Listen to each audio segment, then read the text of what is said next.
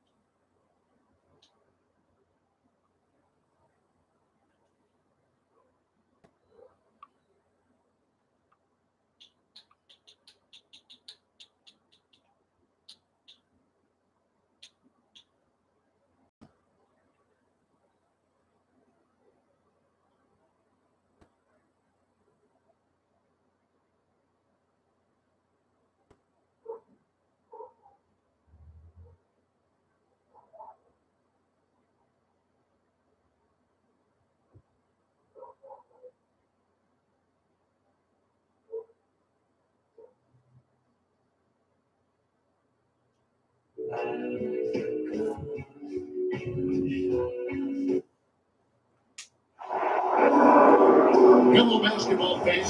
You've got an exciting NBA basketball game.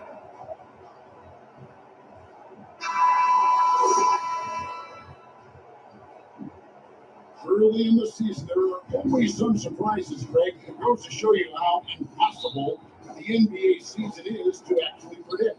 And you never know what's going to happen, Kevin, until the game starts. Some teams look good and flop out of the gates. Other teams take giant leaps forward. Now let's take a look at the Sonics opening lineup. We've got Durant. He's out there with Yurchevin. Sadiq is out there with Smith. First personal foul. First team foul. This is his first chance in the line tonight. And he made a bunch of shots from the strike in that last game.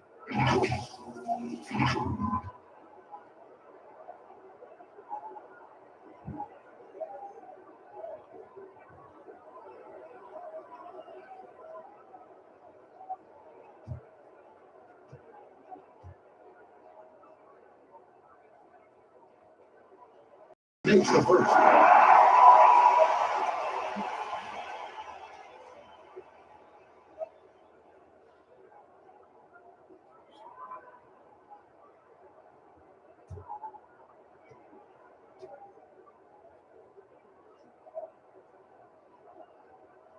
He hits one and misses one, each at the line. Richard, it's absolutely amazing what Durant can do on the floor on a consistent basis. He's got the height and the size to play inside, the skill to run the offense. He's just a freak out there. Now, here's your 7. Pocket 6. Wesley against Smith. And against the basket. Officials blowing the whistle, so a chance at the line for one more. And getting the offense started with a high-quality look down low. And he's got his first chance at the line here. Wemby Smith at the line for 1.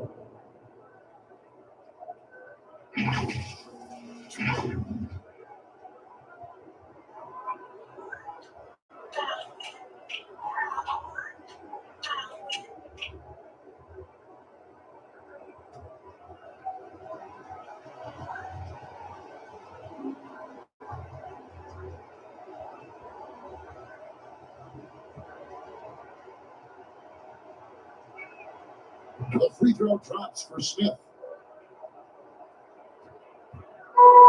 Here's Wesley. Has to show him. To the paint, shoots it. Shots good by Wesley. And that's the kind of lead pass we've come to expect from him. We're about 1 minute into the first. Sonics on offense. Yurtsevin gets to Bay. Smith the pass to Bay. Outside Durant. Goes up on the high post. The offensive rebound. Let's save it. And the rejection by Wemby. Great pass to set up the layup. Selfish to the court. Johnson looking to make plays for others.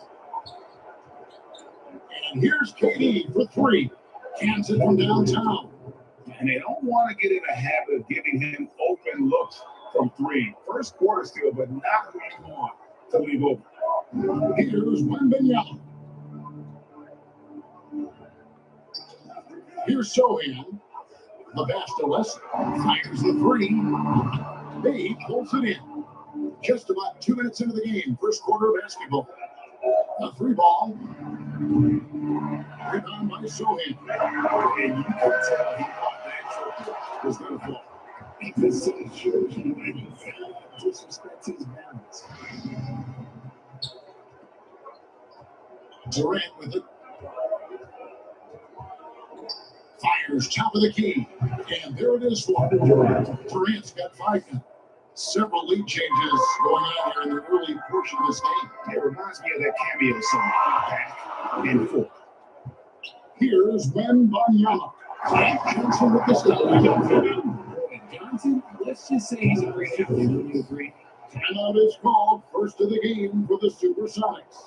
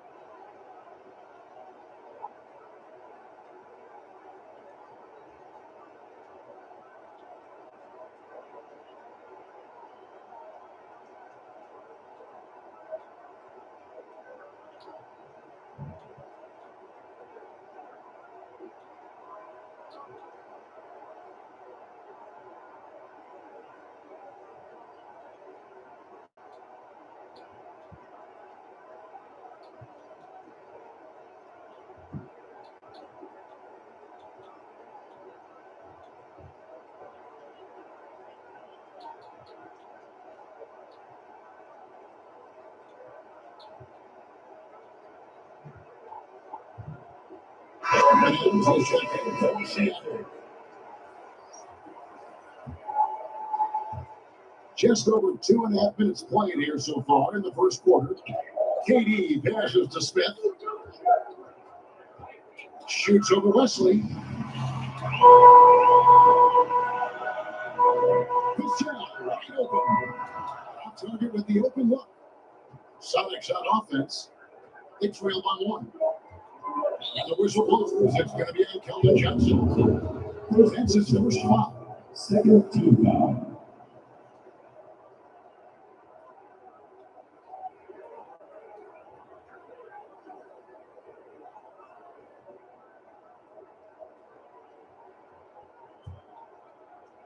And here in the first, about 3 minutes in, this is at the Bay. Back to Smith. Some nice ball movement here by Seattle. For three, Durant. Rebound, San Antonio. Johnson with it. And it's Bay picking him up. RJ at 6'5". Keldon Johnson plays bigger than he's listed. Yeah, not only does he play bigger, but he's stronger than he looks. And his ability to move his weight around. He has shown himself capable of playing the three or even the small ball four if you need him.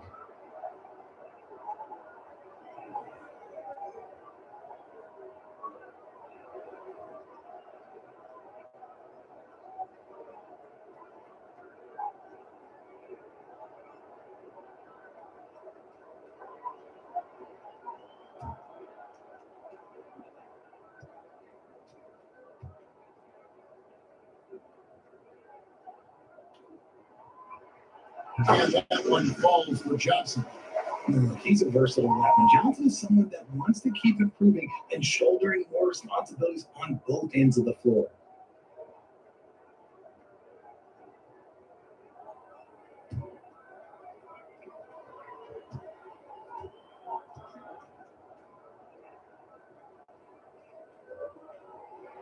And Johnson drops them both.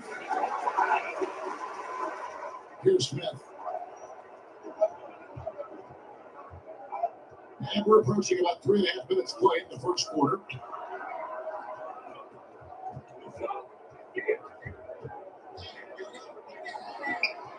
Lets the three fly. The rebound by Jackson. Spurs lead by 3. Here's Vassell. And it's sent back by BD. We've seen Durant really improve as a defender, using his impressive length to block shots. Here's Bay. Jackson the tray. Drop them in and kick it out. Great execution to open up an easy look from outside.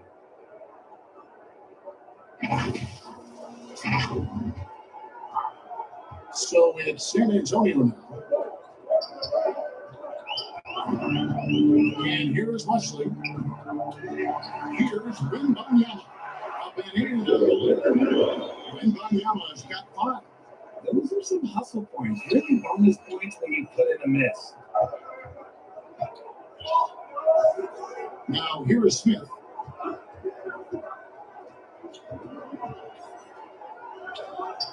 To the wing on the left. Here's Bay. A 3-pointer off the mark. And the Spurs with possession. With some mark, Johnson can't hit. And you don't see that every day. Usually he'll convert when he gets that close to the rim. Smith outside. Inside. Outside for Durant. And the jam by Kevin Durant. Oh, come on, KD. Easy on him. Goodness. Durant's gone 3 of 6 shooting from the field, 50% so far. And San Antonio calls the first time out of the game. Yeah, it was all hands on deck. Helps to get points off the bench when you're on the road. Yeah, your second unit, those reserves, they can swing a game.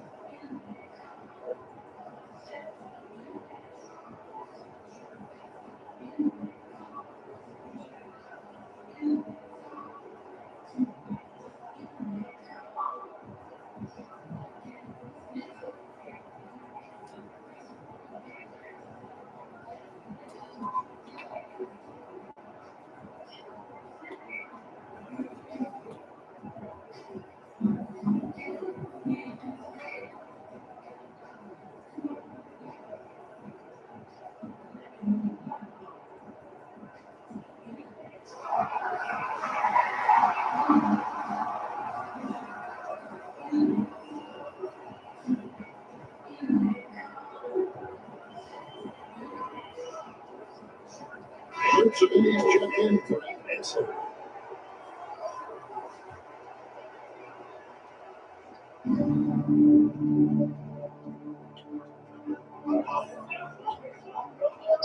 Here's Sohan, guarded by KD.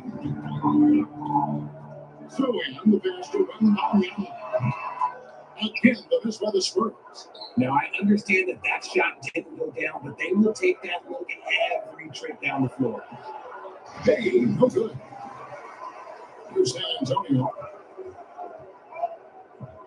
Pass to Wemby. And it's off from three-point range. And so it's KD with it. He brings up the ball for Seattle. Pass to Bay to the left wing. And trying for the go-ahead basket. It doesn't go in. Here's Sohan. Rebound by the Sonics. Durant's got his fifth rebound in this one. Fires for deep. Connects from the three-point range. Just focusing on the task at hand. That's all you can do. Yeah, when the game is up for grabs like this one has been, it's all about the attention to detail. Wesley gets Smith. Wesley the pass to Sohan. Pulls it from the elbow. Good. He hits the junction. It's so easy on offense.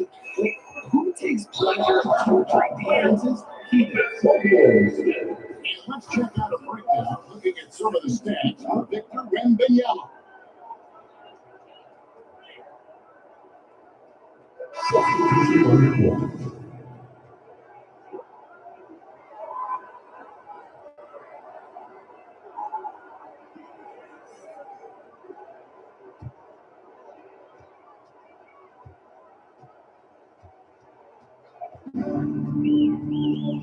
He's defended by Bay.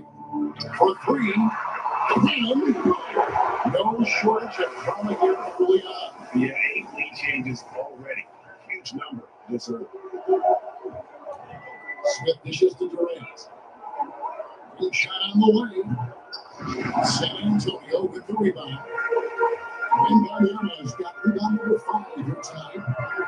Off target from outside.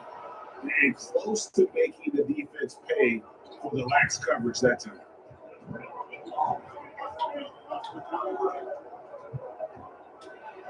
And Jeffrey Lewis coming up, unable to get that one to go with all the content. It's going to be on Victor Wembanyama. Yeah, good job to take it right at him. What do you guys think so far about the offensive approach for San Antonio? Well, they're off to a good start, getting in inside and scoring at close range. Solid fundamentals so far in this one. And it seems they've also put an emphasis on moving the ball, working to rotate around the defense and find those quality looks.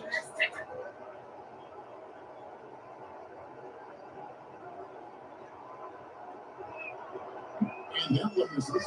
Luke Cornett is checked in for the Spurs.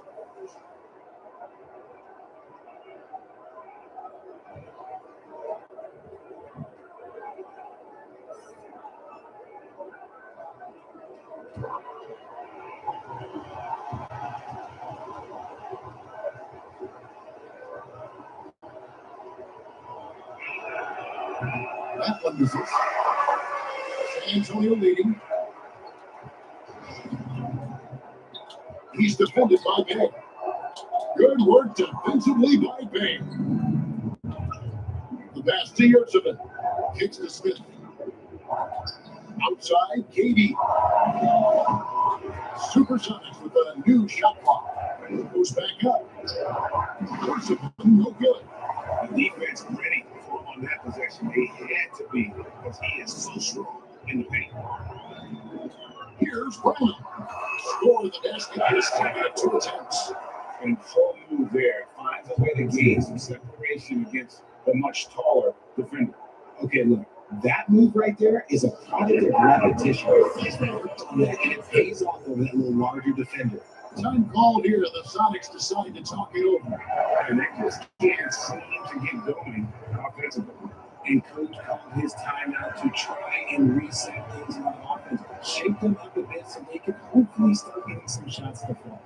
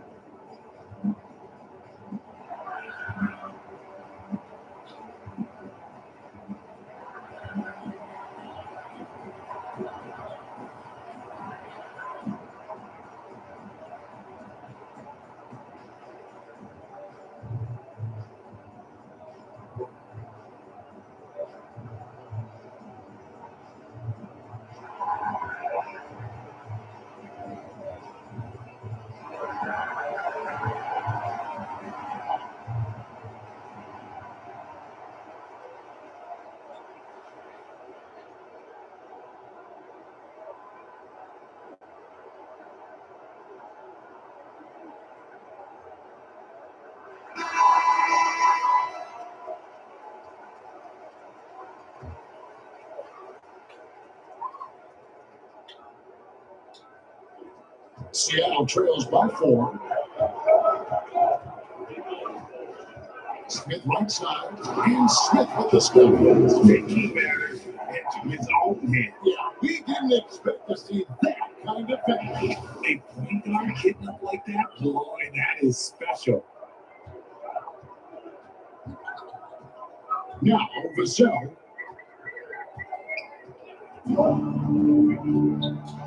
Passes to Brennan.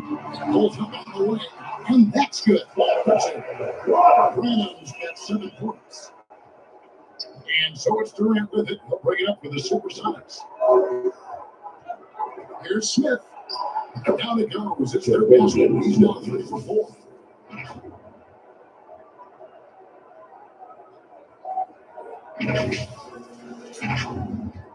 Smith's gone 3 for 4 from the floor tonight. Out to the wing. Here's Brown. Misses the 3. Smith outside. Whistle blows. Bucket is good. He'll have a chance at the line to make it a 3-point play. No clue how he got that one. Seattle, they have shot 1 of 3 from the line tonight. 2 earlier on.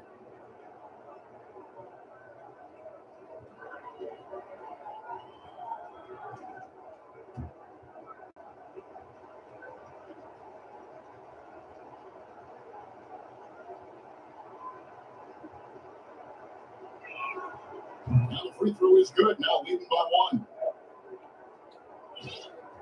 Here's San Antonio. Pass to Cornette. Now Vassell. This one for 3. Gets it to go from beyond the Vassell's got his second basket of the night. And this is something Vassell has really improved. Now you have to guard him closely from deep. That's Durant on the way. 1-3. Madison and Smith have the assist that time. 10 points for him. And it just seems like the more he touches it, the more the lead grows.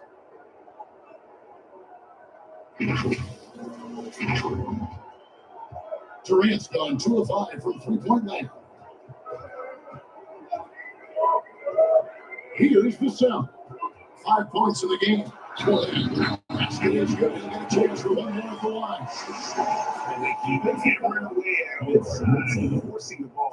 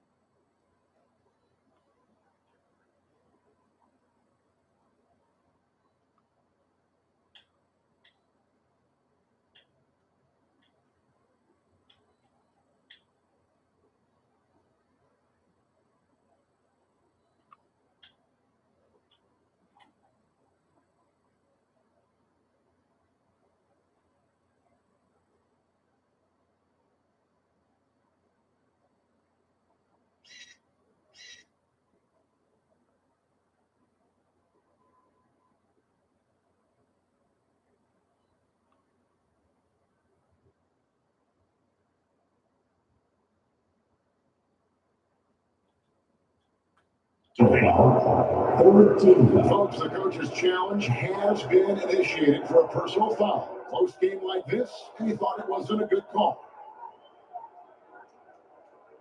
I think when it comes to some of the more difficult calls to make, personal fouls can be tough. The action is so fast that it's really tough to catch everything in real time.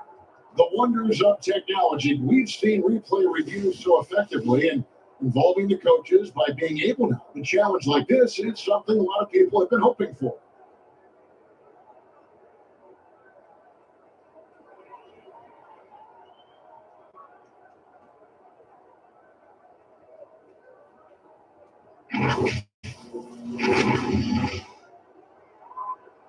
And so the word is in. They've decided that the call is as it was made on the floor. And, you know, even if a coach still feels this was the right call, you got to acknowledge the effort being put in to reviewing it. The double checking and the game continues on.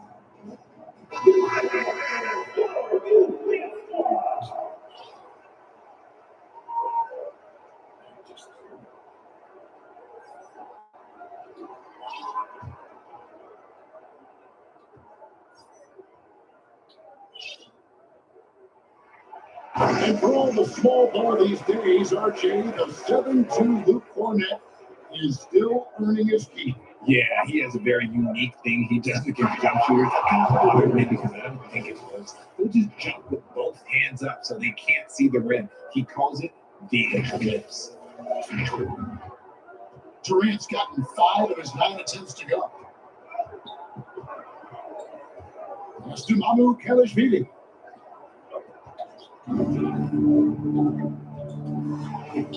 Laid in with a nice touch on the ball. Love how selfless he is setting brick screens like this. Plays nicely, great player, great easy scoring opportunities. Here we are in the fifth. Let's see how things are shaking out in the West early in the season. Taking a look at San Antonio. They're in the upper part of the conference records run, in 5th place. And, of course, the Supersonics, a few slots below them. And you know, for the Spurs, they're one of the NBA's early season success stories. They made an immediate push toward the top of the standings. I wish I could say so, but I have no idea they put it together some tremendous job by their coaching staff. Yeah, they got talent, but early on, it's really been a struggle for them to secure that defensive backboard. And it's Durant with the rebound. Durant's got 6 rebounds in the game. It's up a 3. Brennan pops it in. Not quite enough defense. That time around, just lucky he was on. And it's blocked. And it's a run San Antonio overtime possession.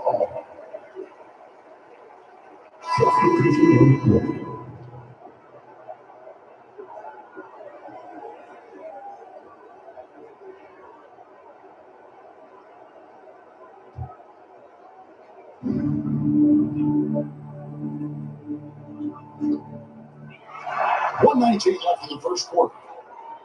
And there's the pass to Mamu Kelishvili. San Antonio again missing. And Smith with the ball. He brings it up for the Supersonics. Trailing by 2.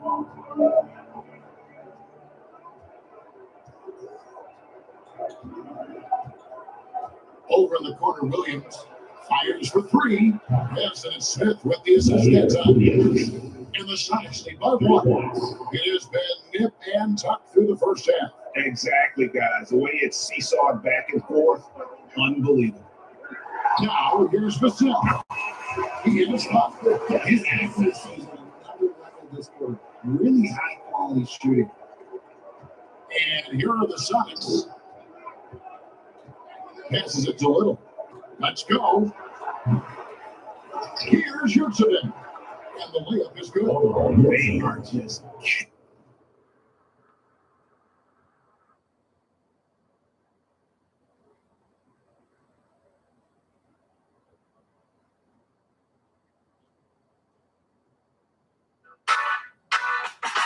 bounce to the beat, I take the shot.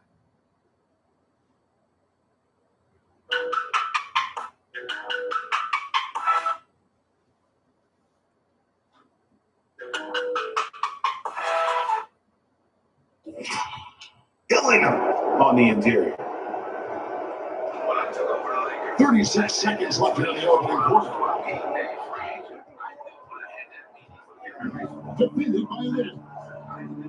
The 8-footer made his contact and the whistle on the shot. 2 shots come up. Fans here, it's 12 for the foul. San Antonio hit 4 for 5. And when you got a percentage of about 81%, you're going to be one of the elites in this league.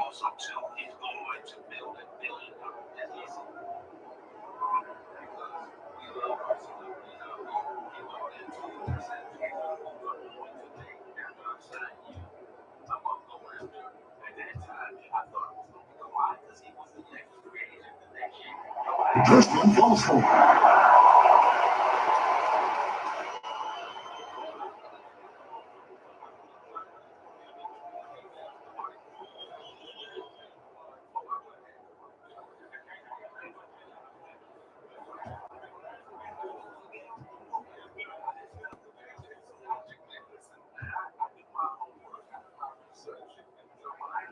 That one misses, so he goes 1 for 2.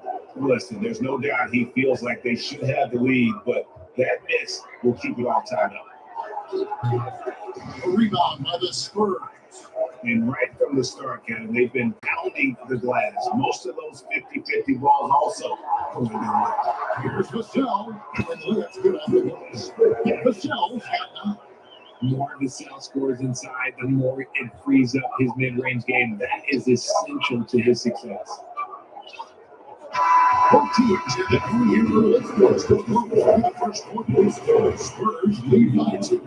And back with the start of the second quarter in just a moment.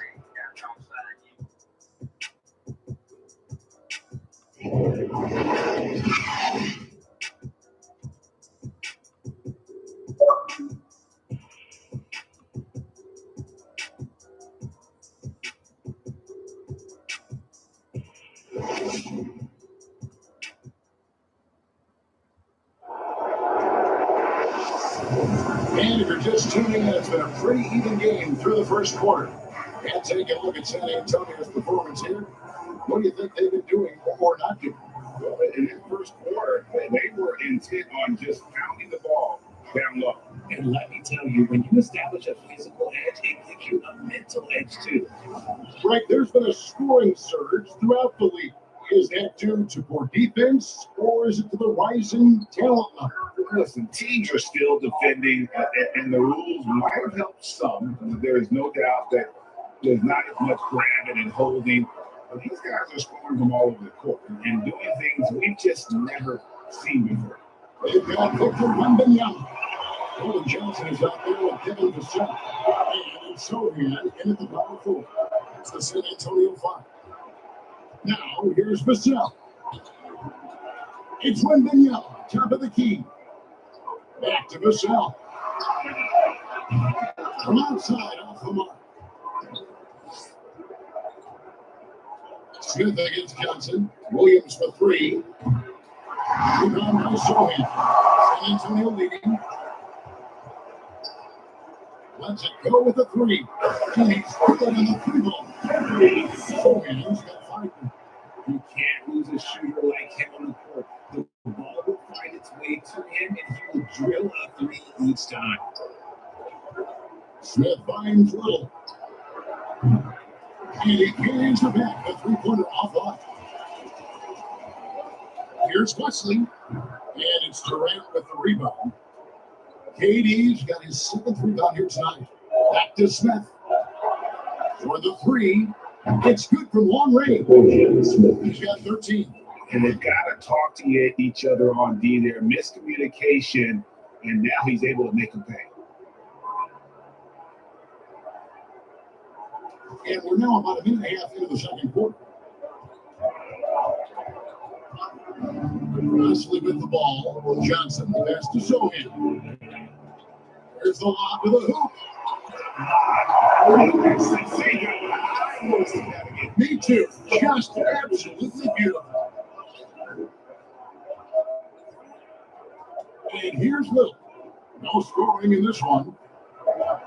And he gets the whistle for the 3-second goal. And a quick look at how the Supersonics schedule is shaping up.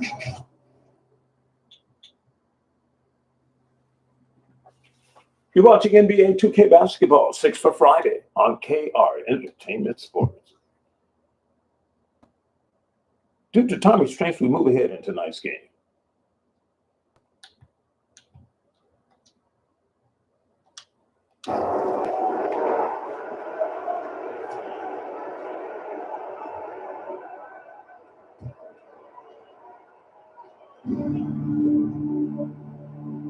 And just over 3.5 minutes play here in the second quarter.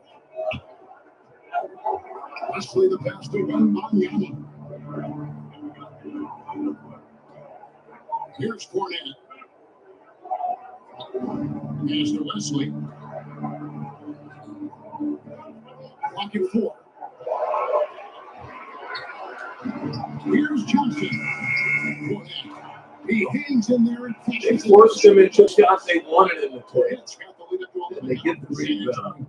That is really good work there on the offensive glass. Here's Flynn. That one's off. Still on a seat.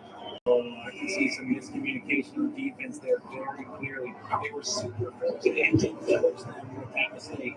Not hard to see why they're giving up points on this one. Just too many good looks from in close.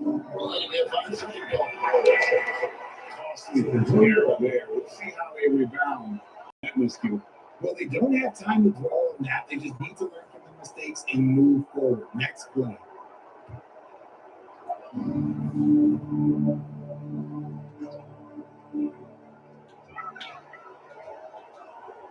That's to Zoe. Back to Wemby.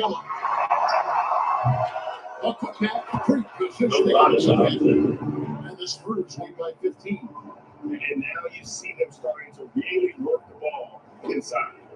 And the pass to Bay. That's a 2-pointer from Walker.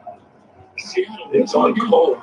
No matter what looks they get, they just can't convert to stop this run. This is so long. They've got to get a good look next time down. When you allow good scores to get uncontested shots at the rim, no wonder you're losing. That's a great possession. Put your best players in a position to succeed. Having a hand up in your face makes such a difference to a shooter. Yeah, that's a good defender making a play, and he doesn't. Due to time restraints, we move ahead in tonight's game. Without doubt, well-rounded effort. Well, technically, we're going to give you the final score of this game because coming up is our Saturday programming of NBA 2K basketball next on KR Entertainment Sports. Friday night scoreboard will come up with it. Stand by. I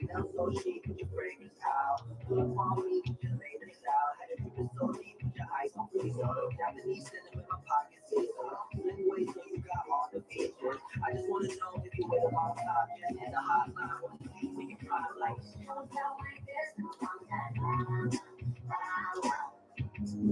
If you want my love right here and now, just sit around with me somehow. I won't waste your time if you can't waste mine.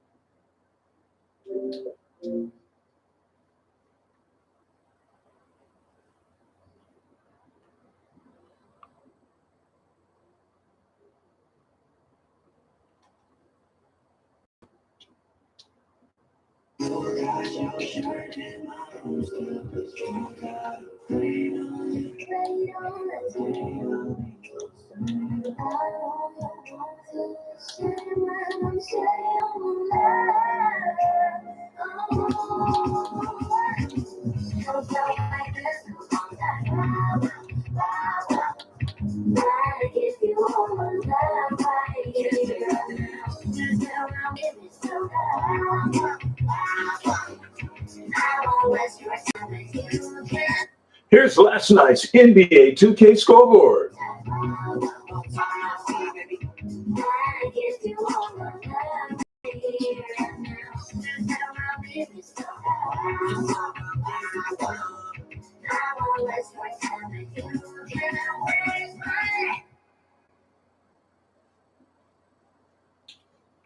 Last night's NBA 2K scoreboard, it was this way. The Dallas Mavericks 127, the Atlanta Hawks 120. San Diego Serve crushed the New Orleans Pelicans 113-73. The Indiana Pacers over the Washington Wizards in DC 129-93. The Brooklyn Nets defeated the Phoenix Suns 117-96 in the desert. In Portland, it was the Outlaws of Las Vegas routing the Blazers 142-116. The Utah Jazz defeated the Nashville Stars in Music City 130-105. Up in Sacramento, the Milwaukee Bucks got on the winning path with the 126-112 victory over the Kings. The Chicago Bulls over the Miami Heat in Chi-Town 101-98. It was the Sixers over the Magic 132-107 in the land of Disney. In Charlotte, the Hornets defeated Oklahoma City 121-108. In Houston, the Rockets stopped the Grizzlies 93-90. The Lakers routed the Warriors 164-126. Luka Doncic with in that ball game of 32 points, 16 assists, and 11 rebounds. Craig Porter Jr. added 33 to lead all scorers for the Lakers. Steph Curry ended with 35 for the Warriors. In Boston, Celtics stopped the Cavs 117-109 to win their ninth game in 14. Both teams now are 9-5 in the Eastern Conference. In Cincinnati, the newly revitalized, the former Storm of Virginia Beach are now the Tampa Bay Sharks. The Sharks whipped the Cincinnati Lions 129-75 in that game last night. Malik Beasley, 29 points, Trey Alexander, 20 to lead the Sharks in a good game. In the game, you just saw a little bit of the Supersonics rally to defeat the San Antonio Spurs by winning their ninth game in 16, 112-109. Let's at today's schedule, coming up with the first game, getting ready to tip off in just a few minutes here on KRE Entertainment Sports. It is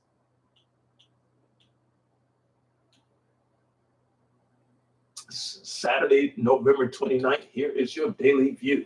Coming up, Sixers and the New York Knickerbockers, followed by Miami and Minnesota. Then the Milwaukee Bucks and Giannis Antetokounmpo go against Scotty Barnes in Toronto at Scotiabank Center. Those dangerous Tampa Bay Sharks are at home against Charlotte. That home-and-home series continues. Boston will host the Golden State Warriors. After that, Cleveland will be in Inglewood at the Intuit Dome to battle the Clippers. You'll see on the West Coast, Sixers and Knicks, Tampa, and the Boston Celtics game. NBA 2K basketball at its best on KR Entertainment Sports. Happy Saturday.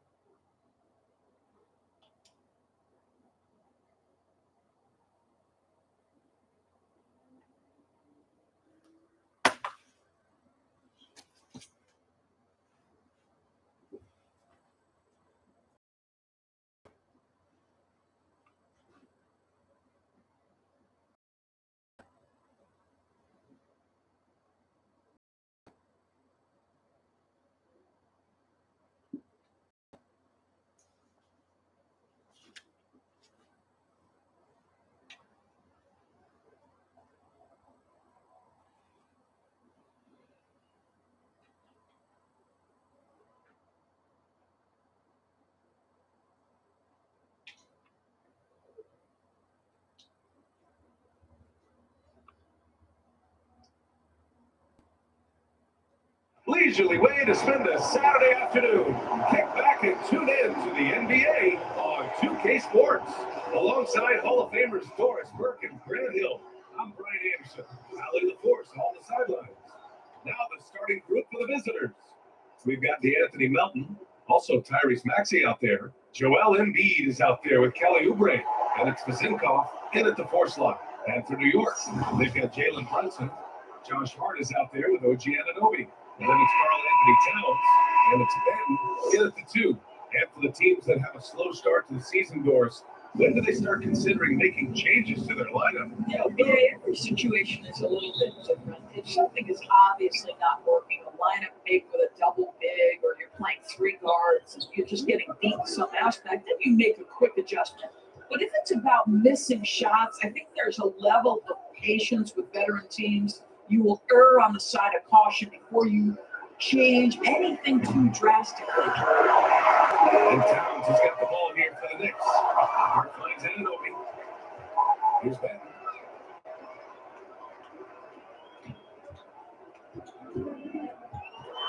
Pass to Anunoby. The shake. Yes, on the jumper. OG Anunoby is just continuing to add to his skill set. Nice finish on the interior.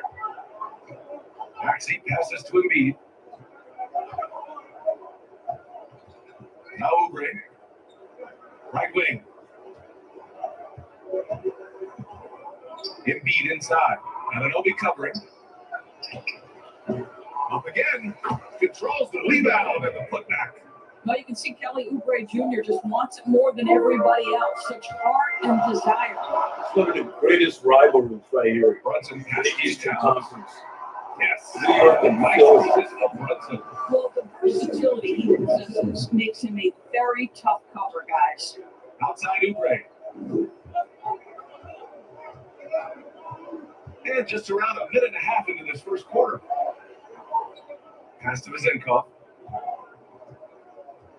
6 on the shot clock. From deep, Melton. And it's Brunson with the rebound.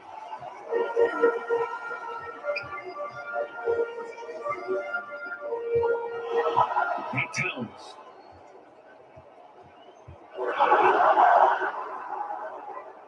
Then Joe Buck. He's in his comfort zone. 2 for 2 to start this one. Yeah, this team is at its best when Towns is looking to establish himself on the interior. Outside Maxey. Now here's Oubre. The 3. That one misses. He's 1 for 3. Boy, the offensive flow just isn't there right now. 1 for 5 to start the game. Here's Anunoby. Pass to Brunson. Second shot opportunity. Can't get the layup. Well, defensively, if you allow him to get this close, you're playing with fire. He just happened to miss that one. Maxey surveys. Over Brunson. And it's Maxey missing. Listen, he knows he should have made that shot. We'll see if they can work it back to him in that same area. Here's Batten. Maxey covering. Brunson against Melton. And now it's good. Brunson getting out to a nice lead. Great flow and great execution. Here's Maxey. His last outing, he had 24 points to win the cold spell. The shot by Vizinkov, no good. And so it's Hart with it. He brings it up for the Knicks. Last year, these two gave us a very entertaining season series, splitting the games. It's a fairly even matchup, and both sides want to take that leap into the league's upper echelon. So let's see what signs we see of progress tonight. Another guy who's been in the league in a supporting role, Jalen Brunson, now a legitimate star. He is, BA, and consider that this is a man who was drafted in the second round and just kept working, biding his time and contributing to winning. And the greater the opportunity, the more he has stretched to meet that opportunity. Shoot 2.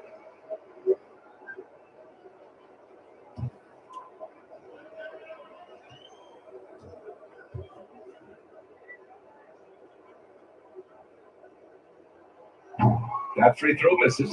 Now, Jalen Brunson approaches the point guard position as a scorer, and boy, this guy can light you up.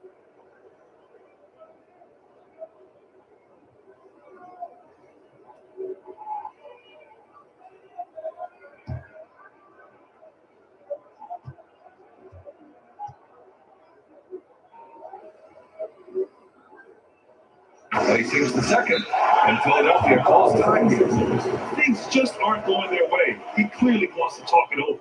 Well, night in and night out, sometimes it's a battle of runs. Who has the most? The section gets free t-shirts.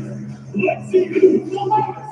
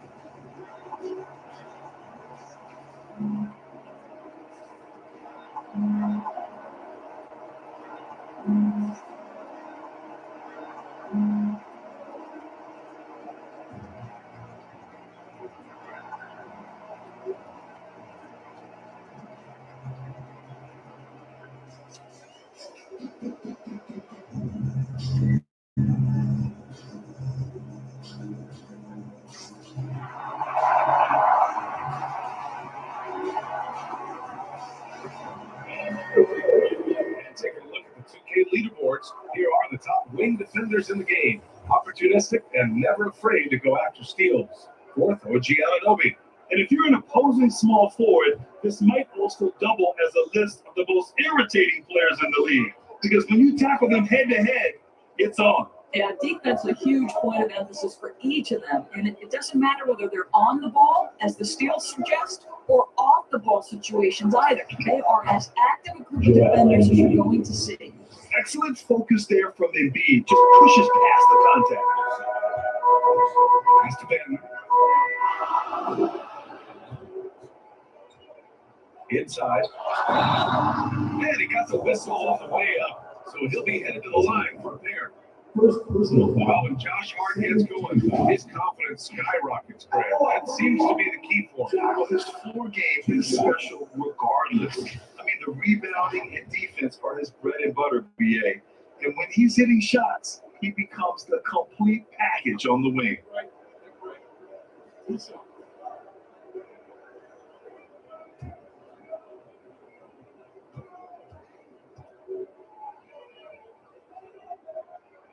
First free throw is good.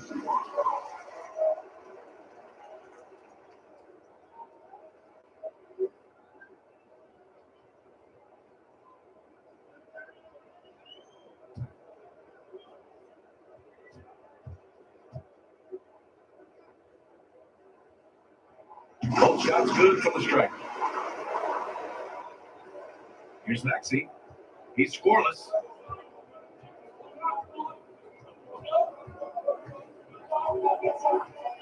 Pass to Oubre.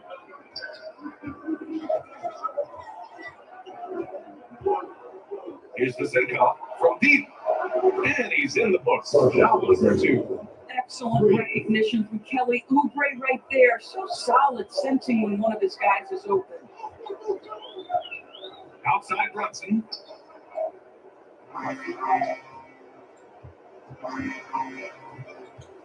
Shoots over Maxey.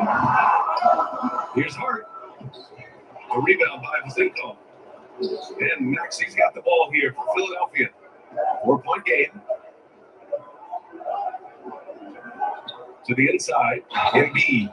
And so he draws the foul. And to the line to shoot it there. It's going to be on Carl Anthony Towns. The moment Embiid gets the ball anywhere near the hoop, it's a move. Too strong to stop without foul.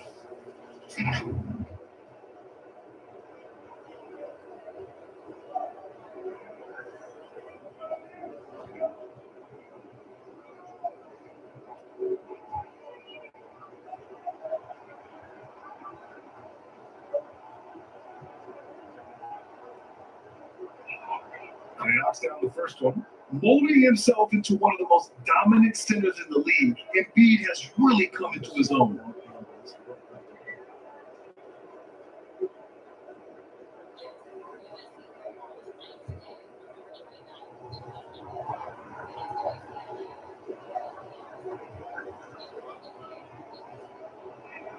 And so he makes both from the line. You can tell when he steps to the line the kind of confidence he has in himself. It's written all over his body language. Batten on the wing. Back to Brunson. And he floats it in for the easy two. They're in the sweet setup on that one. Yeah, don't let Brunson's size fool you. This guy operates consistently on the interior. Here's Maxey. And he converts the layup. Got his man all tangled up. I mean, serious crossover. Pass to Ben. To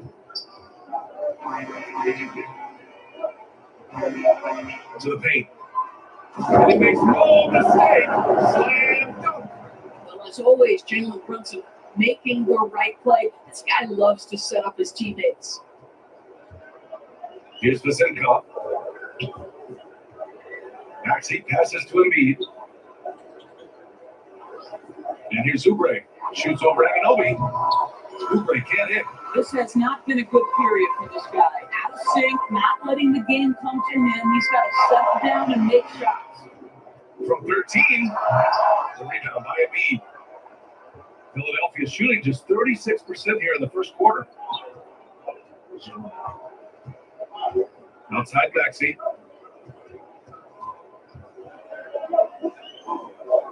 Pass to Embiid. New York, let's take a look at the numbers for Tyrese Maxey. All right, guys, what do you think about the offensive approach we've seen so far for the Knicks? Well, you got to be impressed with how selfless they've been so far. Their passing has been simply outstanding. I think the other thing they've done a great job of is making their presence felt inside, converting tons of paint opportunities.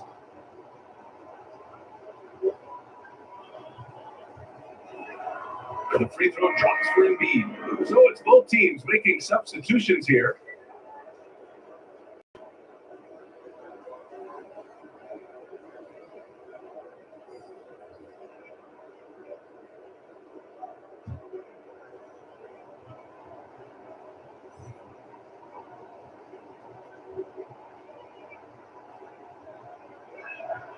That one falls, so he hits both of them.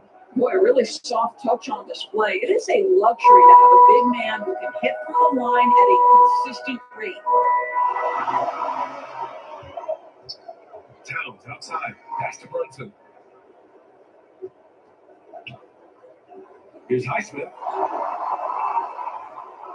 Shot clock at 5. And looks like an illegal pick mistake against the ref's attention.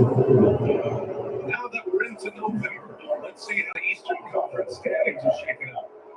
Taking a look at the 76ers. They're in a solid spot right now, 5th place. And of course, there are the Knicks, currently a ways below. When I look at the 76ers, so far they've been living up to the expectations. They're right there near the top of the conference standings. And don't count on them going away anytime soon. I'll be surprised if they're not squarely in the playoff picture all season long. Now here's Brunson. 5 points in the game. Outside Porter. The rebound by Embiid. I love how they've attacked the boards here in the first quarter. Down low. Simmons. The pass to Horton Tucker. Back to Simmons. Over Achua. And it's Simmons missing. For New York, they've got half their attempts to go. 6 of 12. Pass to Brunson. Right at the free throw line. And he nails the jump. Brunson's got 7 points in the game. Yeah, we talked about having a high shot IQ. Jalen Brunson just 4 shots. You want to concede the mid-range jumper? He's more than content to take it. And Philadelphia calls time here. And I'll tell you, that was not an easy environment to play in. It was a hostile crowd on the road, but it didn't bother them at all. Well, the best way to silence the crowd is with your offensive game. Those fans got quiet in a hurry when the bucket started raining down.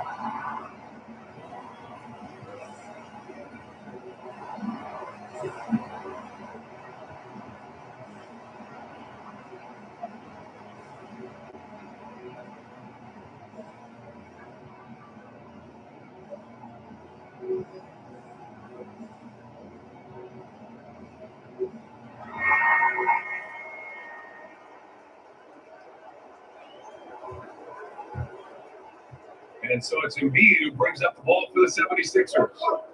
Trailing by 2. Here's Horton Tucker. Tries again. Embiid, good. He's got 10. Here's Brunson. He's got 7.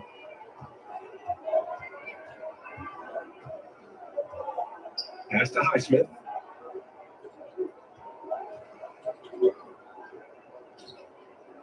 Back to Brunson. Now here's Porter, defended by Horton Tucker. Just 5 to shoot. Nice shot by McBride. And the Knicks lead by 2. Well, defensively, to me, you've got to do a better job communicating once the screen comes. Embiid passes to Horton Tucker.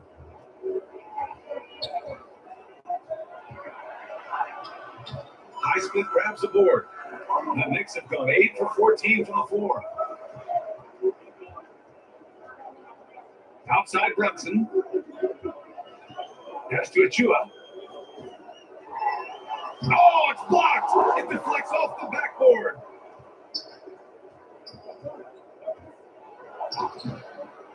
And it's Brunson with the rebound. He did everything in his power to make that a hard shot. We call that a great contest. You know this is something he brings to the table, the ability to anchor your defense.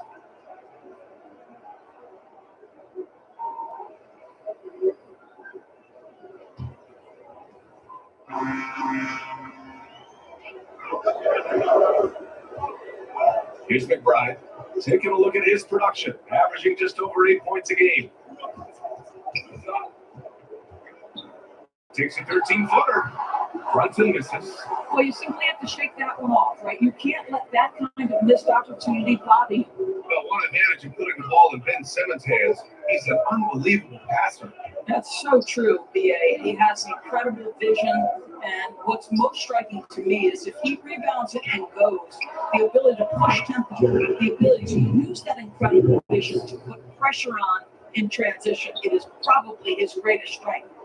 Now here's Brunson, coming in off 21 points in his last outing. From 12 feet, Joel Embiid with the board. Embiid's got 4 rebounds in the game. With a 10-footer, here's Simmons. Soft touch off the glass. And now a 3-point Philadelphia lead. When you're 6'11" and have that kind of athleticism, get to the backboards. Well done, Ben Simmons. And he lobs it up to the rim. Achua with the dunk. And a solid pick to free him up for the dunk. Boy, the timing there couldn't be any better. The execution was simply flawless. That, ladies and gentlemen, is how you run that play.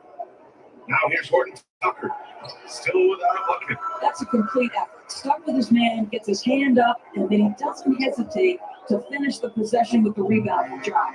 Brunson passes to Highsmith. Here's McBride. Takes a 3. And that one makes it a 2 for 2. He's in his rhythm. Defensively, you can't afford to get stuck on the pick. You know exactly what that takes. It takes energy, it takes activity, it takes intensity. Now here's Simmons. Right now averaging 5.5 a game. Pass to Embiid. Damn, that one's good. Off to a fantastic start. He's 4 for 5. Watch out. And for New York, they're shooting 53%, setting the tone right from the opening tip. Oh, there's the alley. Oh, what a pass. Those two read each other really well. Looks like a play they definitely run in practice.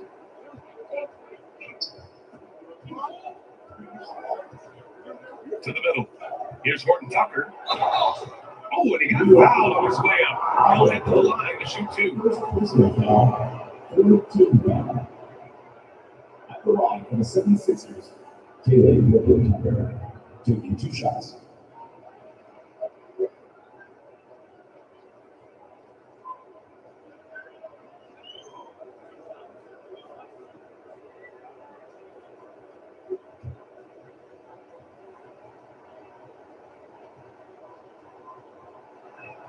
The first free throw is good. Ellis is checked in for Jalen Brunson.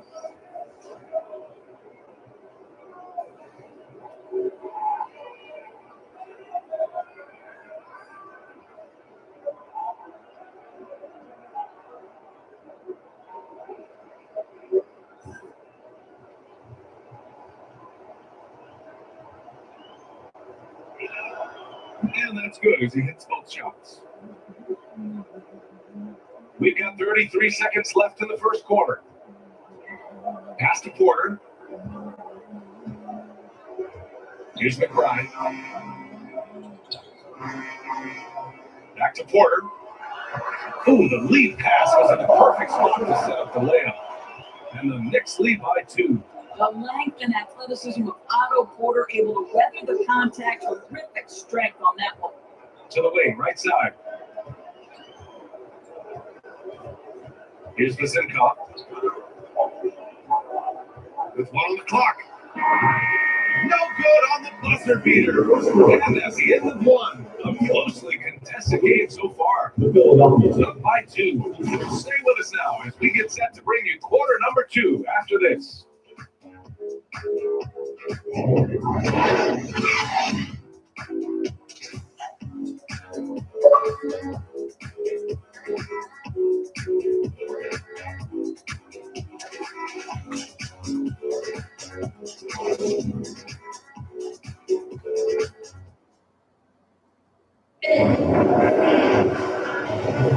And we hope you're enjoying the game. Both teams tonight keeping things pretty even on the scoreboard so far. And from what we've seen here from the home team, what's your take so far? It's all about the strong inside-out game in the first period. It really helped them get some clean looks down low. It is great, and you can get that established early because to me it opens up every other aspect of your game. And some were saying with the rise of the 3-ball, everyone is playing the same.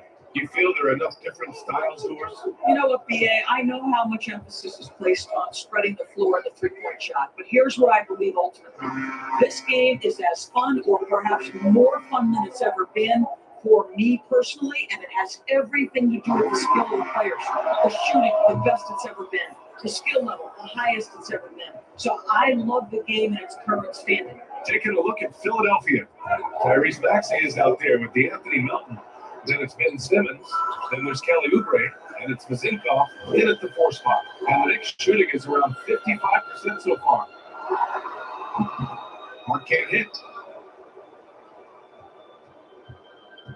And here's Maxey. Melton left side. Pass to Simmons. Oubre with it. Here's Vasinkoff. He's covered by Hart. Clock at 6. Here's Vasinkoff. Hart pulls it in. Hart's got 4 rebounds now. And they're pushing it up. To the right side. Here's Ellis. No made basket yet. Pass to Towns. Fires the 3. No good. And I'm surprised that didn't go down. I mean, I'm sure he is too. Here's Maxey. So it'll be 2 free throws. He was fouled in the act of shooting. First personal foul, first team foul. Shooting for Philadelphia. Tyrese Maxey. 2 shots.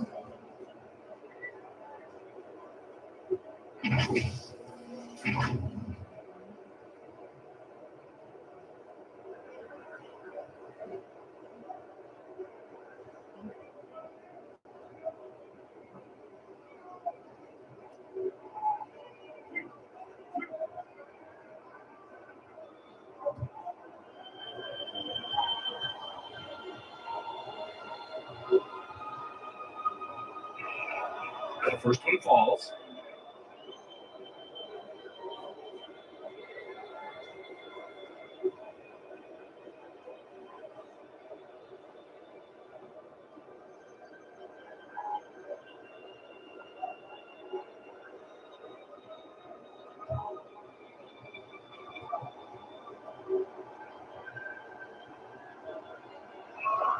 And good on the second, so he makes them both. The Knicks have got none of their first 3 shots to fall so far in the second. Pass to Ben. And he drives in. Now Towns.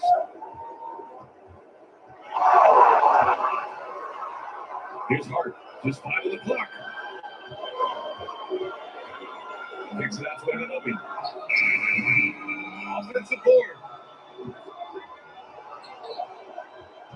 Now here's Harvey closely. And there's the call. Carl Anthony Towns. That's his third foul so far. First team foul. In the lead, number 4.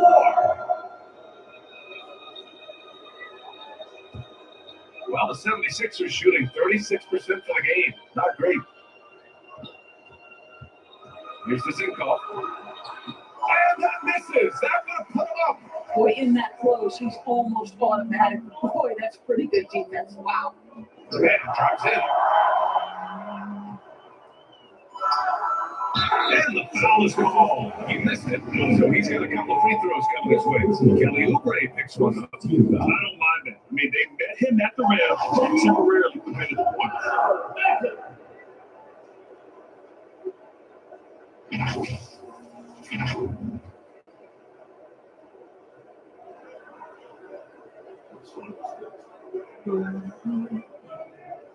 To find out what song is playing, try using an app like Music or Google app.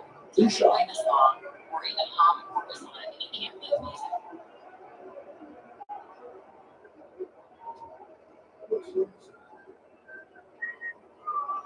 He's off in first. Joel Embiid, he's checked in for Philadelphia.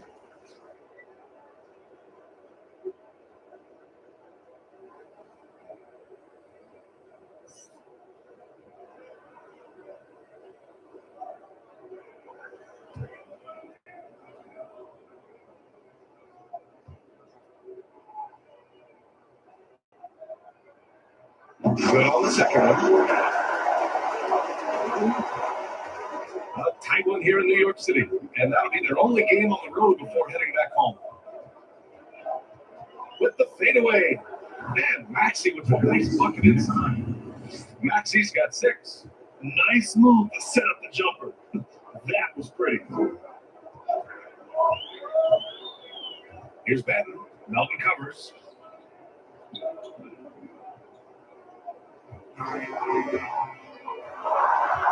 Anunoby on the wing. Connects from downtown. Anunoby's got the second bucket. Nice job by OG Anunoby to be aggressive from distance. We've seen our fair share of NBA players from the UK. Is Anunoby the most successful, you think? Well, yeah, how about this? I mean, he's the first player from the United Kingdom to win his NBA championship. Back in 2019, he was part of that Raptors championship. And think about this, he has now turned himself into that coveted elite defensive player on the wing, so needed in today's NBA. Yep, got it. That's excellent awareness from Carl Anthony Towns. Set your teammate up. We know you're a great scorer, Cat. Pass to Oubre. Melton outside. From 12 feet. And a foul call on the way up. So he'll take 2 from the free throw line. Man, he made sure to get his money's worth on that foul. Shooting for Philadelphia. D'Anthony Melton taking 2 shots.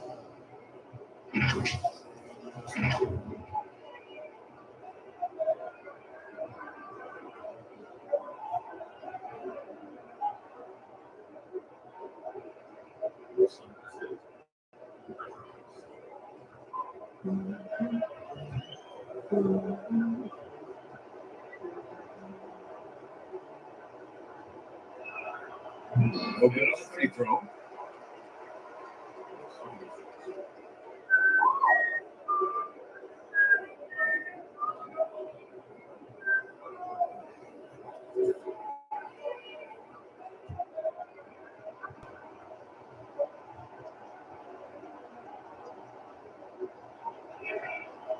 Second free throw, no good.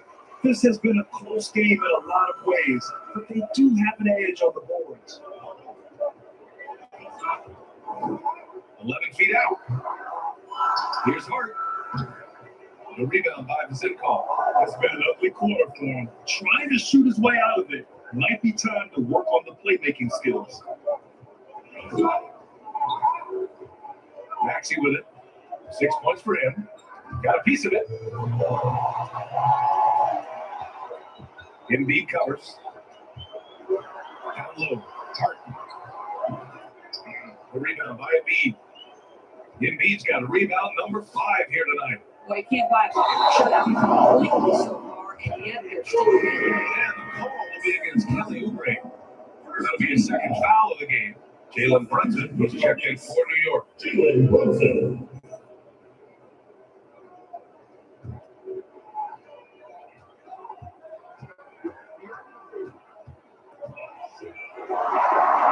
The shot goes down. Very tight possession right there. Brunson's got 9 points. Boy, how highly skilled is Jalen Brunson with the ball in his hands? The ability to get anywhere on the floor that he wants to go. Mountain misses. And so Anunoby will bring it up for New York. They've only given up 6 here in this quarter. Brunson surveys to the left side wing. Oh, nice finish from the low block. That was good. And now it's a 6-point New York lead. He drops yet another dive. Just facilitating this offense like a maestro. And Philadelphia calls time here. Those advanced numbers for Karl Anthony Towns are incredible doors. NBA, obviously, those advanced numbers are something all organizations look at. Cat's got one of the top offensive ratings in NBA history.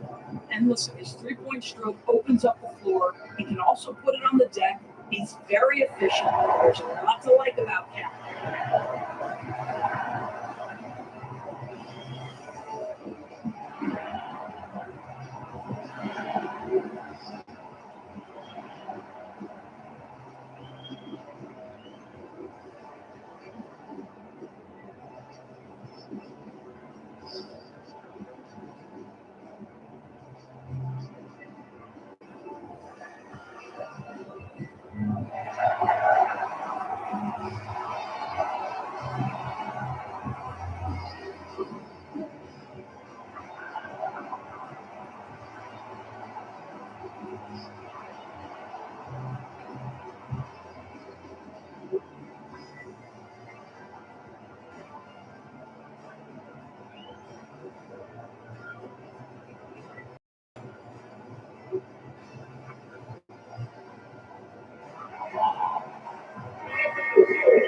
And now let's look at some of the bigs who have been getting it done in the scoring column. Fifth best, Joel Embiid. This group of big men go into every game with the mindset that no defense can guard them. And you know what? They're usually right. You know, and even with entire defenses schemed around stopping them, their scoring output always remains high. These fellas are anchors in the post for each of their teams. Oh, nice play by Embiid. Not just holding it, moving the ball. Brunson passes to Anunoby. Towns outside. Maxey against Brunson. Pass to Hart. 3-pointer. They get it back. OG Anunoby is tremendously athletic, and when he plays with this level of aggression, it's hard not to foul him. At the line for 2, OG Anunoby.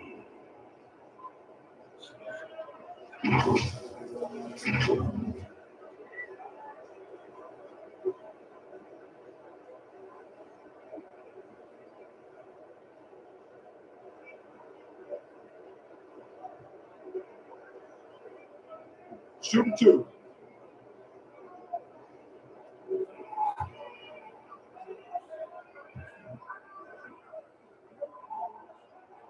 And the first one at the line is good. Now, the more opportunity that has been given to OG Anunoby, the more this young man shines. He is a multi-dimensional talent. Gives you great defense nightly and growing on the offensive end. Beauchamp, he's checked in for Philadelphia.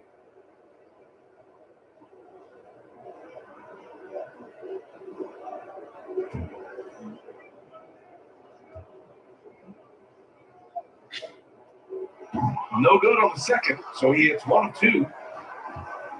The 76ers have gone 3 for 7 here in the second quarter. Maxey against Brunson. That three's off the mark. And for New York, they're shooting just 27% in the second quarter. Outside Hart. Pass to Brunson. Towns with the ball. Played it in with a nice touch off the window. Towns just got 6. I'll tell you what, it's hard to stop Karl Anthony Towns when he's looking to score. He's got every trick in his arsenal. And here's Oubre.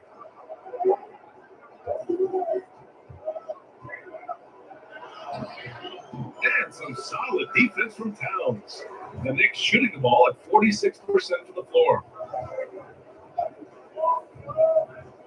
Outside Brunson. Anunoby on the wing. Here's the three. Joel Embiid with the board.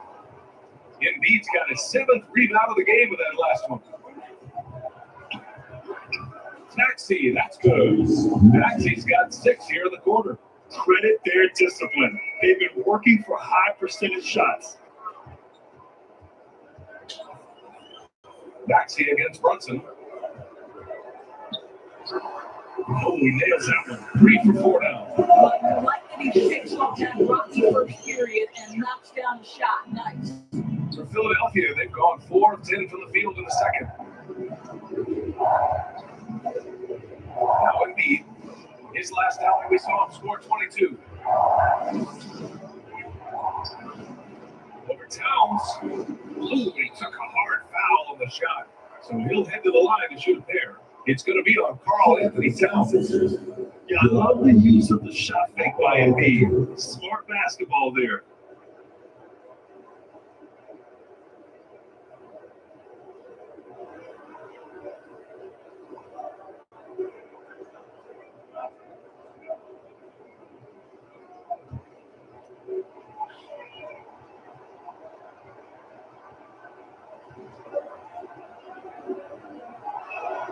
And he makes it first. Both teams will make substitutions.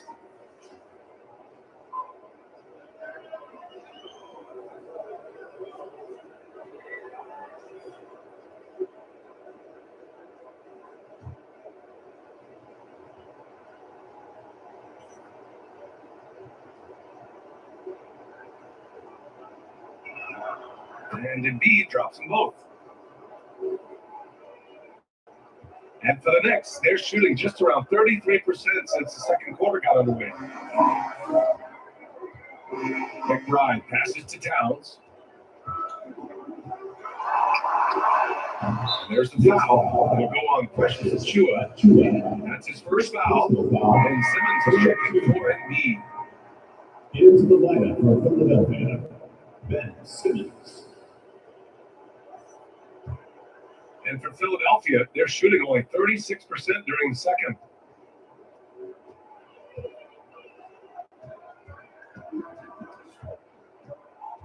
Brunson defending.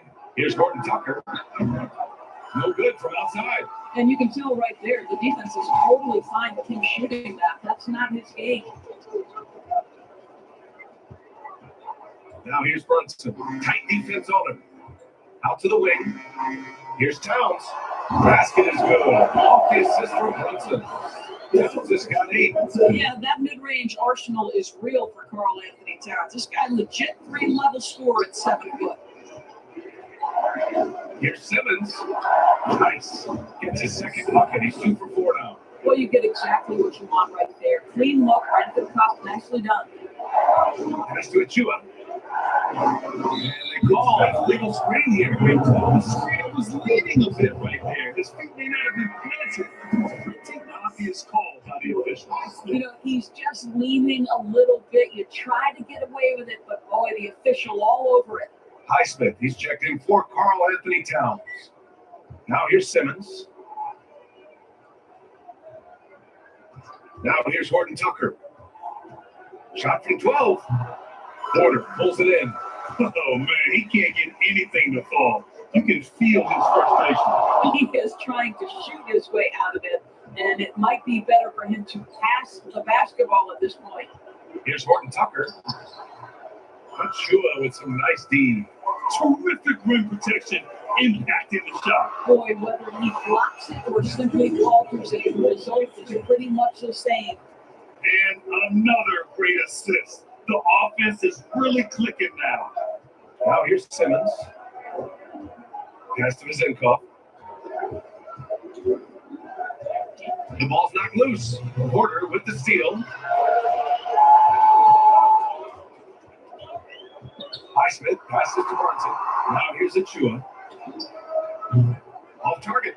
Now to push the lead to double digits. Here's Bochamp. Brunson defending. Pass to Zinkov. Second chance effort. Knocked away. If this quarter is any indication, he's not going to be the guy to turn this game around in their favor. Second chance shot. Corner gets the bucket. Michael Porter has got great length, and when he puts it to advantage, he can be effective on the glass. Boy, they need something to go to regain some confidence. No question. Way too many empty possessions for them. Here's the Zinkov. Highsmith grabs the board. I'll tell you, it's been a struggle for him in this period, and they're struggling as a result. Pass to Brunson. Now Achua. And he's going to the line for two. The official saw contact while he was going up. 14 foul. At the line for New York, Precious Achua. 2 shots.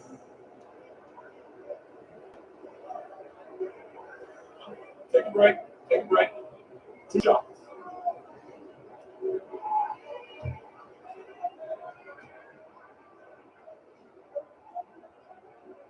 And he drops the first. Ellis is checked in for Jalen Brunson.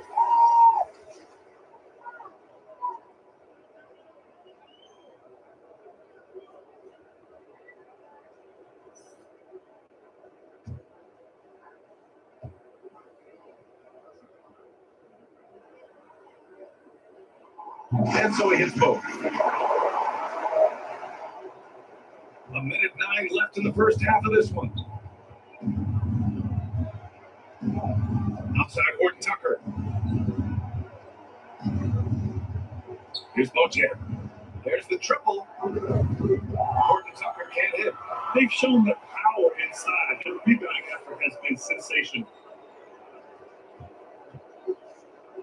Here's McBride. He's got 5. Pass to Ellis. And it's going to be out of bounds. New York will have another go.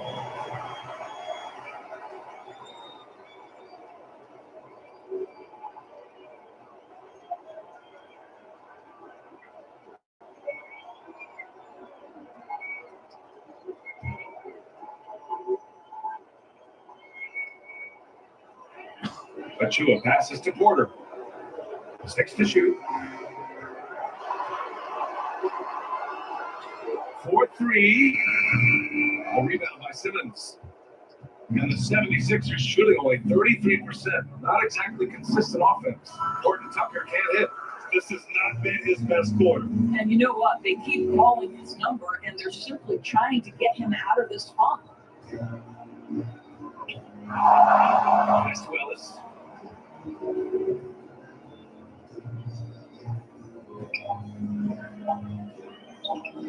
But if it goes, oh, and the release was before the buzzer, but it's off target, and so it's New York, closing out the quarter ahead by 11 points. They've had incredible success defensively, taking away good looks and pressuring shooters. Well, now we have some time to check in with Allie LaForce.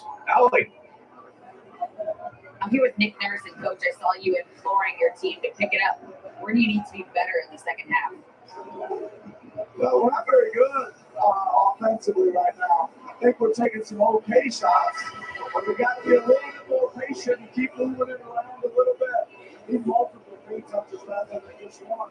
So you just got to do a little bit better job of getting off it and relocating a little bit. Patience is a virtue. Thank you, Coach. Thanks, Allie. After the break, we'll see you right back here again, quarter number 3.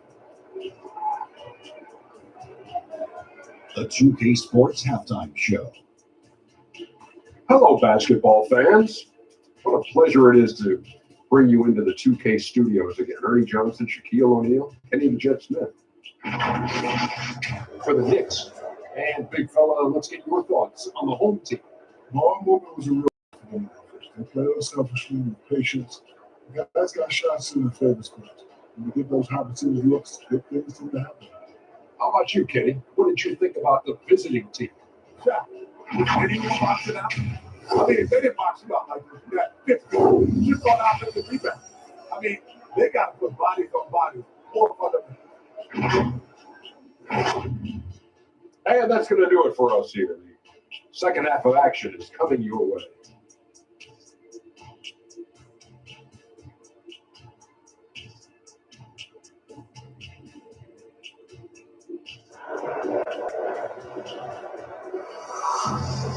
Just about ready for the second half here. A big comeback is needed for this game to be competitive, and it probably has to happen quickly.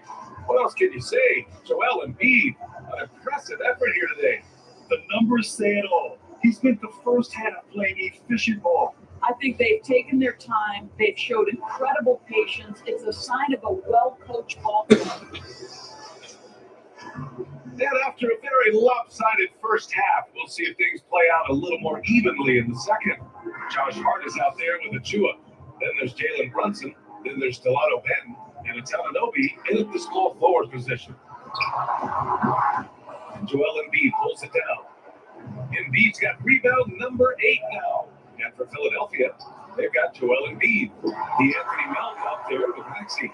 Then there's Kelly Oubre, and it's Vizinkoff in at the 4-man position. Man, he was fouled while in the act of shooting, so he'll take 2 free throws. And while we have a moment, here's the 2K leaderboard and who the best shooting point guards have been during the last 10 games. Jalen Brunson, 4th. They're just some fantastic shooters on that list. You love point guards who have great touch as well as the patience to wait for good looks. You know, that intelligence is really their hallmark. Always taking the smart shot, never forcing it when it's not there. You know, that's how they're able to keep their percentages so high. That and the fact that they can flat out shoot it.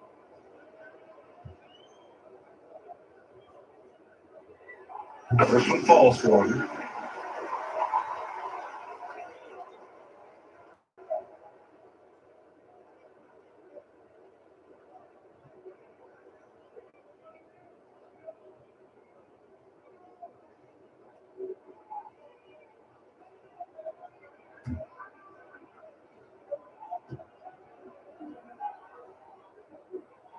All free throws good from Anunoby. The 76ers shooting 32% for this game. Not what they're hoping for. Pass to Oubre.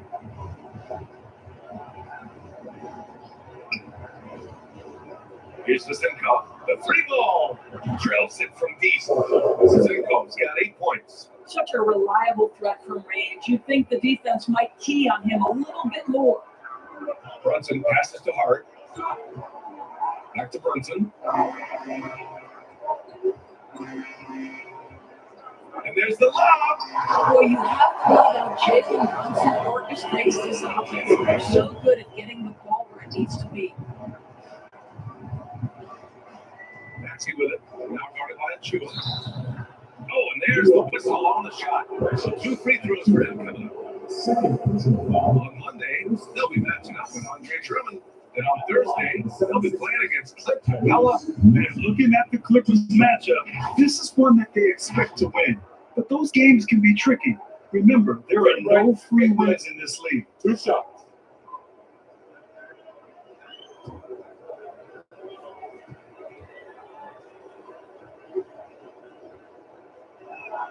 And he drops it first.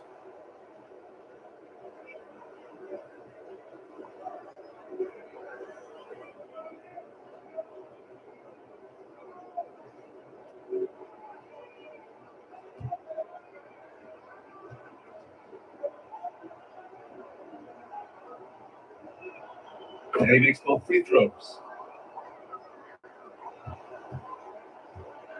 Boy, you love how guys are making plays for one another here. Yeah, just a balanced attack, a total team effort. Knocked loose. Stolen by Melton. Here's the break. And it's Maxey missing. The Knicks shooting the rock well at 46%. Here's Benton. The rebound by Vizinkoff. For Philadelphia, they've gone just 1 of 3 in the second half. On the attack, Oubre. No good there. That would have cut it to single digits. Boy, as slow a start as you could have, just 1 for 4 from the field. They're struggling. Pass to Achua. Goes back up. Kept alive. 76ers foul. Second personal foul. Third personal foul. Second team foul. At the line for two, Precious Achua.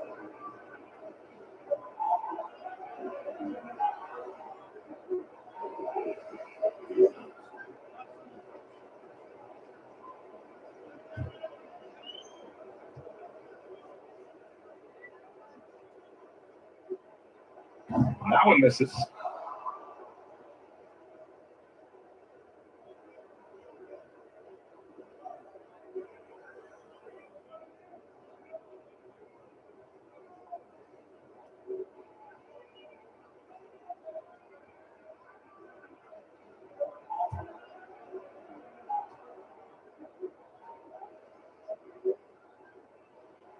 And the second free throw is good. The visitors with the ball. 11-point game. And that's the first of just 2 home games for them. Embiid against Achua. Here's Melton. The drive. Yeah, the passing has only gotten better from Embiid. It adds a huge element to his game. Second half of play here with just under 2.5 minutes passed. Maxey against Brunson.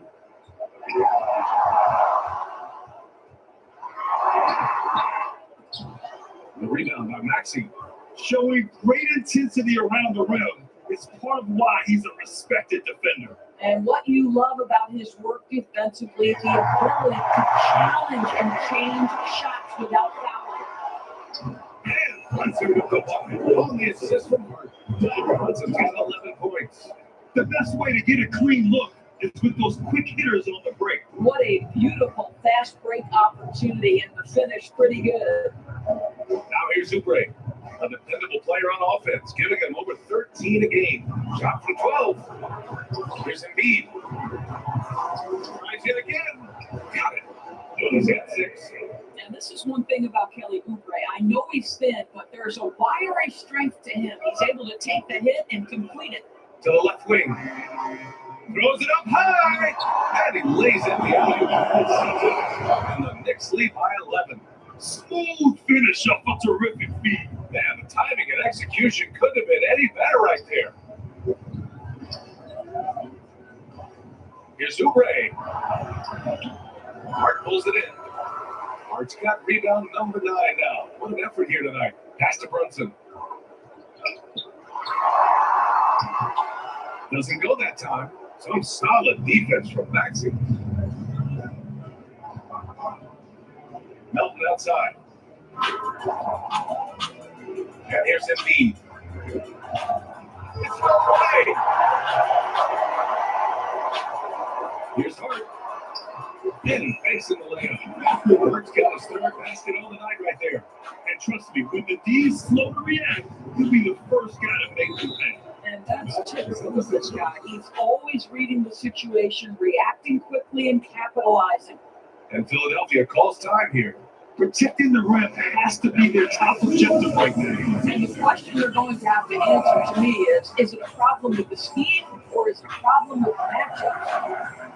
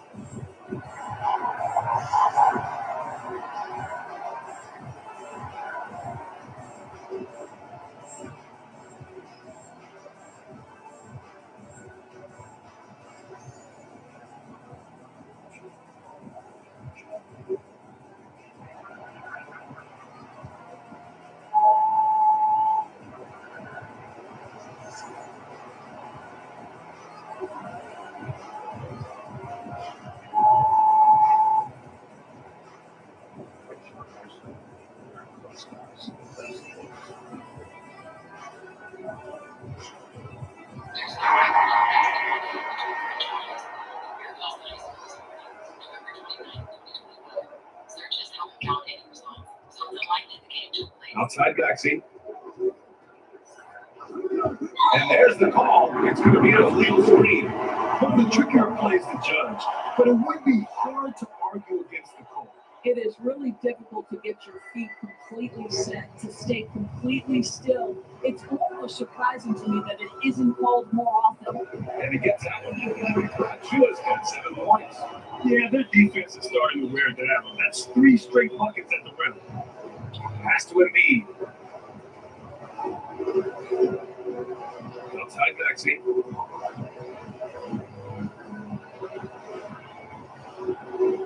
Hart pulls it in. Hart's got double-digit rebounds now on the game. And let's send it over to Allen Force. We can see it. Seattle and Las Vegas are mentioned, but Mexico City is another strong candidate. Commissioner Silver said, quote, I feel our manifest destiny is to grow not just in the U.S., but outside as well. With the success that we've had in Canada, it makes sense that we could expand to the South as well, correct? That's a good idea. I like it. You know they love basketball. Allen, thank you. This guy just can't find his rhythm, and you look up at the scoreboard, they absolutely need his productivity. Joel Embiid pulls it down. And so it's Maxey with it. He brings it up to the 76ers. Trailing by 17. Their offense stone cold. Another miss there to the paint. It's stolen by Maxey. Pass to Melton. Shoots over Hart. Melton misses. His defensive talent, such a gift for the squad. Boy, you see the effort, you see the range. This guy prides himself in his ability to shut you down. Here's Ben. A 17-point lead, their biggest. Over Melton. Ben, good. Ben's got his second bucket of the game. And they've really managed to dominate inside. They need something good to happen here. Yeah, they've gone way too long without a score. Maxey, that's good. With his level of quickness, it's tough to keep up defensively. And here's New York now. They're on a 12-4 run. Maxey covering. Work goes in. That's true. So you share the rock. He does this time and time again. And here's Maxey. He's got 12. Here's Embiid. Can't get it to drop. Chua with some nice D. And that's a foul. Ball to OG Anunoby.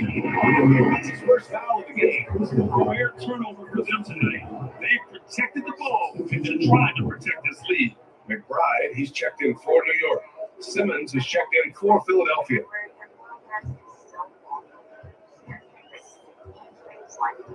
Maxey with it, scoring around 28.5 points a game. A very talented offensive player. Embiid, cash money from 16 feet away. Embiid's got 16 points now. Yeah, good things happen when Embiid has the ball in his hands. I mean, this guy can do it all. 15 feet away. It's hauled in by Oubre. Philadelphia shooting about 31% here in quarter number 3. And that one to Simmons. What a triple drive. How about that handle? Whoa. Outside Anunoby. It's hard on the wing. And he loves it up top. Anunoby can't get it to go. Well, the 76ers shooting just 33% so far in this game. And the foul on Ben Simmons. That's foul number 2 for him. A great job to establish position and square up.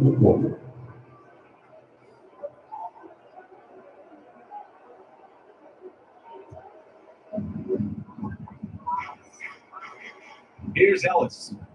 No points so far. And there's the whistle. He'll head to the line to shoot 2. And now let's take a look at the 2K leaderboard to see who the top rebounding point guards have been over the last month of the season. Ben Simmons, number 1. Amazing. I mean, owning the glass isn't something a point guard typically does, but he's been special in that area.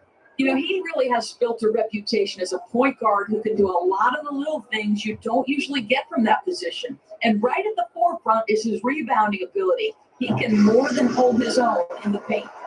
They're really shooting better from the free throw line since halftime. That's a big plus if you're holding a late lead.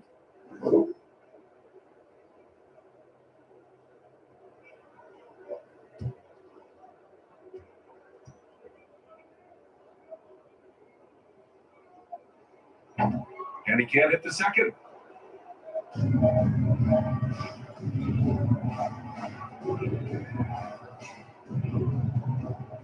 Out left to the wing. Here's Beauchamp. No good with the triple. One side is dominated tonight. Yeah, they've done a fantastic job of executing their pace and style of play. I love the mentality. Gordon gets inside and goes right at the defender. All right, guys, let's get your take on the scoring breakdown for the Knicks. They feel like they have an advantage inside, and so far they've done an excellent job exploiting it. Well, I also noticed, guys, how much they move the ball in this one. Selfless, willing to pass the ball to a teammate with a better look.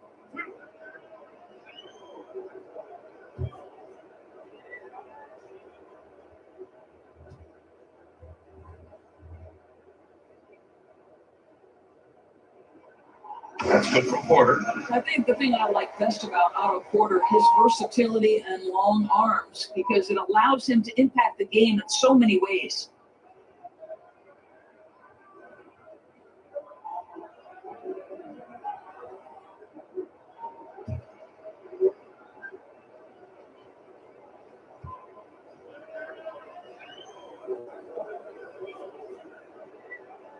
Porter hits them both.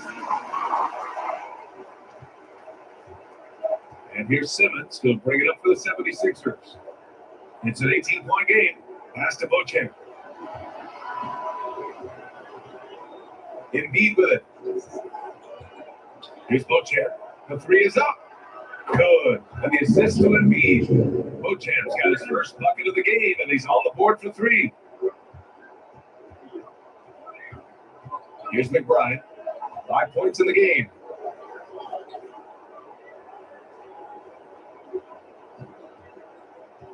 Here's Ellis. Oh, Simmons with the block. Well, this is the kind of defense we are accustomed to seeing from Ben Simmons, just so good at sending it back. Ooh, bouncy. That should give them a nice lift. Good timing. They needed that one. Well, sometimes it's about taking it into your own hands. That kind of individual play could spark his groove. A nice shot by McBride. And just totally relentless, only increasing the intensity level. One thing I enjoy is watching players who don't pay attention to the score. You lock in on the moment and play the right way. And that one goes out of bounds. Last touch by Ellis.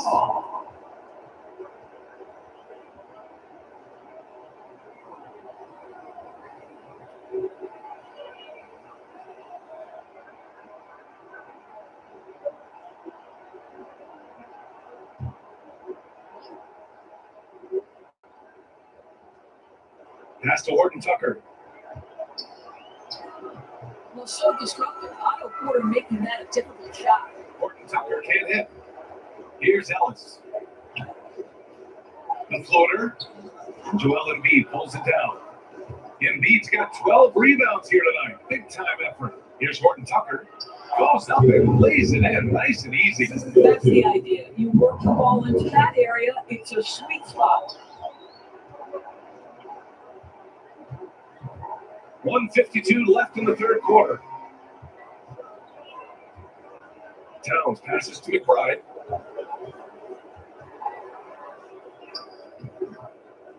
Another shot. And Simmons grabs the board. He did everything in his power to make that a hard shot. We call that a great contest. You know this is something he brings to the table, the ability to anchor your defense.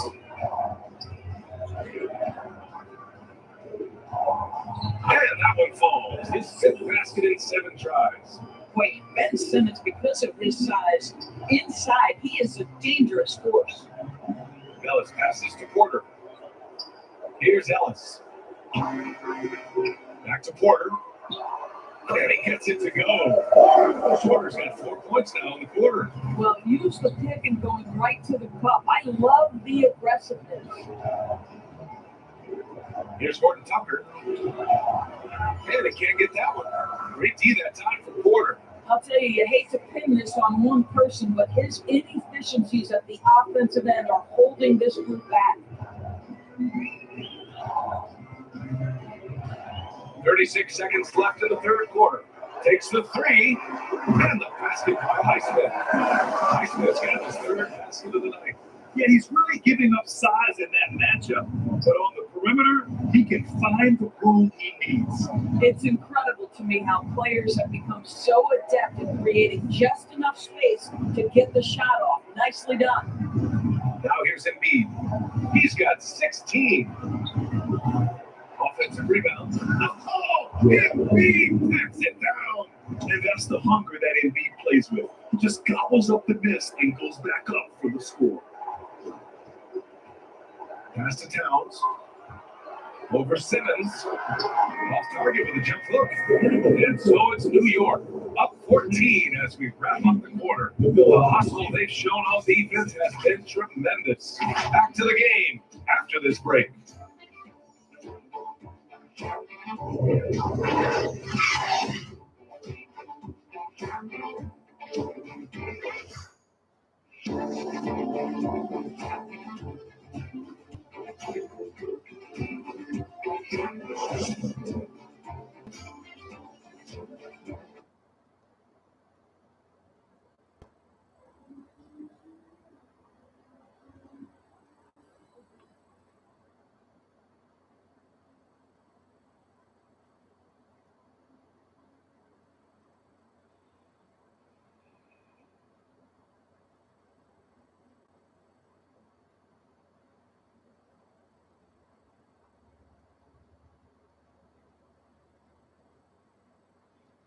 You're watching NBA 2K basketball on KR Entertainment Sports. Our State Farm assist of the game. You have to love his unselfishness and ability to make those around him better. Well, this is exactly what you're looking for from your point guard. Survey the floor, serve it up on time and on target.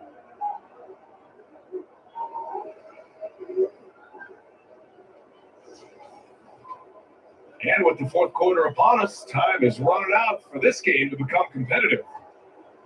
Otto Porter is out there with Josh Hart. Then it's Karl Anthony Towns.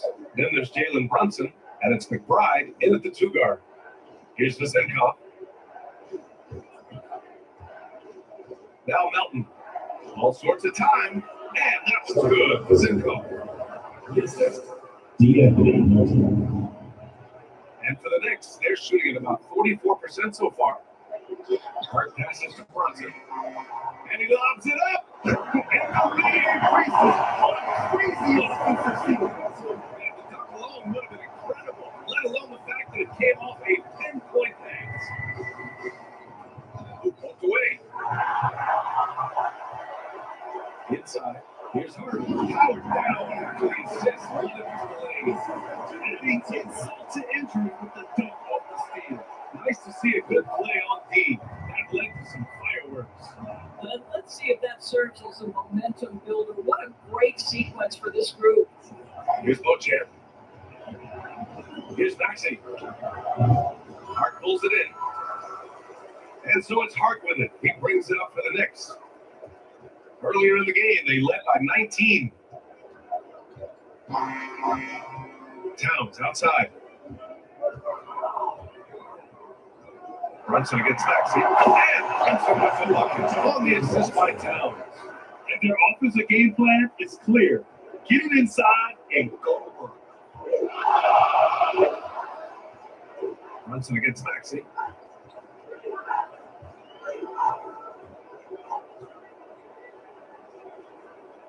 Pass to Simmons. Down to 5 on the shot clock. Over Towns. Good work defensively by Towns. More often than not, he'll cash it in from that area. The defense might have done just enough to bother him. The shot goes in. Johnson's got 4 this quarter. And why go away from attacking inside if the D has no answer for you? Offensively, it's been a struggle for him. Yeah, they need to string together some shots to have any kind of chance. Simmons up top, covered by Towns. Nice shot by Simmons. You've got to have a short memory. Put a core first half in your rear view and now make an impact. Maxey against Brunson. Outside quarter. Pass to McBride.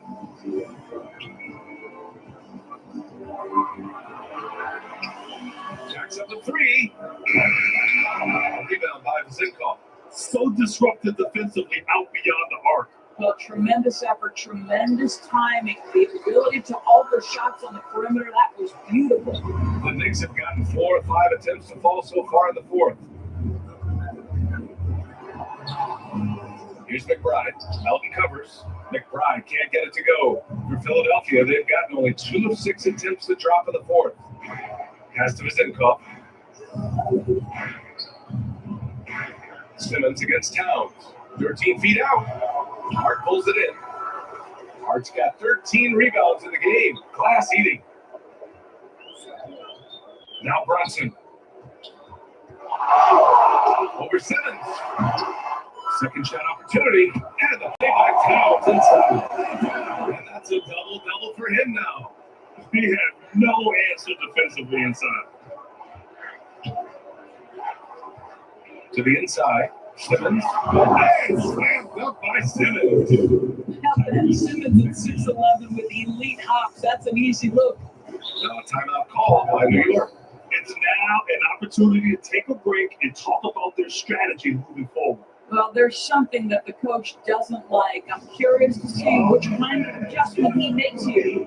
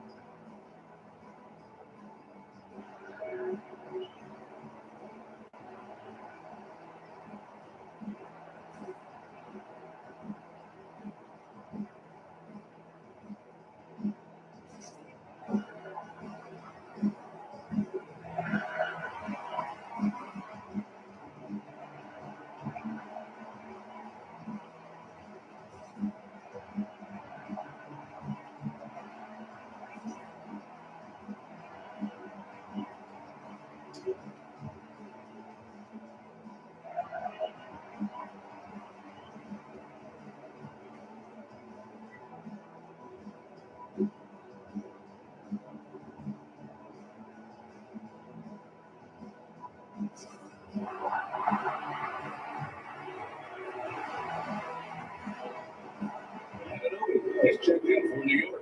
And comes in for McBride. Oubre, he's checked in for Philadelphia. Hart passes to Brunson. Here's Ben. Melton covers. Back to Brunson. Inside. Here's Ben. Yes. And a nice assist from Brunson. Brunson's got assist number 11 for him here tonight. For Philadelphia, they've gotten 3 of 8 shot attempts to find the net here in the fourth quarter. Here's Maxey. And the layup is good. It's fun for us to sit back and watch him go to work. But that's our job, not the defense's. They left him too open on that play. Now here's Brunson. Pass to Towns. This one for 3. Count that one. He's scoring at a nice clip. He's 6 of 9 tonight. You can see it. Once this guy gets his rhythm, he is so hard to slow down. What an excellent night for him and his team. Here's Maxey. Now here's Oubre.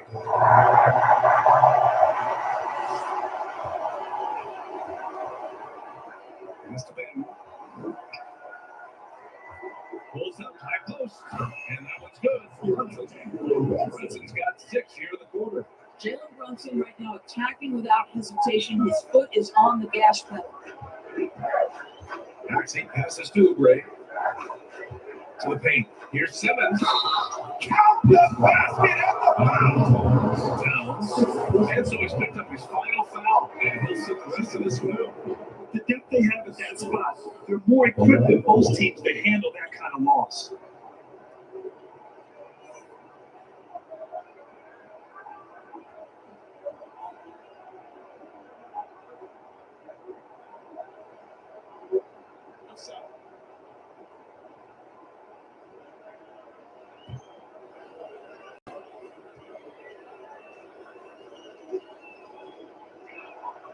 Free throw good. Simmons, you rack up all those frequent flyer miles, Doris, covering games all around the NBA. So do you have a favorite city? BA, I would start with, it's been an honor to have covered games in all 30 NBA cities. I think what I'm most curious about is expansion. Do we go back to Seattle? Is there a team eventually in Las Vegas? These are exciting cities perhaps on my horizon.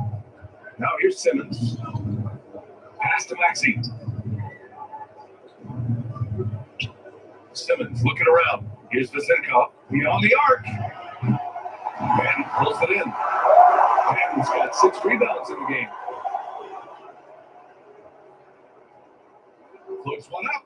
That one drops 4. And here's Maxey. Pass to Simmons. Back to Maxey.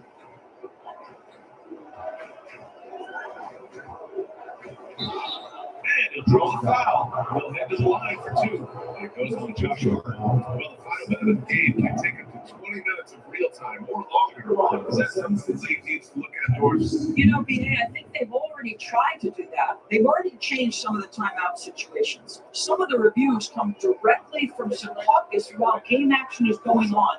The fact of the matter is, there will always be strategy implementation late game that's going to extend the duration.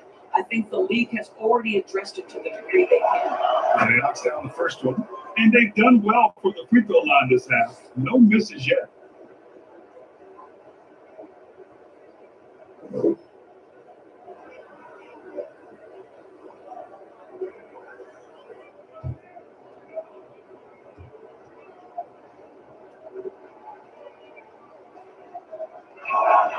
Both free throws good from Maxey. Of course, the league has always been invested in the G League. A few years in now with 2-way contracts, it's been a success as well. There's no doubt about that, BA. Here's why it's important. For stretches of the season, you can bring those G League players up, and they can get real opportunities on an NBA roster and an NBA level competition. But on the moments where there aren't those opportunities, they can go to the G League and get incredible experience in the system, understanding what the operations of the team are. It's great for both players and teams. And that one's good. I really like their second half adjustments. They're showing some moxie inside. Joel Embiid, he's checked in for Philadelphia. Tyrese Maxey, 1 shot.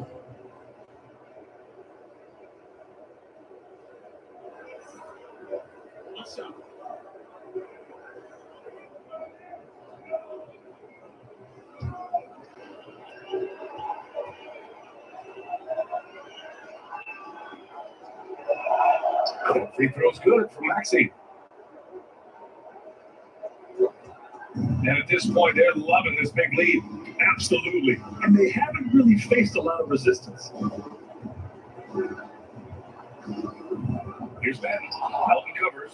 Madden can't get it to go. For Philadelphia, they've gotten 6 of 12 shots to go here in this fourth quarter. OG Anunoby is fast off his feet. 7'2" wingspan, says twice on the pipes. Now here's Anunoby.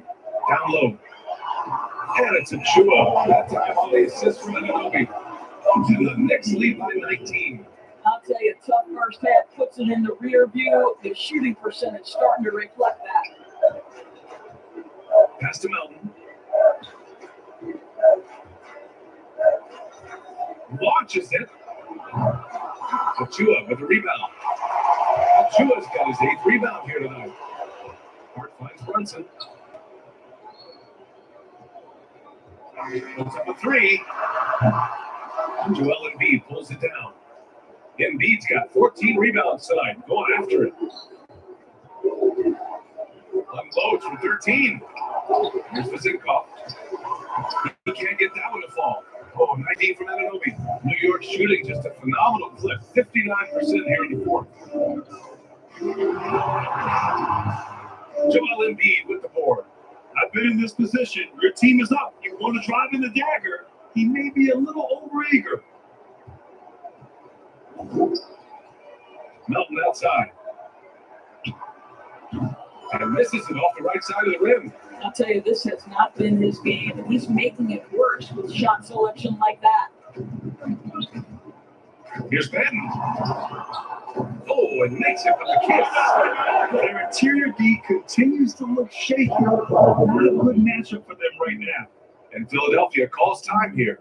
And those dreaded words, load management, never far away. You think 10 years from now, Doris, teams will still play back-to-backs? Well, BA, we've certainly seen the league make great progress in cutting back on the number of back-to-backs that every team has to play. But this is challenging. You have an 82-game schedule that begins in October and ends in June. I'm laying odds that they continue to eliminate the 4 games in 5 nights, but I don't think back-to-backs are ever going away completely.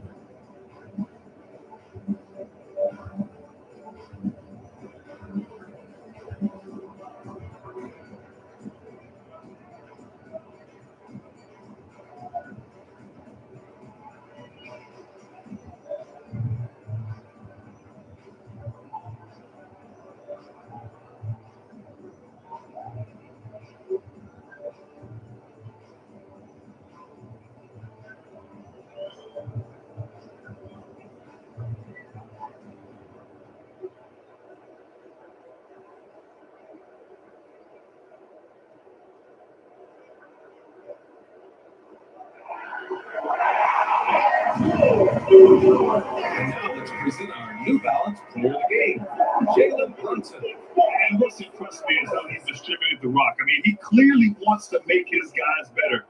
This kind of selfless attitude really improves overall team chemistry. Well, you know, he's been struggling lately. This one was a big one for him. He roared back and made sure to snap that cold streak tonight. Here's Simmons.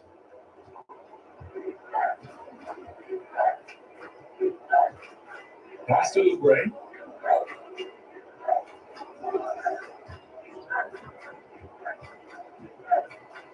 Back in 2020, you were in the Orlando Bubble Tours, called the NBA Finals. What was that experience like? It was the most unusual circumstance I've ever been put in the game of basketball. I hate the idea that people call it the Please know that it was privileged to have been away from their family for several months at a time in the most unusual of circumstances. But here's what I know unequivocally. I hope we never go back. Now here's Oubre. Shoots over Anunoby. That one rolls around and rims out. Brunson with it. Out to the right wing. Here's Achua. Embiid with a nice defensive effort. Outside Simmons. Pass to Embiid. And Embiid with the slam. Woo, that was big time. I mean, a dunk contest finish from Embiid. This guy can fly. Just an awesome display of athleticism on our AT&T 5G slam cam. Now here's Harden. And he's going for the oop here. And he takes that one up and powers it through. I'll tell you, that vertical ability he has puts him in select company in NBA power forwards. May not have great size, but boy, he plays bigger than it. Brunson against Simmons.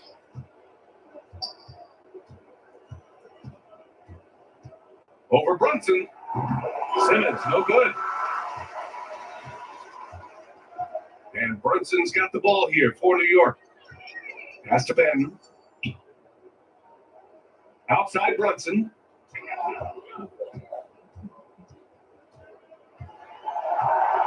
Shot clock at 6. Here's Anunoby. A rebound by Melton. Now Philadelphia with it. Now Oubre. Melton outside. 36 seconds left in the fourth. Pass to Embiid. Plenty of contact on that shot. Officials call the foul, and he'll take 2 free throws now. Look how sturdy Embiid is as a shooter. Even with the foul, he's able to put the shot up. Joel Embiid taking 2 shots.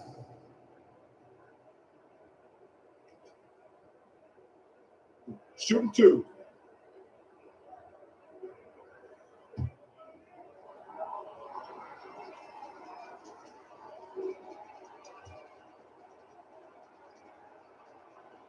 And the first one at the line is good.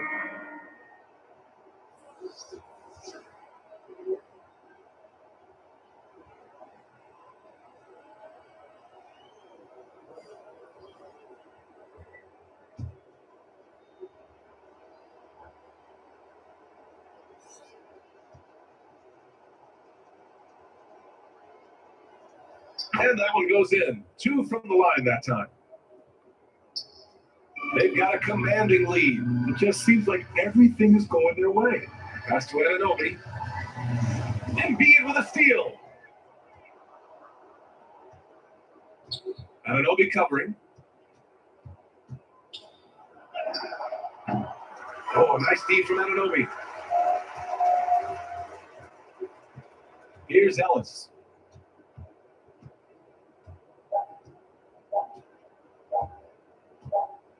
And so the whole crowd treated to a win. Well, this might not have been the most competitive game we've ever seen, but you've got to appreciate their masterful performance. And I'm sure their fans appreciated it too. We saw the outstanding defense and a loaded offensive effort. They were just dominant out there. All right, Allie's ready to go. She's courtside. Hey, Allie. All right, and with Carl Anthony Towns, Carl, congratulations on the victory. What was key in getting the win here tonight? This is like we wanted it more. We came out here and we just did a lot of great defensive stops. It wasn't offensive, it was more defensive. We did a great job. We got those 50-50 balls. Put us in a nice position. We can see and feel that desperation. Congrats on the win. Allie, thank you as always. And that'll wrap it up, folks. For Doris Burke, Allie LaForce, and Grant Hill, and our entire crew, this is Brian Anderson thanking you for tuning in. And we'll see you next time.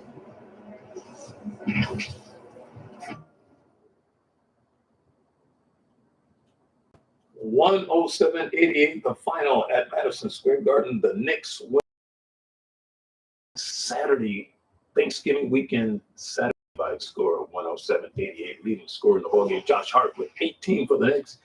Jalen Brunson with 17. Carl the Cat Towns had 13 and 10. For the Sixers, Joel Embiid with 22 and 17 rebounds to lead all scorers. Tyrese Maxey and Adonis Cross also with 19, and Ben Simmons with 18. The Knicks in this ball game shot 47%. The Sixers 35% overall. 3-point shooting, not great for either team. Sixers 4 for 17, that's 24%. Knicks 4 for 12, 33%. Both teams pretty well at the free throw line. The Sixers exceptional, 18 of 20, 90%, and the Knicks 13 of 18, 72%. The key here is rebounding. The Knicks dominated the boards, 17-13 on the offensive glass, 48-38 on the defensive glass. That's 65 to 51. And that is the difference of this ball game. Biggest lead of the game for the Knicks was 23. Sixers led early in the ball game by just 6. They were outscored in the paint, 68 to 50, and that's your ball game. 107-88. Knicks win at home. We got another game coming up.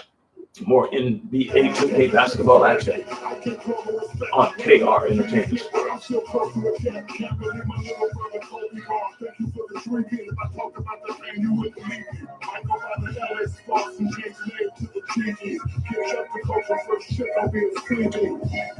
Broken records, broken backboards. Broke the record for broken backboards and bad rock. 2K goes with a bad. You go straight to my phone, you get respected with the black cards. Cars jiggle like the bells in a holiday song. Raise my kids and they cry. Knicks now 8-9. The Sixers fall to 500 at 8-8. Our feature game coming up a little bit later, Tampa Bay and the Charlotte Hornets. Stay tuned for that. But first,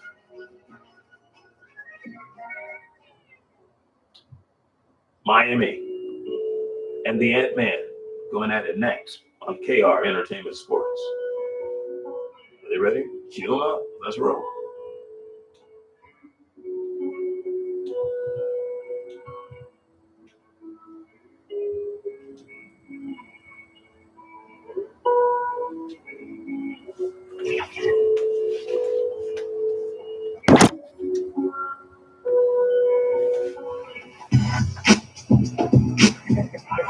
Oh, wow. That was good. Maybe a timeout. You got it back. Watch roll. Yep.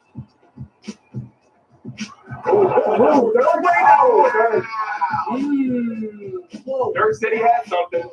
Yeah. Watch you, Brian. Big Brian Big. Oh, no, that's too far. That's his game. Wow.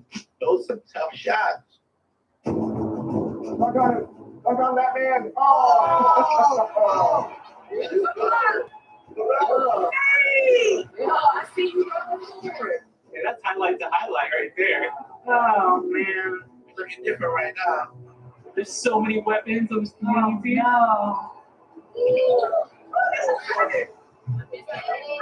I'm done now. Oh, yeah, that's what you got for me.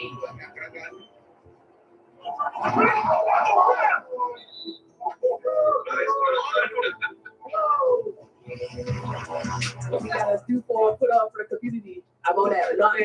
You gotta go keep doing it. Oh my God. How are you? 60? Oh, Brian, I ain't gonna lie. There's the style points for sure. Grooving. We could just show all our. The Timberwolves were all business as they came through the tunnel, determined to give their fans a reason to celebrate tonight. Greetings, everyone. Welcome to 2K Sports and another exciting edition of NBA basketball. Kevin Harlan here, and I'm joined by Greg Anthony and Clark Kellogg and David Aldridge on our sideline. So the opening up for the Heat, we've got Rozier. He's out there with Tyler Hero. Andrew Wiggins is out there with Bam Adebayo. And it's Jovic in at the 4 spot. And for the Timberwolves, we've got Randall. Also, Rudy Gobert out there. Dante DiVincenzo, he's out there with Edwards. Hey, Greg, what are you looking for here as they enter their first night of a back-to-back? We'll see how the coaching staff distributes minutes among the players. You don't want to overuse your guys tonight and leave them sluggish for tomorrow. It's about finding a balance. So the Timberwolves win the tip. And here is DiVincenzo to the inside. He's Gobert. He's up. It's too easy for him when he's that close. The defense has to put a body on Gobert inside. Rozier looking around. Passes it to Wiggins. Shoots over DiVincenzo. Randall grabs the board.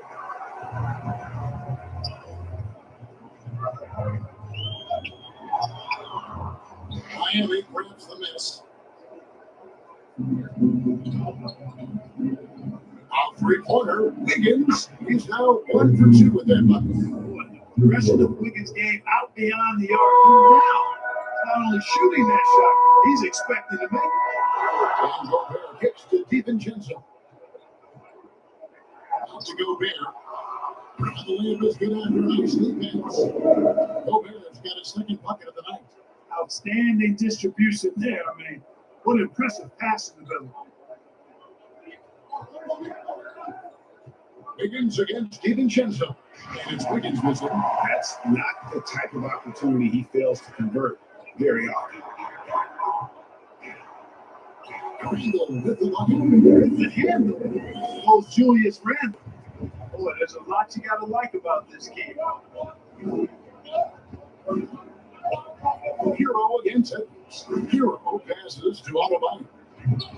And the space there, but it's offline. I guess even he has to miss one of those once in a while. Here's Edwards. 2 free throws coming up, and they call the shooting foul. And Clark, what can you say about Anthony Edwards? Living up to that first overall height, he has been spectacular. Yeah, he has been, Kevin. I agree. Some were surprised he went first overall, but you look back at that draft, he was as good a number 1 pick as any of them, and he's certainly proven to be worthy of that status.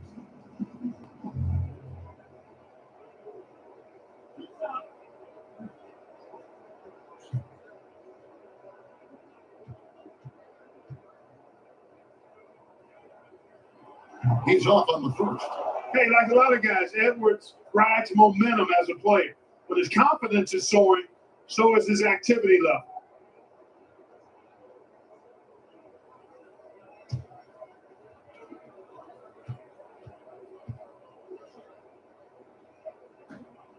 And he sinks the second. Now about 2 minutes gone here in the first quarter. Now here's Rozier. Defense right on. Wiggins surveying the floor. To the middle. It's stolen by Randall. DiVincenzo against Wiggins. First quarter ball, almost 2.5 minutes in. DiVincenzo kicks to Randall. Hangs on the trifecta. Randall's got 5 minutes. This run has been fantastic, and it's a big part of why they've been able to get these good looks. Hero finds Rozier. There's the Wiggins.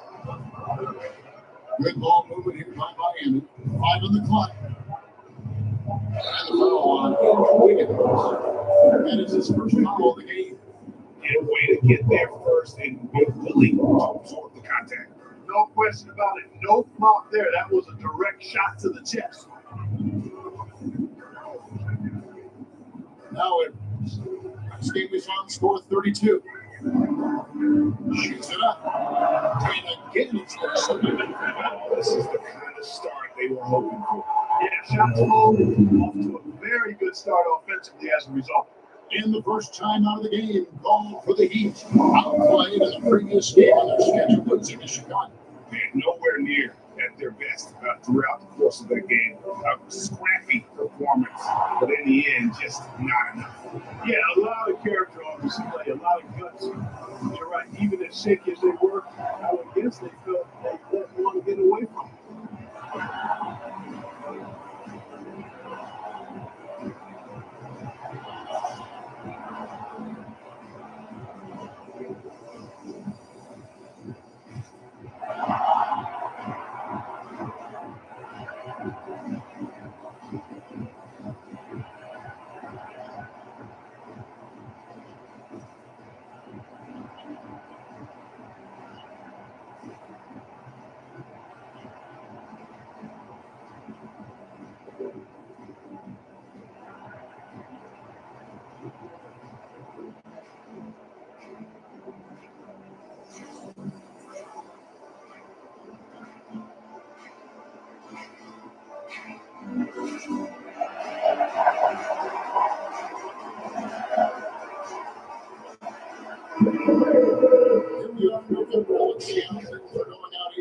Season.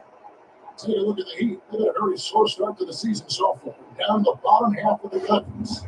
And you know, for the Heat, they've had such a disappointing season. Even when they've got a little bit of momentum, they haven't been able to keep it going. And when you talk about inconsistency, I think a lot of it has to go to the players, because ultimately they're the ones that dictate how they perform. And they're 1 of 5 to start this game. Just really haven't gotten into a flow offensively. Here's Randall off target there. That would have pushed the lead to double digits. Here's Hero. And that'll be 2 free throws coming up. Officials on the call with the foul. It's on Anthony Edwards. And this guy is a gamer hero. He embraces any chance he can to draw a foul while taking the shot.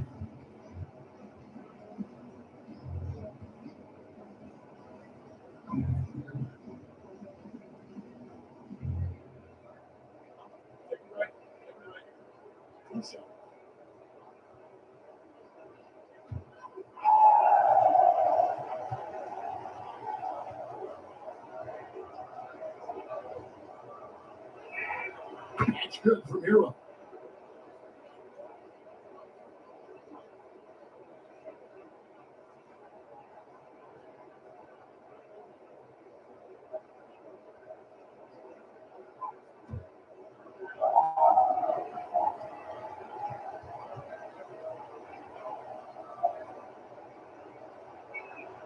And Hero drops them both.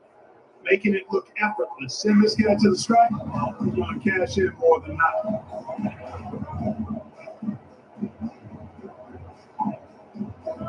Now the pass to Randall. And the call is good. Yes, it is a legal screen. Beyond the leaning, you can see his feet more set on that screen. Easy call. Yeah, I agree. You know, sometimes that can be a tough call for the refs to make, but not that time. It was easy there. Pass to Rozier. Puts one up. And here's Adebayo. Randall with some nice deep. Well, that is awesome defense, guys, against a capable finisher. Well done. I'm sure the coaches love that. Got him with the pump fake, but couldn't finish. Miami trails by 7. Ball's not loose. It's stolen by Edwards.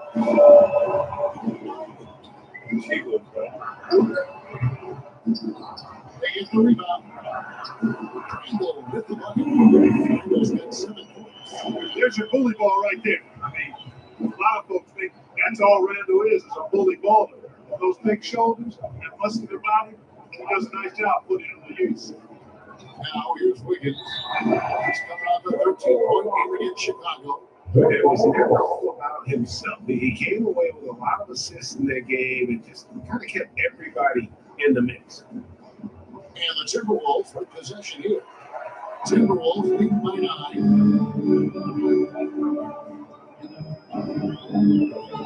Up to the right wing. No one near Randall. Lets it go. A 3-pointer, no good. Not really his best quarter as far as scoring, but let's see if he can eventually get back on track. Rozier, the pass to Adebayo. Here's Wiggins. Again, the miss by the Heat. No excuses, none. I mean, with the defense non-existent, I mean, he has to connect from there. Their play on both ends has been superb. We'll see if they can maintain the momentum. And, you know, nothing like getting an opponent on the ropes early. You love that. You're on that side of the scoreboard, and they are landing some haymakers now. Hero, that's a 3-pointer. The dribbling shot from the wing. And the lack of effort to fight over the screen there makes that an easy shot. Well, I'm going to credit the screen. I mean, that's a good, strong pick he lays there. Controls the rebound, puts it back in the net. And this has been a great job of just getting into the middle of that defense and really scoring effectively from the paint. Now, here's Rozier. Still yet to score. And that one gives them a +5 rebound advantage. Pretty clear. They're dominating that area. They come out. Oh, yes, sir. Yes, sir. Show us what you got, young fella. Anthony Edwards. Love to see you operate like that. Awesome display of athleticism captured by our AT&T 5G slam cam. As Rozier. That shot misses. Gobert with the defensive end. Minnesota with the ball. They're on a 20-7 run.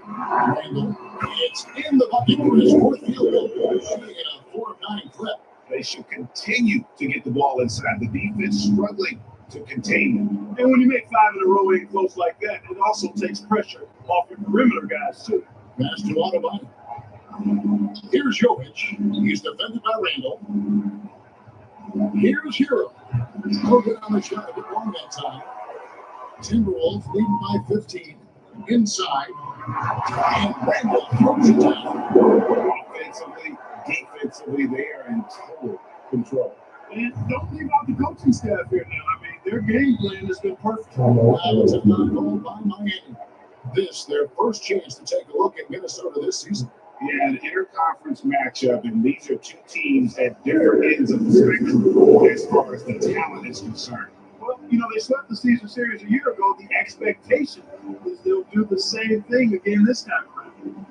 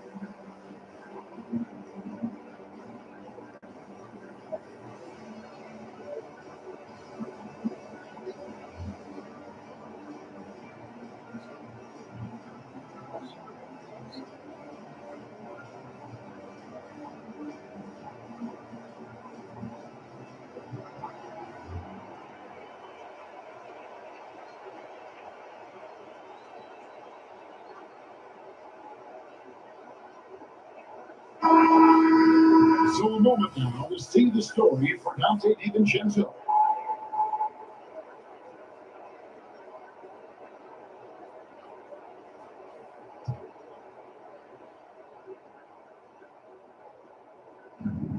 It's Richardson out the way. Kicks to Rivers.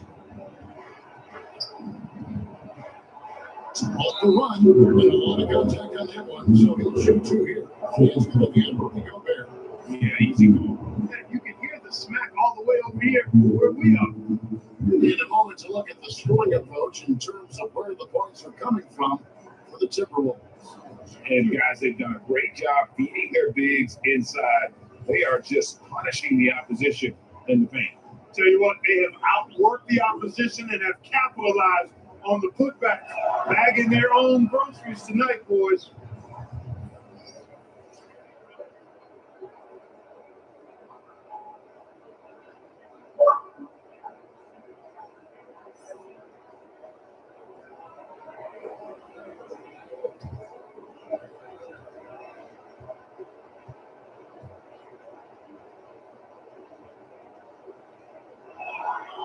He makes 1 or 2 that time.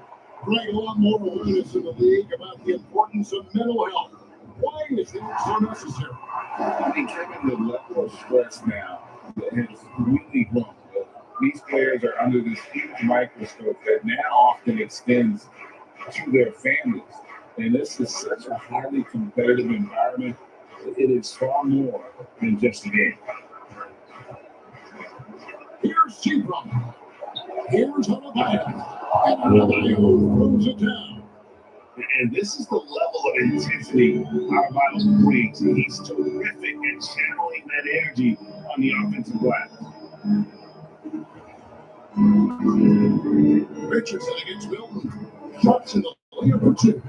And they're beginning to just flat out fall apart defensively right now, especially on the interior. Yeah, and that's 4 straight field goals now they've allowed from point blank range. Can't happen. Here's Seabrook. 6 on the shot clock. It's going by Randall. And here's the fast break. Randall leading it all the way. Here's Milton.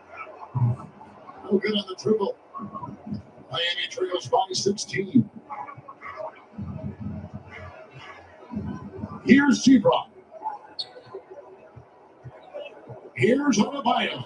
Falls through. He's now made 2 of 4. You see the offense coming around for Adebayo. Entered the league with raw skills, but he's had the benefit of great coaching. The Timberwolves working the ball around.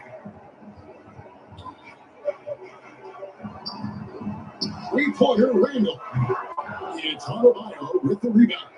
They've been sensational on the backfield to start this game. Yeah, sensational is a really good word for it. They're tearing it up.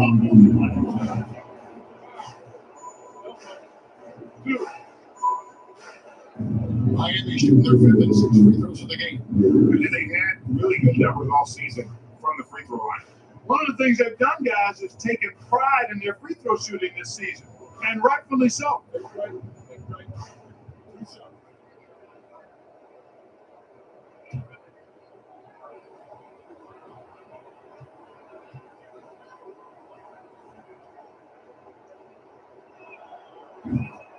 A free throw drops for Rivers. And the Timberwolves making a change here.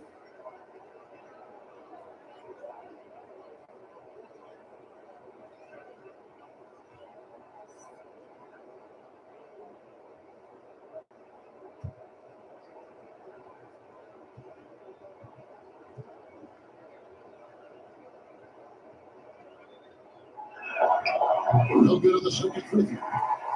And so it's Randall bringing it up now for the Timberwolves. It's a 13-point game. I mean, they played into that one with the thought that they may have a chance. No. It wasn't pretty. That's definitely the case. I mean, I know they'd like to scrub that game from the memories and actually erase it from the hard drive. And they qualify for a chance at the line for one more.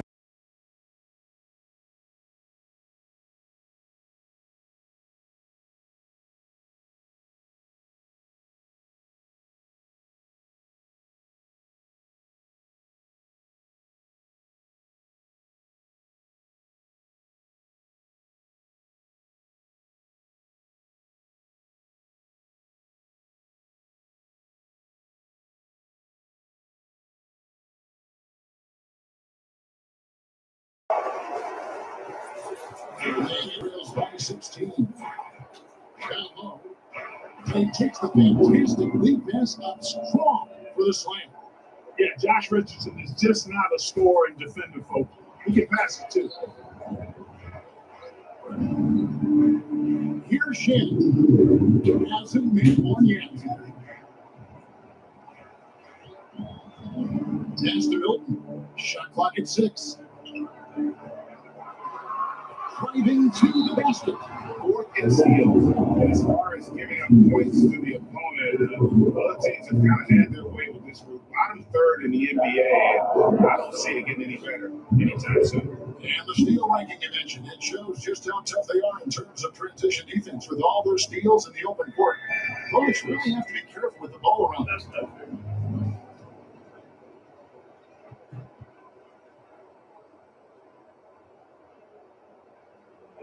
And he knocks down the first one.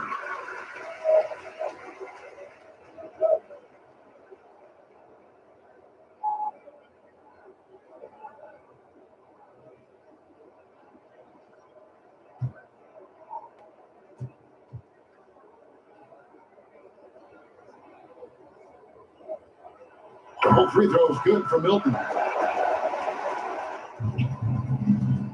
Miami trails by 16. There's the master Richardson. To the inside.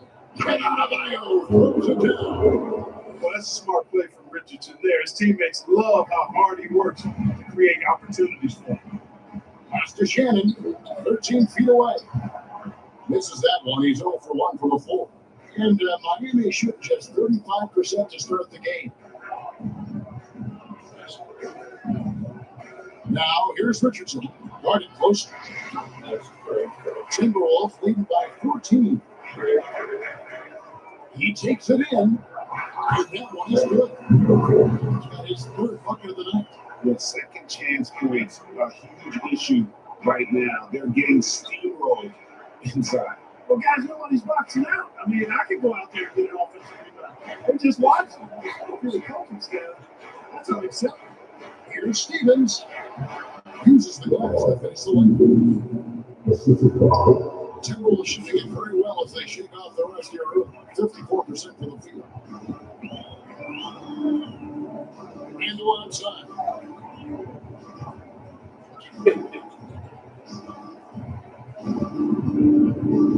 He's guarded by Ripples. Another shot. And he gets the whistle. 2 free throws coming up. Plays with nice folds. I mean, Randall heading to the line now. He's getting his first free throw attempt of the night right now.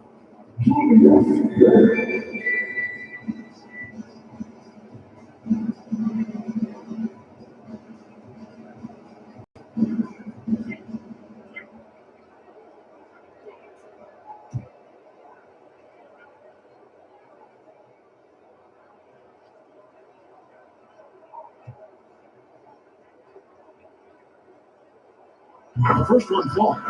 And, you know, the impressive ascension of Randall has been a lot of fun to watch. I mean, he's a double-double threat who plays with relentless energy.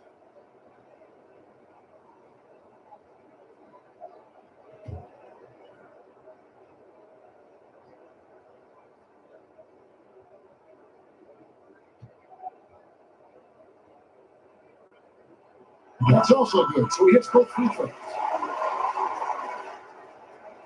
We've got 22 seconds left to play here in the first. Richardson outside.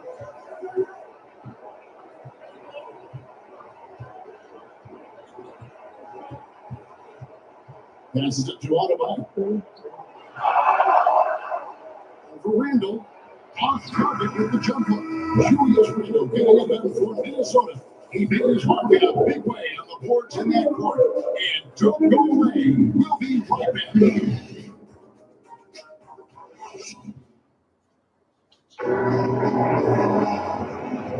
And if you're just tuning in, we've got a wide margin on the scoreboard, but plenty of time left for a comeback. And quite a position here for the Timberwolves to be in. What do you think, guys? Well, one way to generate more offense, pound the offensive glass. That was the difference in the first. Oh, there's no doubt about it, guys. Without those second chance points, this game would have had a much different feel to it. And here's Rozier. He brings it up for the Heat. They trail by 16. Their next game is at the American Airlines Center in Dallas for a game with the Mavericks. The third game of this three-game road trip. On the court for Miami here in the second. Rozier's out there with Hero. Then it's Wiggins, and it's Jovic in at the 5, rolling the paint.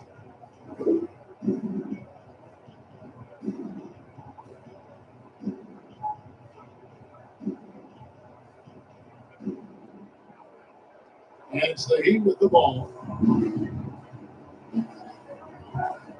Now, here's Rozier.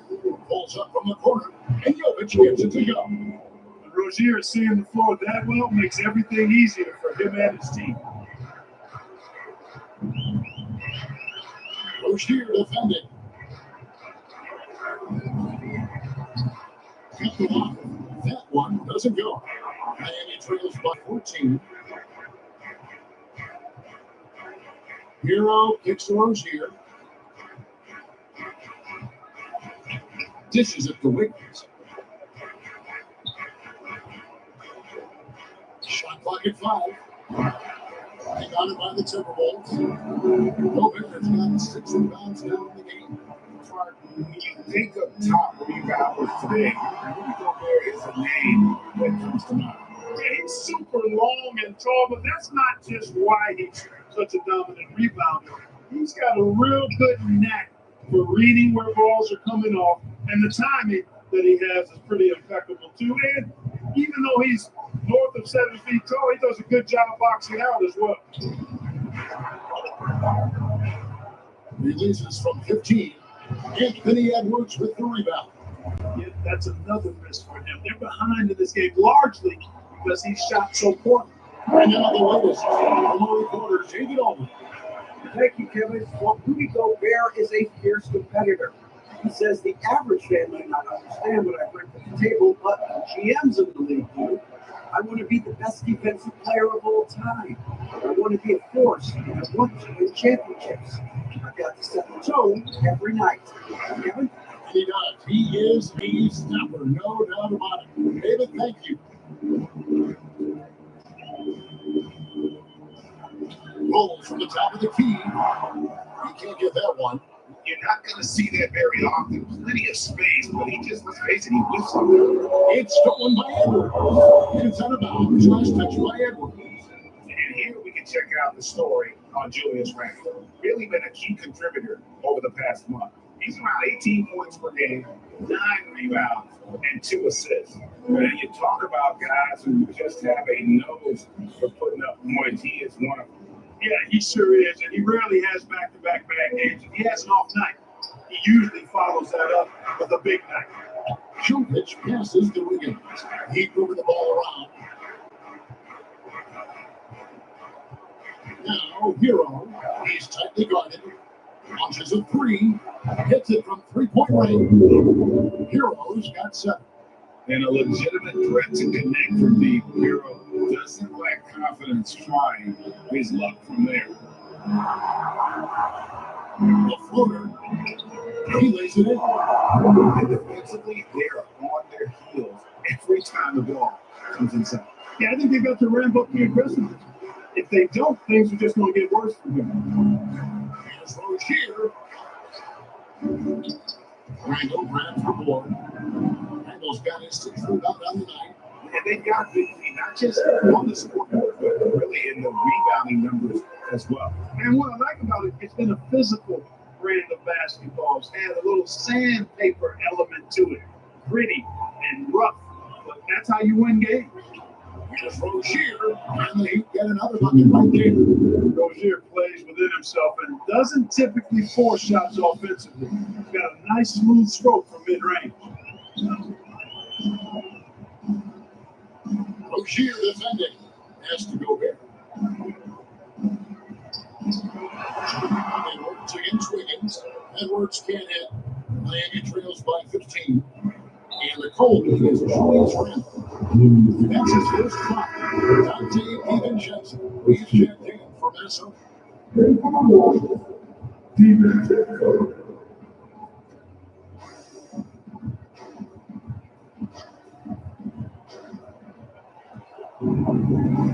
Here's Rozier. No boy, a lot of contact there, but he gets the ball and will shoot two. We always see Terry Rozier going all out on the grade to make an impact offensively. Kevin, I just love the way his offensive repertoire has evolved over the years. This guy came in as just a hard-nosed, tough defender, but boy, offensively, his skill set and development on that end is off the chart. Good shot.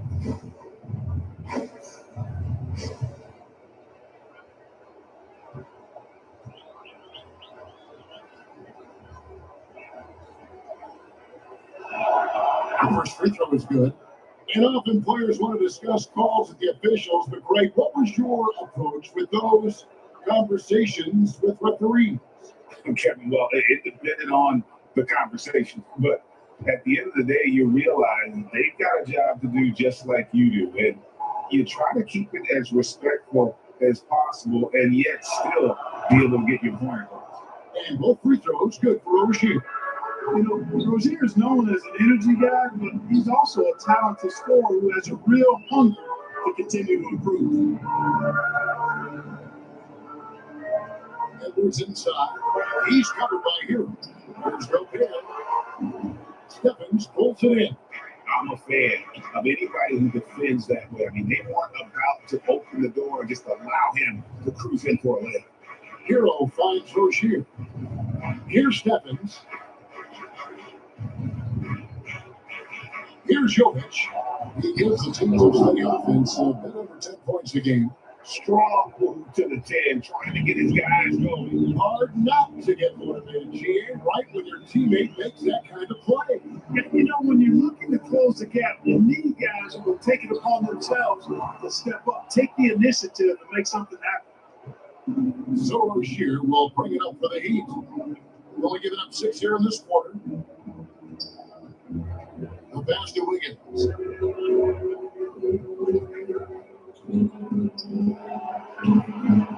No good there, and that would have cut it to single digits. Timberwolves leading by 11. Angle right side for Wiggins. Big grab on miss, and he could not get that one to go. On contact, and he'll go to the line for two. That's on Terry Rozier. The creative finishing ability of Randall draws a lot of fouls. And this is his second trip to the line of the game.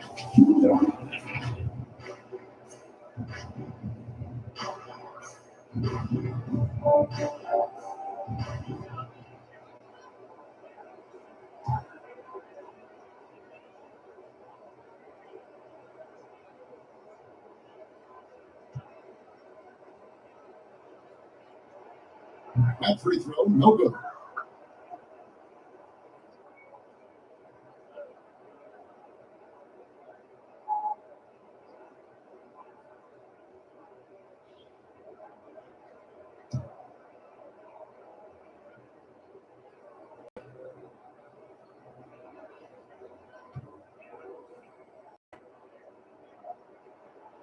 He's good on the second. Here's Hero. 7 points in the game.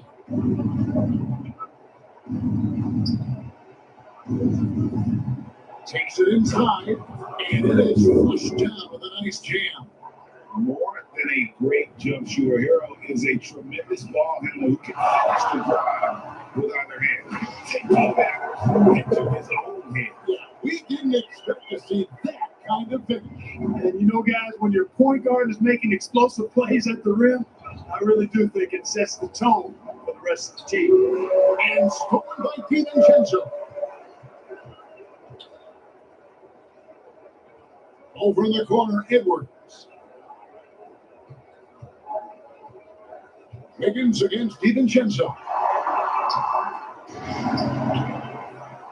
Shoots the three. Rozier defending. Edwards against Hero. Down to 5 on the shot clock. And Anthony Edwards hits the three. Edwards got 12 in the game.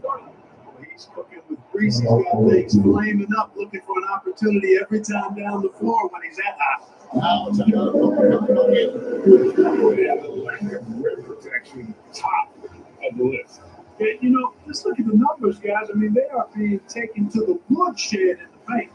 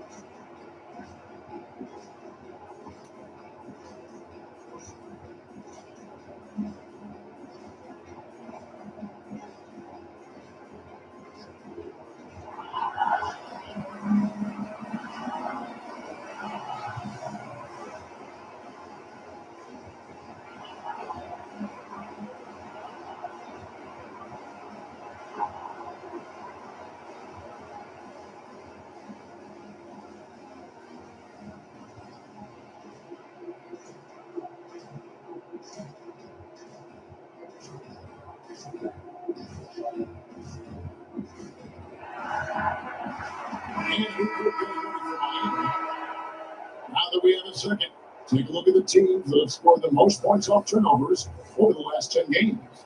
Just a terrific job over this stretch of forcing turnovers and capitalizing. They'd love to continue that trend. Miami trails by 15. Richardson the pass to Autobahn.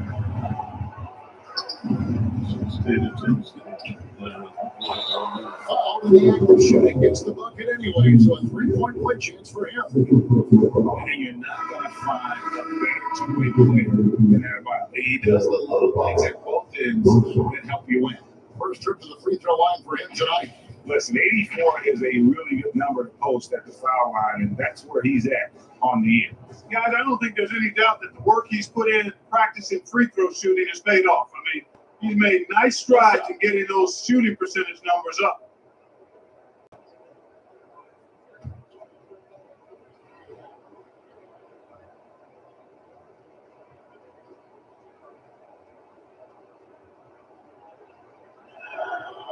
And attitude plays such a big role in Adebayo's game. This guy is a worker. He doesn't mind getting his hands dirty if it means getting his team ahead. Randall kicks to Clark.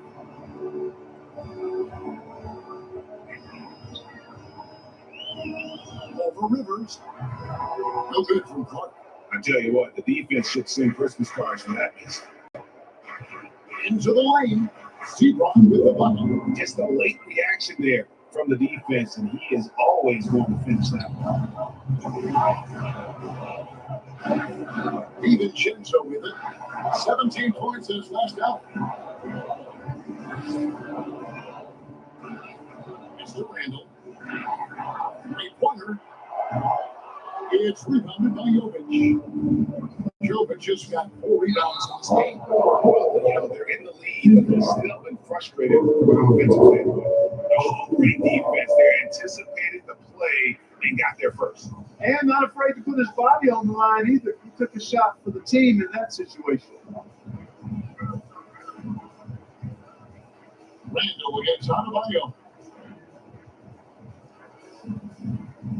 Now here's Randall. Defense is right there. Passes to Shannon from downtown. Miami grabs the miss. Adebayo's got his 7th rebound here tonight. Richardson outside. Got loose and scored by DiVincenzo. To the paint. Here's Shane. Nice pass. Nice catch. And a resounding no. Take care of the ball, fellas. That's what can happen. Absolutely, Greg. That makes the turnover even more painful. What, you mean the throwdown at the end? I'll tell you what, fellas. I mean, the highlight shows are going to pain them even more. Helping the bash to Clark. He kicks to Randall. Has to Milton. Now here's DiVincenzo. He dishes it to Randall. And Adebayo sends it back. They got to be careful shooting around Adebayo. An athletic big man who gets up as fast as anybody to block shots. Pass to Sebron.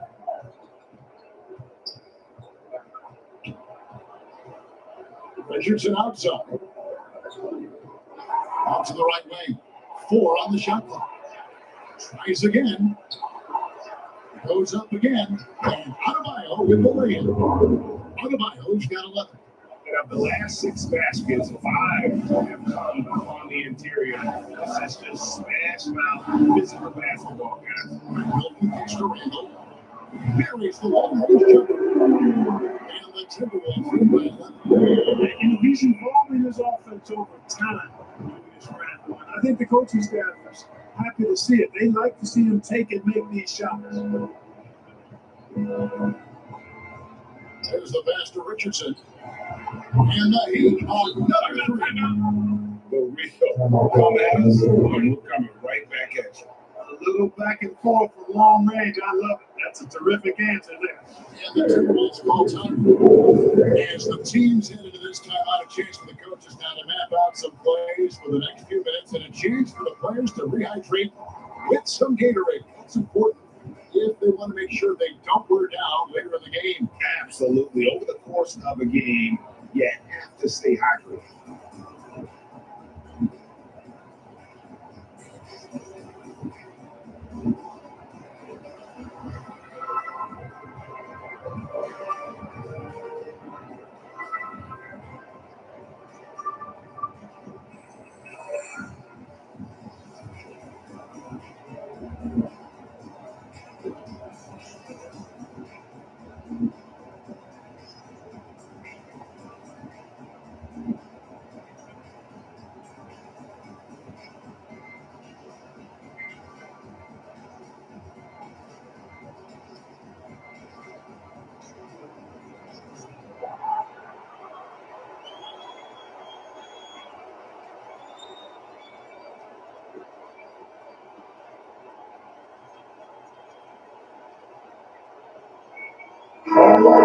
Check out stats for DiVincenzo. How last month turned out for him, averaging 9 points per game, 4 assists, and 4 rebounds. And he's such a big part of what they do offensively. Yeah, he's just got that nice feel, that sixth sense, knowing where to be on the floor to help his teammates generate points. Milton against Richardson. Right on the bucket. They got 11 points. And they repeatedly crossed inside in the first half, guys, and it's paid off. Milton against Richardson. Passes it to Jokic. And the 3 off target. Just a solid performance on the interior. The rebounding has been off the charts. Yeah, you look across the board, it's actually sizing up, shaping up to be a great game. I mean, strong performances throughout, and they've really been strong on the glass. And here's the call. It's going to be a legal strike. And they're in the top half of the league in assists. But they do more sure, but they're putting in some effort. And that work they've done at the free throw line, Greg, has been so valuable to them. A lot of games come down to foul shots. And for them, that's a good thing. Richardson outside. Pass to Rivers. 1:22 left in the first half of basketball. Pass to Adebayo. For Randall. The shot by Adebayo. No good. The defense did a really good job of choking off the middle there once he got inside.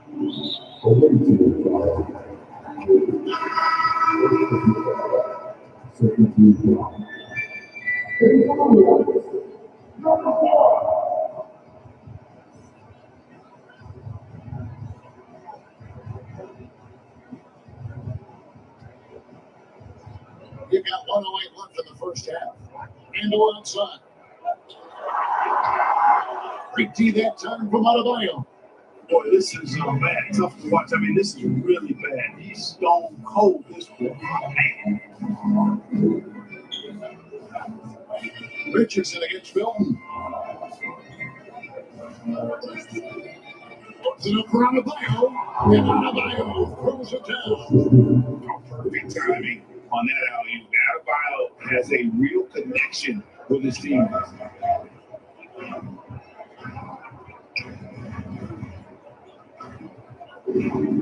Shoots. No good. That's miss number 2. He's 1 for 3. And one thing I liked in the first quarter was their aggressiveness to draw the contact, putting the defense on the defense. Yeah, exactly. And I think they need to continue to press that advantage. They got to get back to that. Don't go away from that. It's been working so well for them. Stay with it. And their shots are falling now with more regularity than we saw. Slow start. They've gone from simmer to medium heat, and they're bordering on hot to close this gap.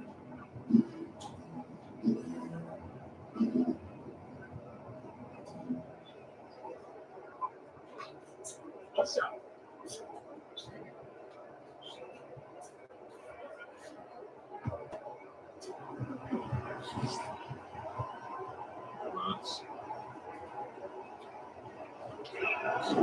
They found their rhythm at the free throw line this quarter, trying to make up ground. 15 seconds left in the second. Here's Milton. And foul on the shot, so he'll get a chance at the line.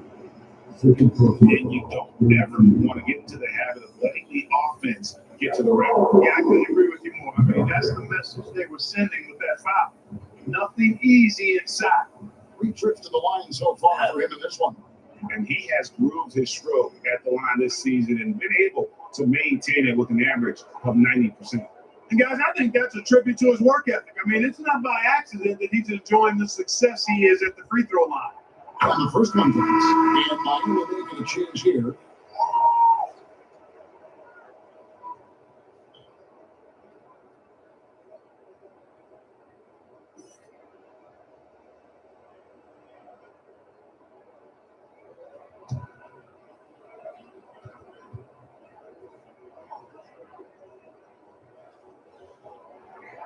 Both free throws good for Milton. Here's Richardson. 8 points his last outing. Over Milton. And so it's Minnesota bringing the quarter to a close with a 7-point lead. And they're winning the turnover battle very easily in this one. It's time now to go courtside as we send you over to David Aldridge from the sideline. David, take it away. Kevin, thanks. Coach, what has to happen to pull out the win? Well, we have to play through some of the tough times. Okay, whether it's a missed call or missed shots, this is a passionate game, and we got to stay the course. We'll see what happens. Thanks, folks. Back to you, Kevin. Thank you, David. And we'll be back for the third quarter of action following halftime. It's the 2K Sports Halftime Show. Hey, everybody. Good to see you back here on our halftime show. Well, actually, we can't see you, but you can see us, but you get it. Ernie Johnson, Kenny the Jet Smith, Shaquille O'Neal watching the NBA on 2K Sports. It was a fast pace for Minnesota at the outset. They scorched the hardwood with an aggressive stuff that put them on a 12-3 run to start. They came out swinging in the first and ended the quarter ahead by 16 points.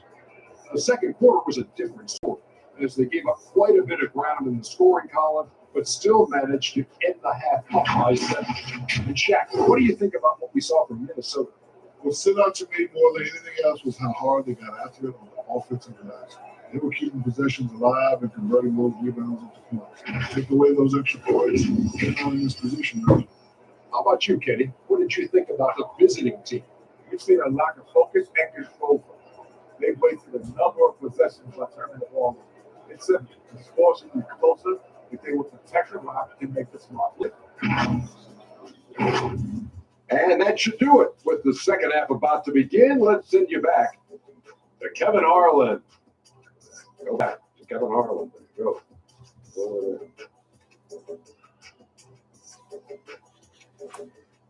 These guys are getting through halftime. We played In real first time. half. Plenty of basketball though left in this one. Nice game. Great performance by Julius Randle. And he was an absolute monster on the offensive glass in that first half. I don't know how you slow him down. And you know what, guys? I think it starts with having a body on him every time the shot goes up. They've got to do a better job boxing out. 56-49, Miami still in And this. we've got third quarter basketball. We've got 2 quarters in the books. Enjoy the second half. So here will bring it up for Miami. 7-point differential. Julius Randle is out there with Dante DiVincenzo. And it's Rudy Gobert. Then there's Anthony Edwards. That's Chris Finch's 5 as we get into the second half. And they're controlling the boards, Kevin. That's +5 in that category. And guys, you know that rebounding is a huge part, a huge component of the winning game. It's not a glamorous stat, but it's necessary if you're going to be a winning team. The pass to Wiggins. To the middle. Here's Jovic. Plays it up and makes it in. Jovic just got 8 points. How about how he sets his man up there, runs it right into the screen, and then gets the basket. And it's Miami with the rebound. And here in the second half of play, we're just over a minute in. Timberwolves lead by 7.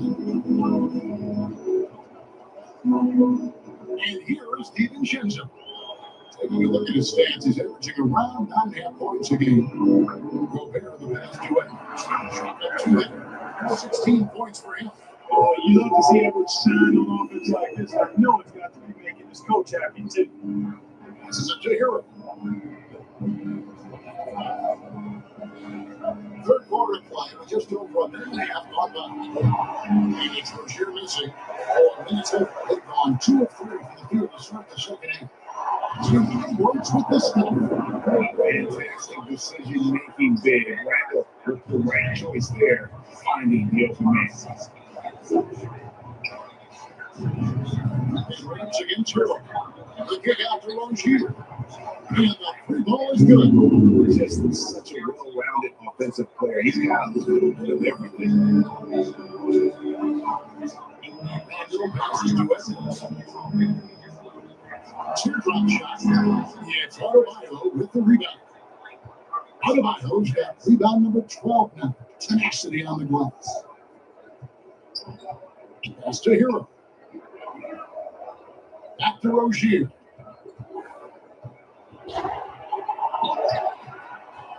Here's Jovic. And he battles for the ball and gets the second chance bucket. You've got to box out on the boards. When you don't, that's what happens. Timberwolves leading by 6.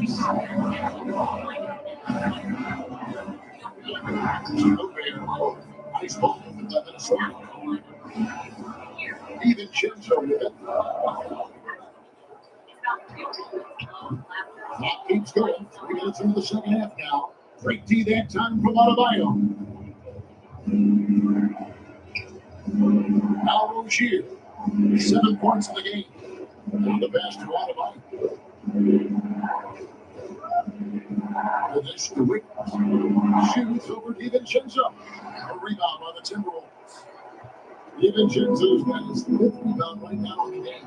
He works with this stuff. There's the unselfishness you like to see in a guard. DiVincenzo keeping his eyes up and his options open.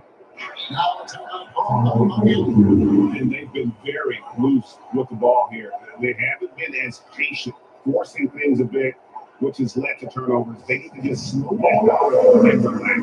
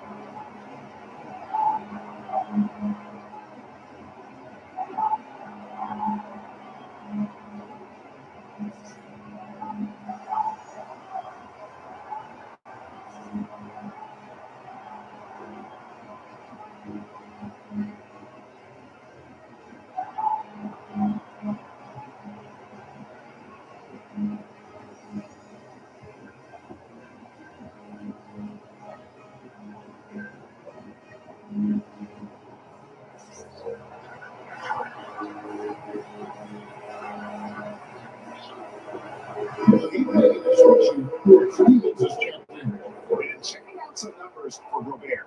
A strong stretch of play the last 10 games, and he's glass eater, a factor inside among the top 10 in rebounds per game. And you aren't top 3 blocks unless you're committed and dominating in that category. His awareness and hustle is off the charts. Very impressive. These are his third and fourth free throw attempts in the game. Gotta admire what he's been able to do at the free throw line this season. How about over 90%? You know, guys, that's not quite the same success rate he had at the line last year, although it is somewhat in the neighborhood of last year's numbers.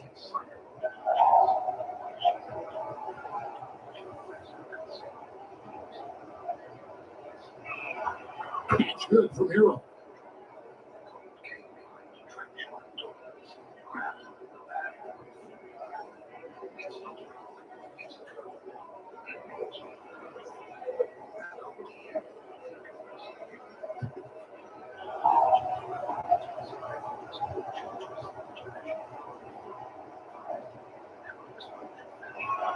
That one falls, so it's both of them. Second half here, we're just over 3.5 minutes into it. Edwards against Hero. Outside Edwards. Rebound by the Heat. Inside. Adebayo throws it down. Man, terrific to see Adebayo putting up big numbers. He's continuing to grow as a scorer. And we're outside. To go there. Out to Edwards.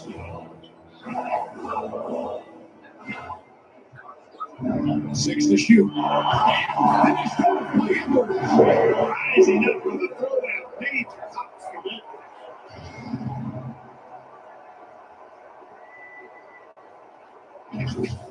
And on the AT&T 5G Slam Cam, you can see how impressive that move was. Down low. Here's Stevens. The Gobert with the rebound. And not allowing the shooter even an inch of breathing room on that one. And guys, that's exactly the kind of high-impact defense they want to see out.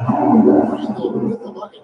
And the defense cannot underestimate Randall's strength. Pushes right through the contact and gets the shot.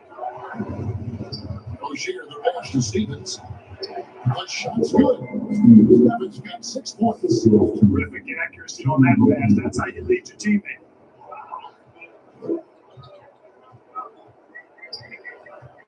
Randall outside. But three. It's hauled in by Bam Adebayo. Adebayo passes it to Wiggins.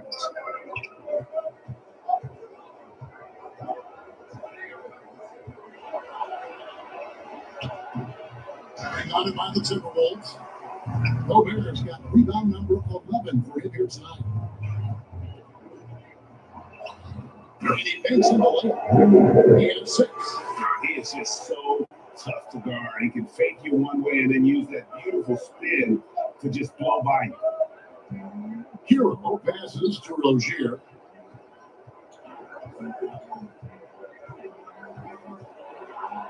Gobert with the block. He's led the league in blocks before. No surprise Gobert said that's not Another rebound hauled in. They're hitting the glass with a lot of passion. Guys, that's been the key to their league. Simply put, the effort they've displayed on the glass has been the difference. Monster quarter for him. He's put the team on his back, trying to carry them to the W. Here's Stephens. He's defended by Randall. Stephens can't get it to go. And he did everything he could to make that shot as difficult as possible. You know what, guys, that will come him up because he takes a ton of pride in what he does on defense.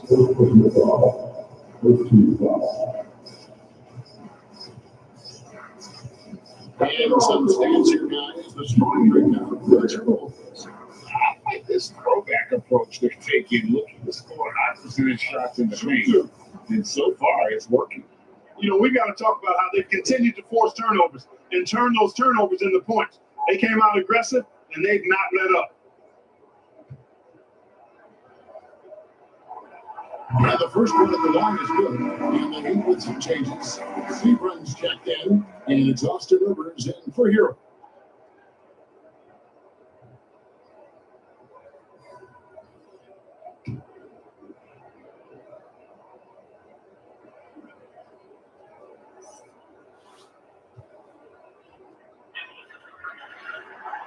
So he gets them both.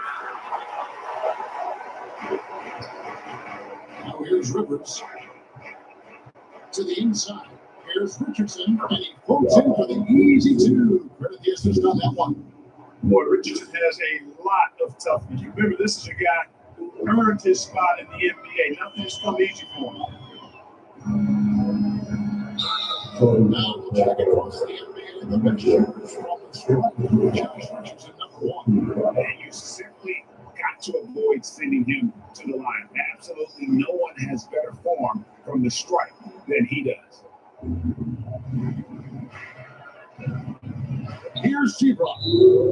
5 points in the game, and the officials have called the illegal screen right there. And guys, point of emphasis for the league is to really crack down on illegal screens.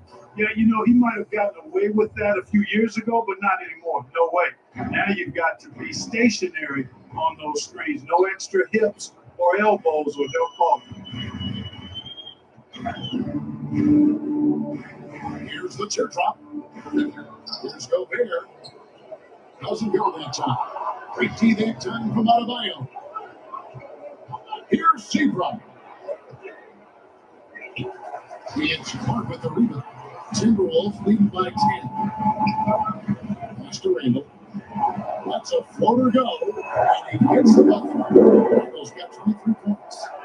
Unwilling to let up, even for a moment, his killer instinct just fanning the flame. Yeah, I love the fact he doesn't play the score. He just keeps coming in attack mode. He doesn't know how to step off the gas pedal. Pass to Adebayo. He watches it go through the hoop for his 8th make. Now 8 for 14. Well, you certainly can't fault him as the reason they're behind. He's been on target and on top of his game. Randall dishes to Clark. Shoots. It's Adebayo with the rebound. Adebayo's got his 16th rebound on the night. Puts it up from 7. Had a chance there to cut the single digits, but it's off target.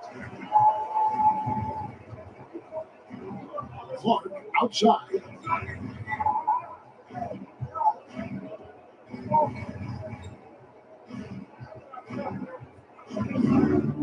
Six on the shot clock. It's Adebayo with the rebound. Miami trails by 10. The pass to Rivers. And the follow-up coming off Adebayo's feet. Here's Randall. He's got 23. Pass it. Adebayo against Gobert. Here's Clark. Second shot opportunity. It's Rivers with the rebound. Oh, you've got to be able to deliver when you get a buddy like that. That's just too easy of a shot to miss. Pass to Adebayo. Here's Seabrook. Back to Adebayo. It's stolen by Gobert.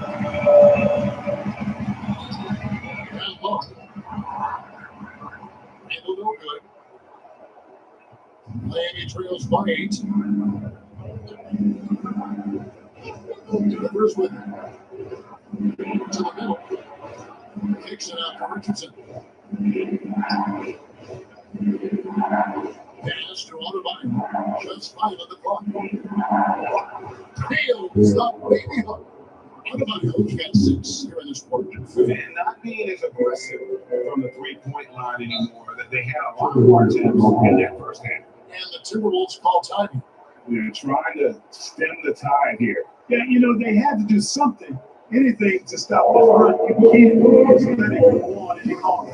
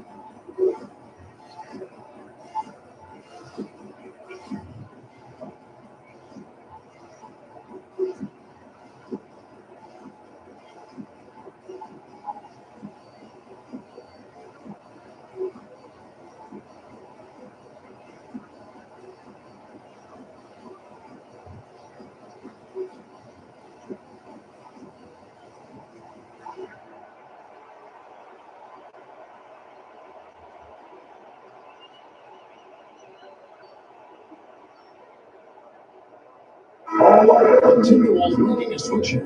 Milton's checked in. Heat also with the Sun. Jovic is checked in.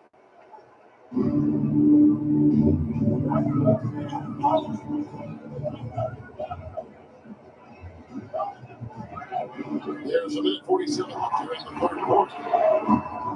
They get it back. You know, defensively, you just can't afford to give him that much room.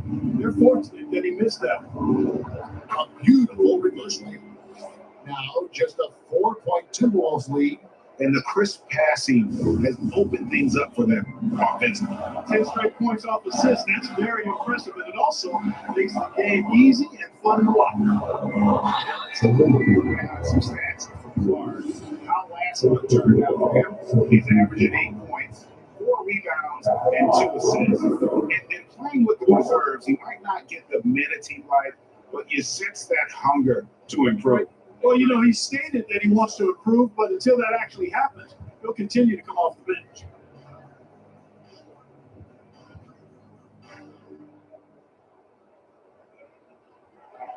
And that one goes for Clark.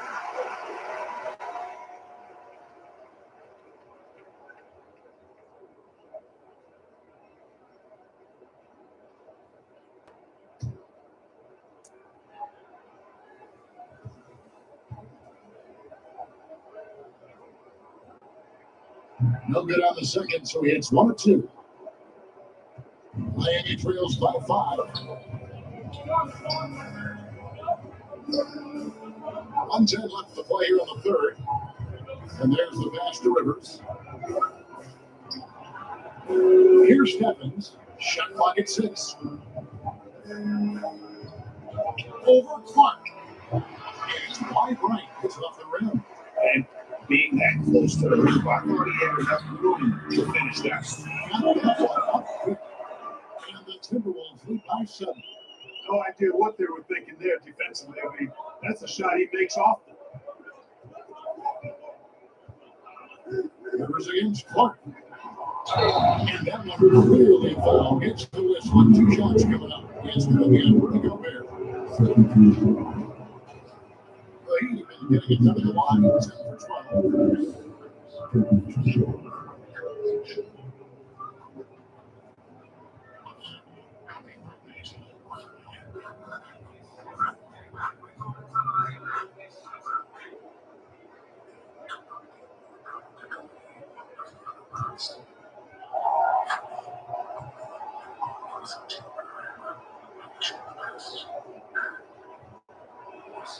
First free throw is good. Wiggins is tracked in for Miami.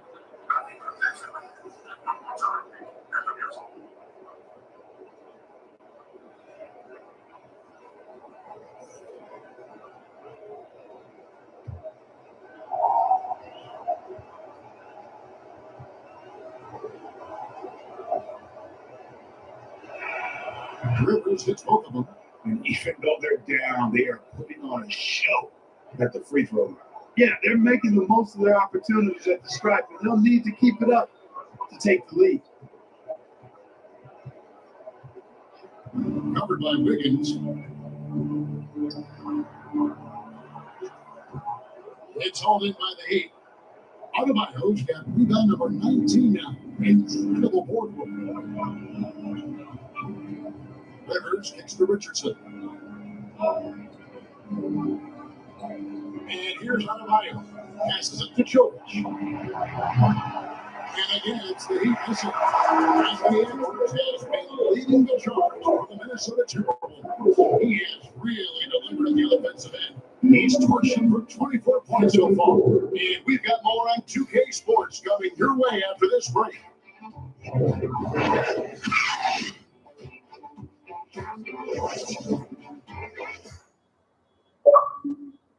Head coach Eric Spoelstra mic'd up along the sideline. Let's check it out.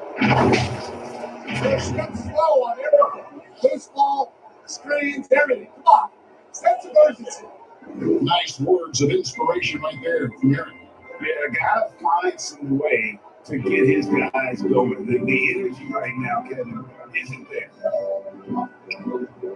And with 3 quarters behind us, we start the fourth quarter. What is still anybody's ball game. Now the fourth line is on the fourth. Tyler Hero out there with Wiggins. Richardson. Then there's Terry Rozier. And it's Jovic in at the 5, down low. Floats one. There's Rozier.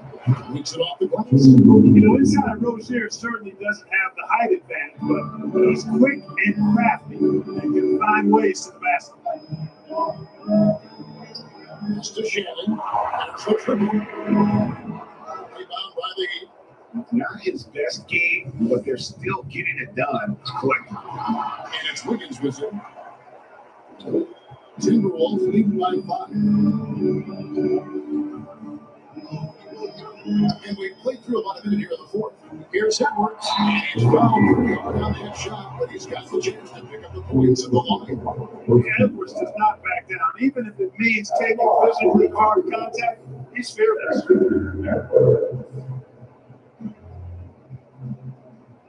Take a break. Take a break. 2 shots.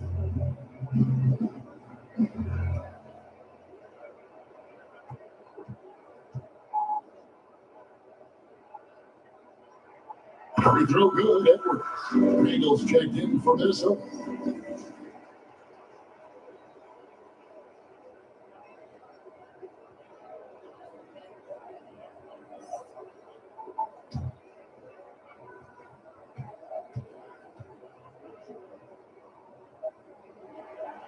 Second free throw, no good. Miami trails by 6. We're just over a minute into this final quarter of play. Here's Wiggins. Angle with some nice D. And that is a textbook example of how to defend your rim. And guys, I love his fight and grit on the interior. I mean, he never lets a shot go uncontested. Now, here's Rozier. He's guarded closely. Wiggins passes to Jovic. 5 to shoot. That's a 2 from Rozier. And again, it's the Heat missing. And the shots just continue to say no in terms of falling.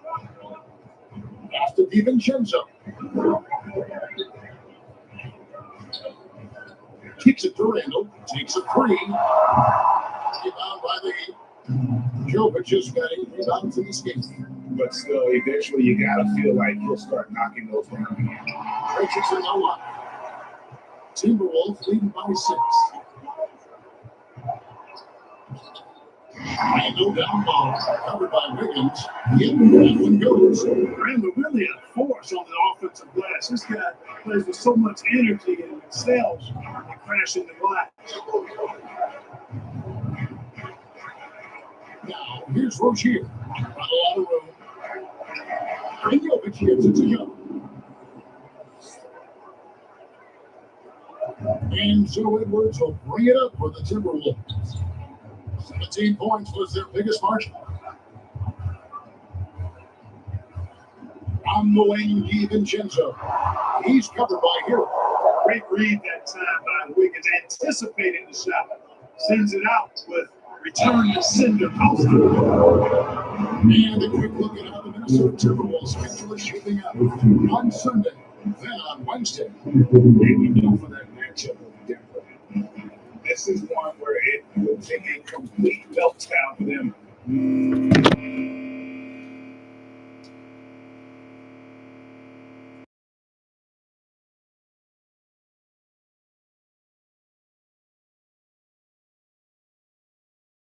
Please stand by.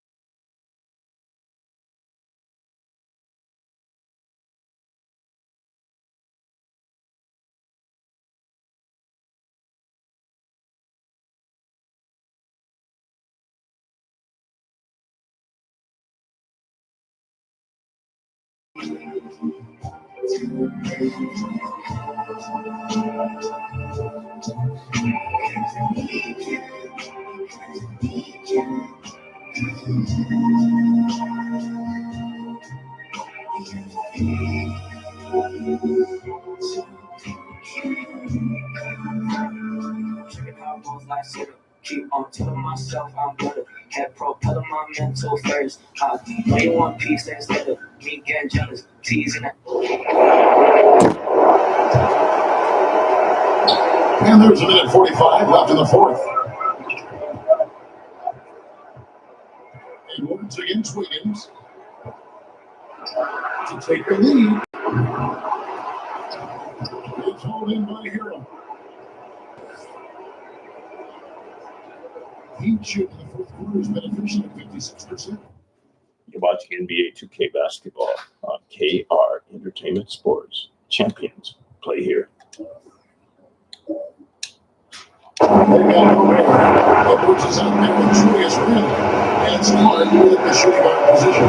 That's the line from Minnesota. And those are the kinds of mistakes that are magnified. Talking about a game that was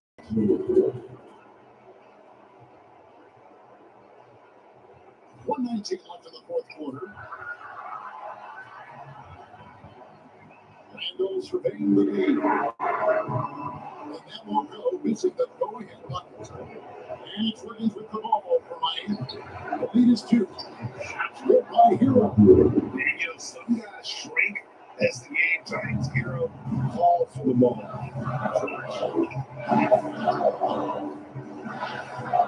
Randall down the ball. The Timberwolves again can hit. It's a rare miss for him inside. He may have just rushed it a bit. Maybe lost concentration too. And Clark over the hill. And that's an intentional foul.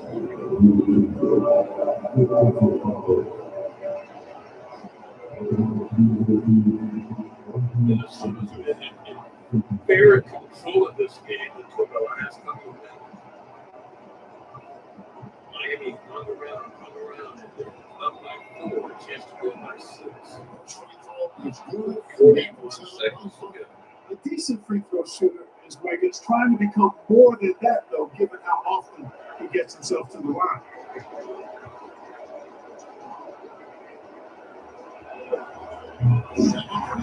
No good that time. He really wanted that one. And I'm sure he would like to have had all of those, but he's still able to grab the lead. He's just such a well-rounded offensive player. He's got a little bit of everything. Now, Hero. You can probably expect to see him slow it down now. And look who she pulls up in the clutch. The readiness of Adebayo paying off big time. And the Timberwolves call time.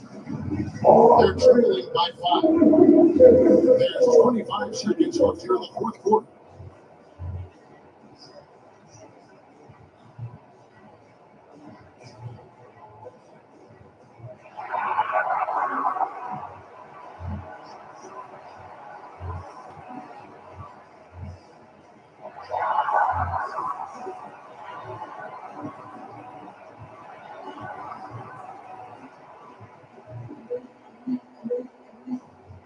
I would think that this game is over.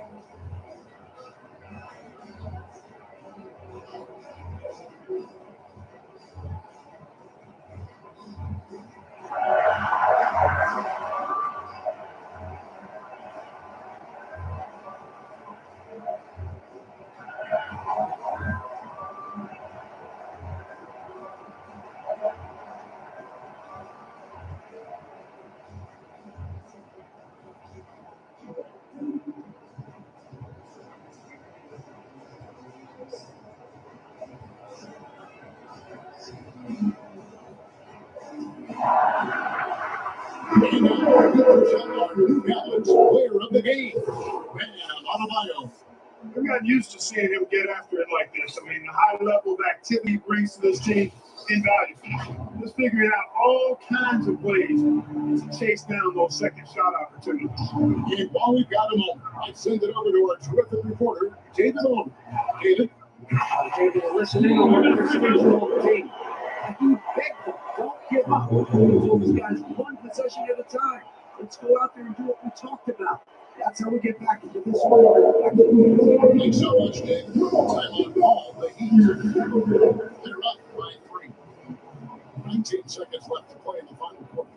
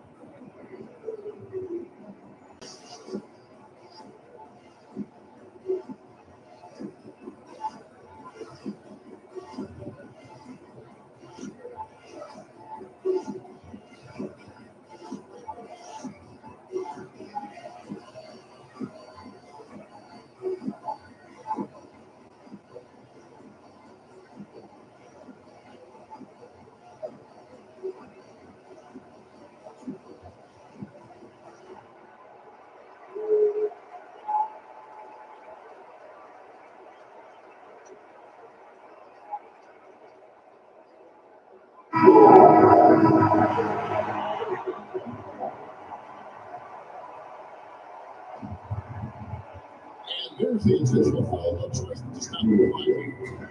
No choice but to foul there, but he's probably the last guy you want to see on the line. There was no time really to be selective. Stopping the clock was a priority.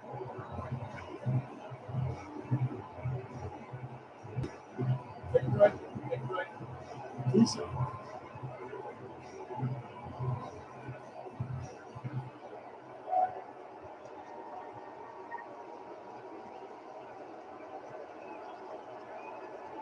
Hits the first one, and that gives them a 4-point cushion. Boy, Josh Richardson, really the kind of guy every team could use because he's got a well-balanced 3 and D game. He does a lot for his team, brings a lot of value to whoever he plays for. And so both free throws are good. And it's a 5-point game. It's a 2-possession game now. Those were really important foul shots. Offensive rebound. And Oak gets the good ball. It's stolen. Now, here's Richardson. And so it's Miami winning this one. A truly easy performance away from home. You know, it really was. They kept when this one was hanging in the balance late. They showed just what a tough-minded group they can make. And now we'll go to David Aldridge, who's standing by with our player of the game. Take it away, David. Thanks very much, Bam. Activity on glass tonight. How pleased were you with the performance? I'm just happy we won. You know, the stats don't matter unless you get a win. So I'm happy we got a win and keep dedicating to my mom, man. You know, she's my blessing, so she just keeps blessing me for some reason. Love to love, man. Congrats on the win. Back to you. All right, David, thank you. And that's going to do it tonight, folks, for our broadcast. For Clark Kellogg, Greg Anthony, and David Aldridge, this is Kevin Harlan thanking you for watching the NBA, presented by 2K Sports. So long, everyone. 120-115 come from behind win for the Miami Heat at the Target Center in Minnesota. Hard defeat for Minnesota, who has been struggling throughout the year, and they waste 38 points by Anthony Edwards, 25 points, and 2 rebounds by Julius Randle. And they give up 31 to Terry Rozier and 21 to Tyler Hero. Bam Adebayo double-double at 19 points, 15 rebounds. And a crushing 120-115 holiday weekend loss here on this Saturday evening now in Minnesota. 120-115. A look ahead for both teams in just a moment. But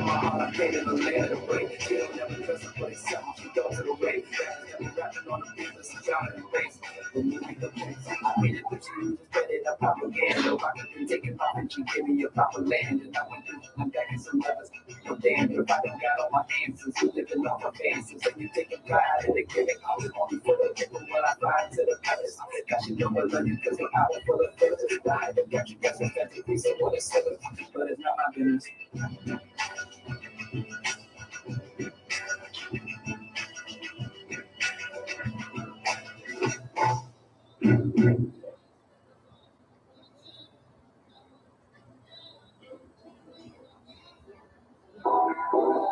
Hey, someone's talking about your best. Hey, Benjamin and me best friends. Hey, swearing me, I'm tired of shawty saying, hey, when they not on the ground. Oh my God, I'm like, hello, I'm back on my, no shitty, no baby. That's the one that cool to be naked. Crib line cover like, whoa, I need a crib up with soul, New York, like Biggie. I treat a child like that, no biggie. Still got it in my city. Hey, from the bed, don't you test me, you miss me. I got bands and it's stuck in my past. Feel me? Pockets ain't dancing like Britney. There's only in my AC. You all look good when you fit me. Back in your car and they open my door. I'm like, come on, like, bring it back. And now, are you mad at? And you mad at?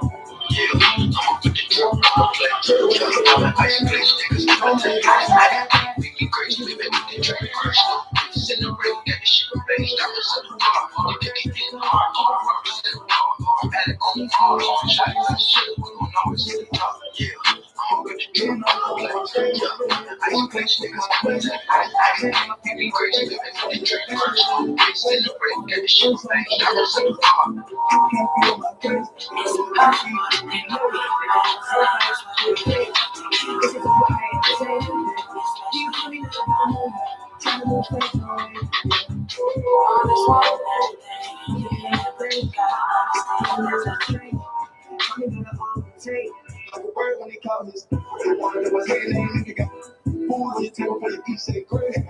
I'm going on one I can taste it. I was born up a star on the head. I'ma sit out on winners in the stadium. I got my dick in my belly and traded. Ain't let them draw, ain't saving them. Turn the pain into profit, should be perfect. Benjamin in my pocket and I'm counting. Backstage full of people I don't like, so I say amen. I pray for the pick'em. Every year gotta change my alias. BLTY, shorty like the name in the state. So I saw how to track my roles when they watch and they mad.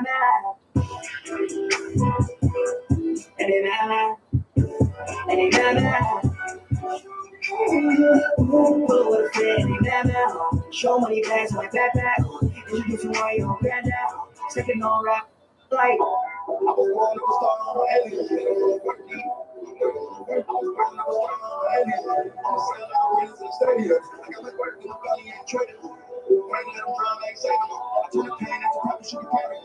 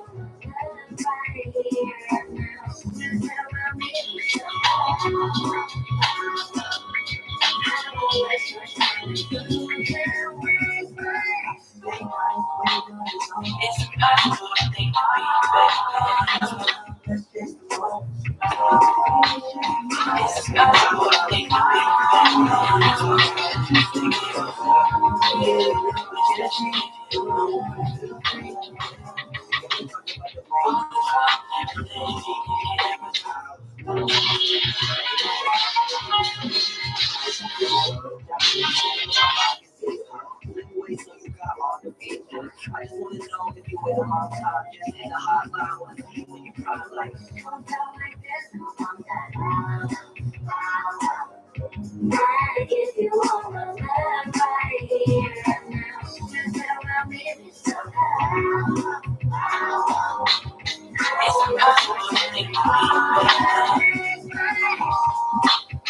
it's impossible to think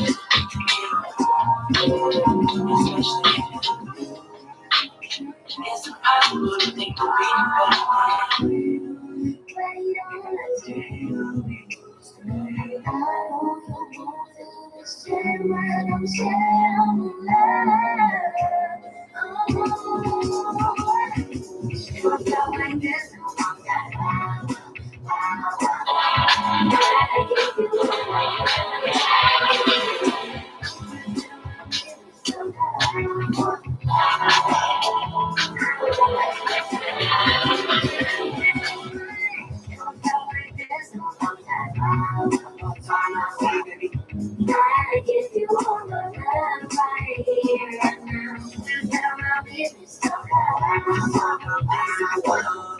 I won't waste my time and you can't waste mine.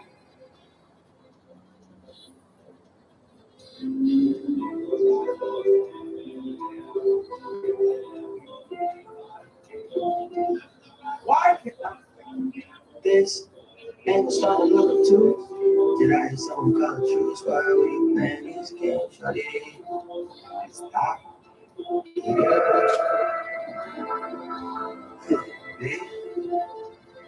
I don't know. This picture looking incomplete. Whenever you and I compete in these childish games, shawty, is it hard?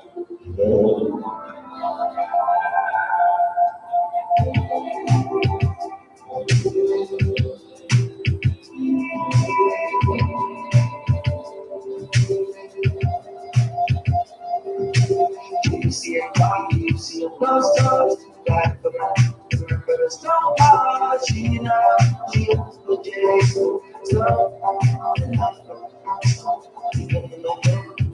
turned on, I'll be gone in places on every hour. Skits full like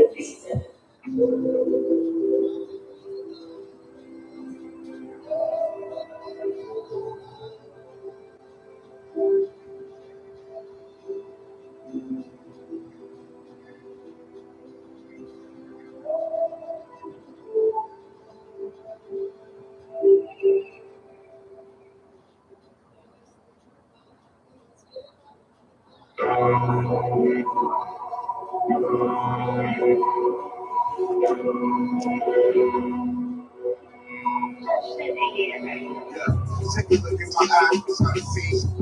Treat it like my yeah, cheeks. Pushing it through the rules and his feet, yeah. Smell a couple million letters, I ain't beat yet. Take a look at my eyes, I see. Treat it like my yeah, cheeks. Pushing it through the rules and his feet, yeah. Smell a couple million letters, I ain't beat yet. That's in the rock, so it's time to decide. Just hold on, this is cardio. So I can feel like a wave is fire. Leave the truth. Step off, it's my cavity. Archie funky the chairs, so family. Single handedly. I'm like Sam Street, the Hulk Hogan in the ring, get stampede. So many reasons, paper calendar greetings. With me, I get tears this season. Course of life that I take care of. The rock side, that's so that meaning. Put my face in the portal and ain't breaking for. Chasing cause the magic. If it's sex in the corner, I'm all in the cases. Can't even tell a distinction. Bro, in my bills and my jeans match with my suits blues like my life a canvas and I move like a B.I. I be on the A-list, we're always praying, change the game up now. The matrix, let's stay safe, fake legs, stay basic. I got the will to be sunny, these jaded. He's off your plate, see, 3 cups and waiting. Eat off my green card, advance is amazing. Midnight, the red color, little faded blues. Leave on your station, it's status confused. Let's in the room, just with our crews. Test with me, proof, y'all, they had to choose. Lose proof, y'all ain't got to say. Bling on your mouth, won't make you great. Yeah. Carry the bag is the pressure, making the magic. I'm getting top in the traffic. I stop the whip. I'm equipped with a bars and flows indicators. Protect my angels that trip my hold. The 3 and just breathe them, taking it easy with my big boss rabbit. I see so mad and struggling with my first day. My parents, I've been bragging a lot. My ego big as Ray Ross Palace. When I rap, they be saying, whoa, like a TikTok challenge. You with your homies working on the bounce of those in IG, but I see that no matter if it ain't video. Back up, get your backs up. The difference between me and you is very drastic. And I would never leave you in the streets because lyric's not allowed. My piece is never complete when it's longer than what it vows it happened with. So I'm wearing Adidas now, but I checked and I got a texture set that it's been a while. Take a look in my eyes, try to see. Treated like my yeah, cheeks. Pushing the fools ain't seen yet. Still a couple million later, I ain't peaked yet. Take a look in my eyes, try to see. Treated like my yeah, cheeks. Pushing the fools ain't seen yet. Still a couple million later, I ain't peaked yet. I'm gonna knock it off. You're trying to go pop it. You need a name to run me later. To myself, I said, the game. You niggas in the county thing. Every time a rapper goes out the streets, get another chain. With a soda piece of the lemonade. One us in the 80s, it's a limousine. Straight up with us, on me. Can't add no records. I think I have on me. I know you. All they doing on me. And Joe, and get you know, cause I can game you up. That buddy, you can't train them. I name up. To get up. To change up. But you can't train them. Name up.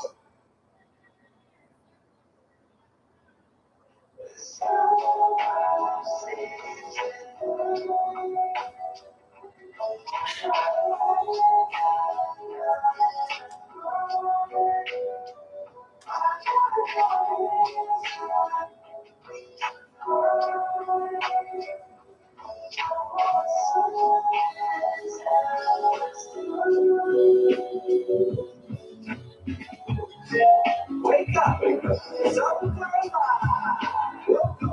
It's time to let me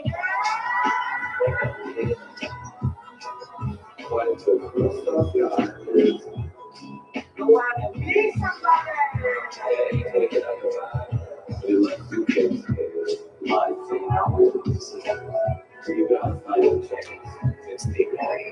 Riding around the streets from where my mama's been even if we just can't wait for Saturday. Pay the keys at church, my daddy to pass it, but I want that back, girl, that's gonna take my faith away. So young, but like this wrong next week. I wonder if that girl won't kiss me next week. Look along in the button down shirts, I don't hear no rings, but I'm trying to easy for me. I'm alone for you, so there's always love. I had a dream with me and you would leave the room. We were doing things, but we just had each other drinking avocado shake. I grew up feeling like I gotta be the hero when the world is crawling super cancer. But it's when you make me want to make mistakes.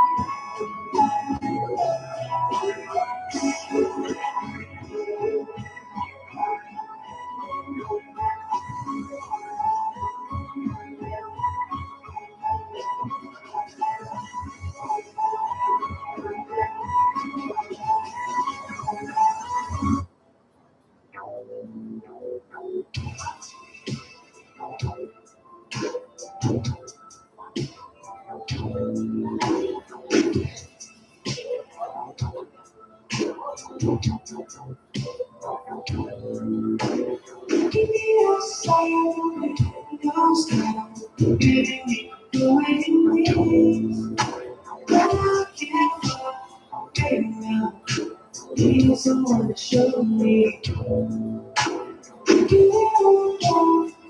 Sometimes, baby, you're what I need. I can't stop waiting on you. Only can't you see?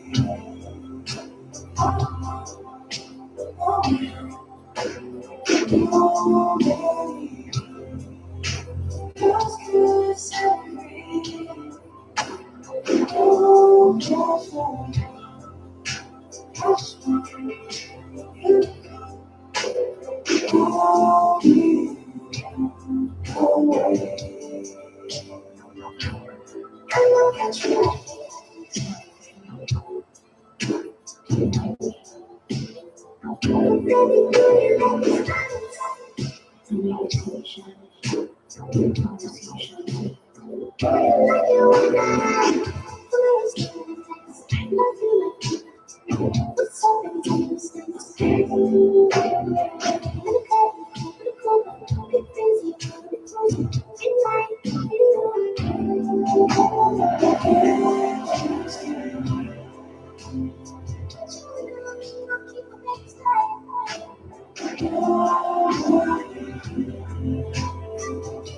It was my money.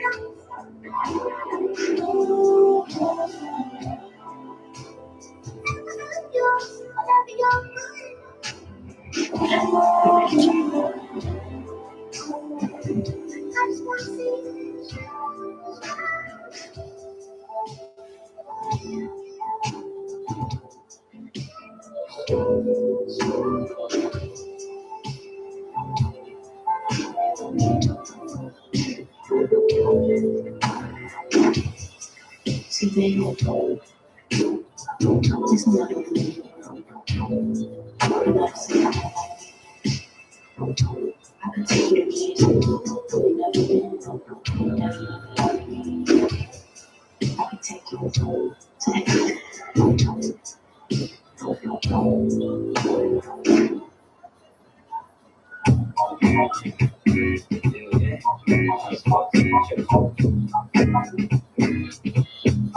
Yo, I was 14, church closed, curfew alone. Somebody grabbed the holy water because she hurt my soul. I saw an angel in the choir with the perfect tone that I would end up in the All right, we're getting ready for our 5 o'clock game, which is coming up here on KR Entertainment Sports. That final score in that game that was just completed between the Timberwolves and the Heat. The Heat came back and won that game. Amazing.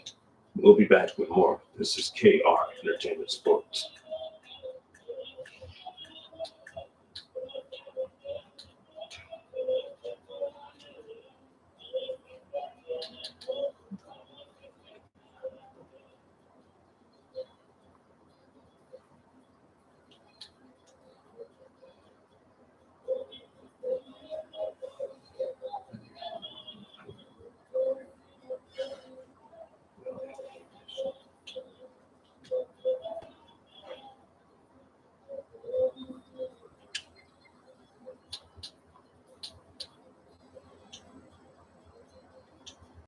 There's your final box score.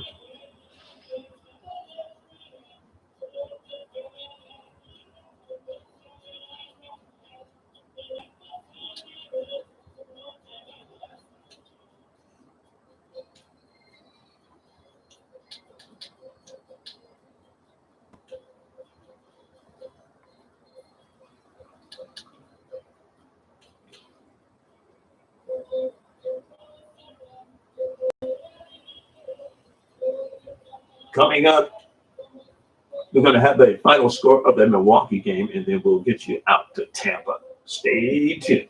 This is KR Entertainment Sports.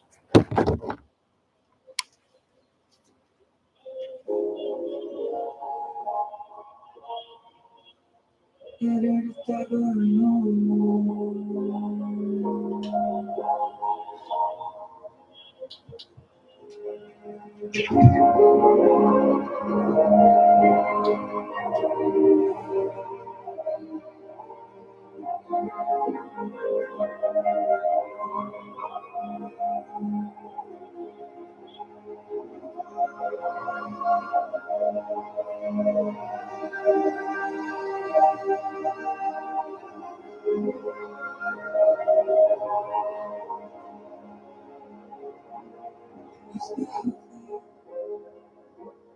You simply tapped in.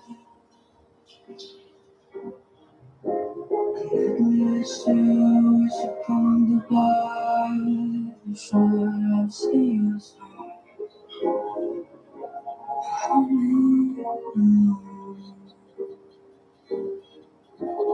If I listen to the words, it will say so.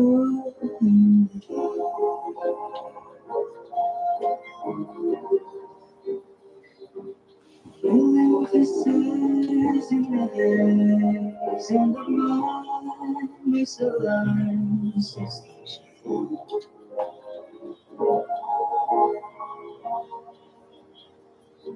There's only one choice left to make, and if it's all we did everything wrong.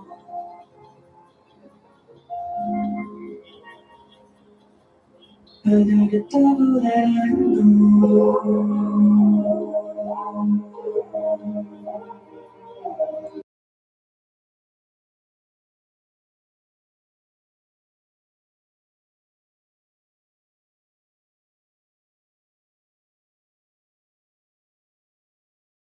It's much more difficult, in part because the contact allowed is much more strict. Shooters can create contact and be rewarded with free throws, and the skill level on offense has truly raised. It makes it tough for the defender to really get down and play that tough-nosed defense. And the basket by Trent. This is what makes Gary Trent Jr. such an important player. His ability to get hot in a hurry. Scotty Barnes is out there with Brandon Ingram. Then there's Dick. Then there's Emmanuel quickly. Down low. Here's Dick. Well-timed pass. And he goes straight to the bucket for the layup. Some guys just understand how to generate points. He's one of them.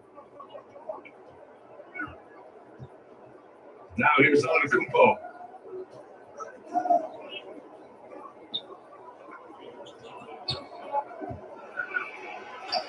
Yep, that one's good. Antetokounmpo has got 37. He's getting it done offensively, making winning plays at every turn. Quickly with the ball, and it's Kuzma picking him up. Tries the 9-footer, and that one hits the back iron. And they're up considerably because of their efforts on the glass. Here's Trent. And he was fouled while in the act of shooting, so he'll take 2 free throws. Okay, sweetie, I don't want to make you feel old, but we both played against Gary Trent's dad. Well, Grant, I'm not. But seriously, Gary Sr. was a 6'8" post. Gary Jr. a 6'5" shooter. They have different games, but both Trents are great competitors, Grant.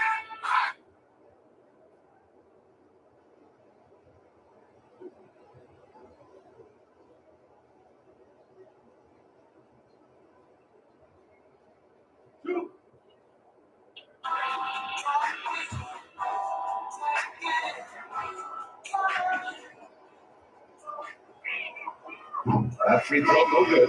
And with expansion whispers continuing to grow, Smitty, if it happens, you figure there would have to be some realignment. Yes, BA.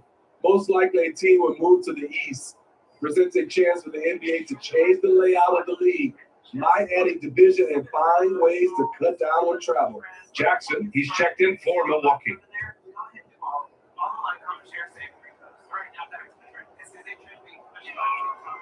That one's no good. It's interesting. No free throw attempts for him in the first half. He's finally pushing the action and reaping the reward. Smitty, there's been a lot of talk about the parity in the NBA right now. There are a lot of contenders for the title each year. The NBA is great for the league. The 4 teams competing for championships, the better it is for the fans.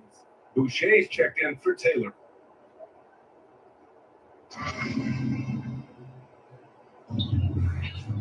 Quickly passes to Barnes.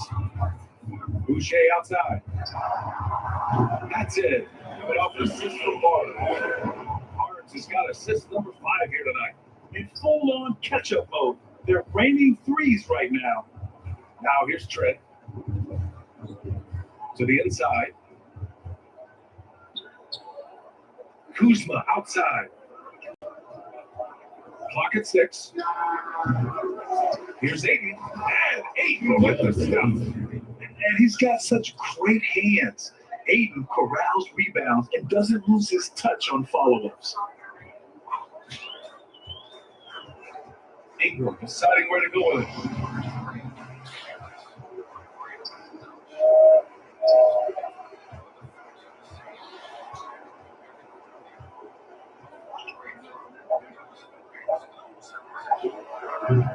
Giannis with the rebound. He expects to make every one of those, and we expect him to make them too. Pass to Kuzma.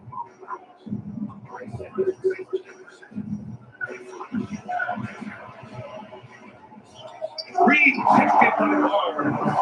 What an effort from Scotty. An impact player on both ends. Quickly finds Ingram. And the ball will be against Brandon Ingram. Brandon That's his 3rd foul of the game. And this kind of selflessness is great to see. Textbook positioning to draw the charge. The Bucks have gotten 8 of 14 shots to drop so far here in the 4th quarter. To the middle. Antetokounmpo, pass to Jackson. Back to Antetokounmpo. 2 minutes remaining in the game. 2 minutes. Jackson outside. Here's Kuzma.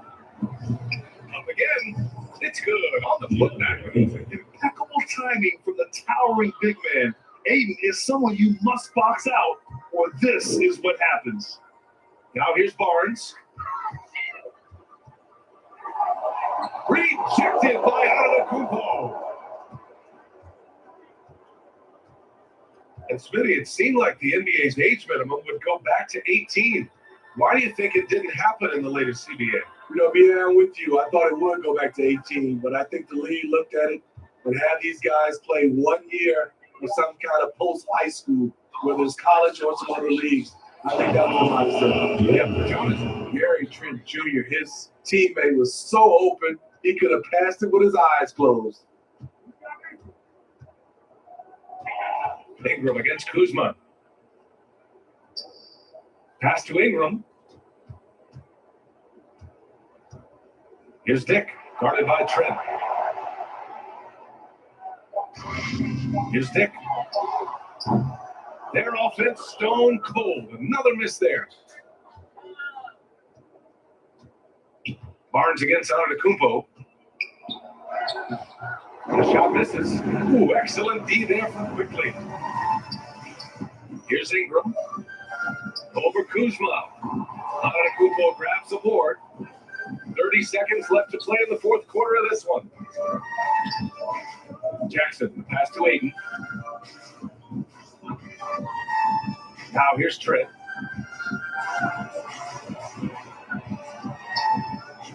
Ooh, excellent D there from Barnes. Hard to convert against that kind of defensive pressure. The rim protection at its finest. The result is the same whether you block the shot or simply change it. The visiting club takes the win on the road. To walk into enemy territory and deliver a performance like that says a lot about this squad. They really came in looking confident and didn't let anything shake them. This is what a dominant team looks like. All right, let's send it down to Allie LaForce, who's with our player of the game. Giannis, a tremendous performance. What enabled you to win this game so convincingly? It was a team effort. I think we came out, we did not mess around with the game. We didn't do our job. We defended, we moved the ball, because we were able to close the game. Giannis always recognizing the importance of his teammates. Thanks so much, Giannis. All right, Allie, thank you. And that about wraps it up. So for Grant Hill, Allie LaForce, and Steve Smith, I'm Brian Anderson, thanking everyone for watching tonight's game. We'll see you next time.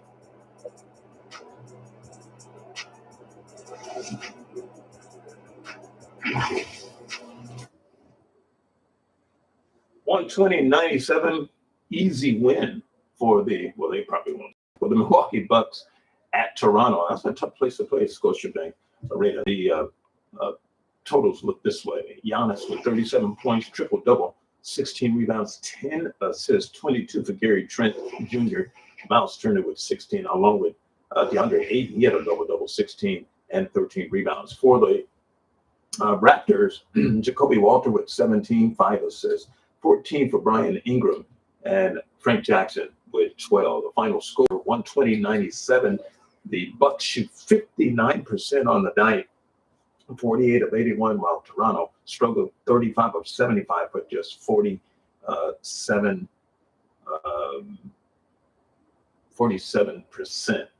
I said the Bucks were 48 of 59. They were 48 of 81 for 59%.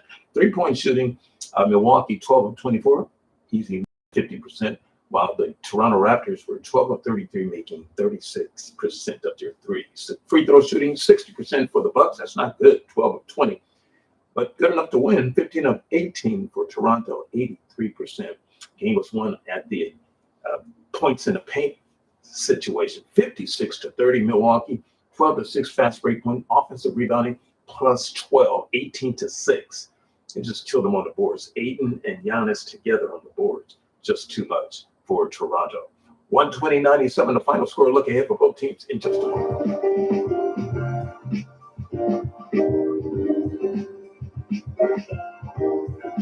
Coming up, the countdown to tip off for our primetime game. Look again at the box score.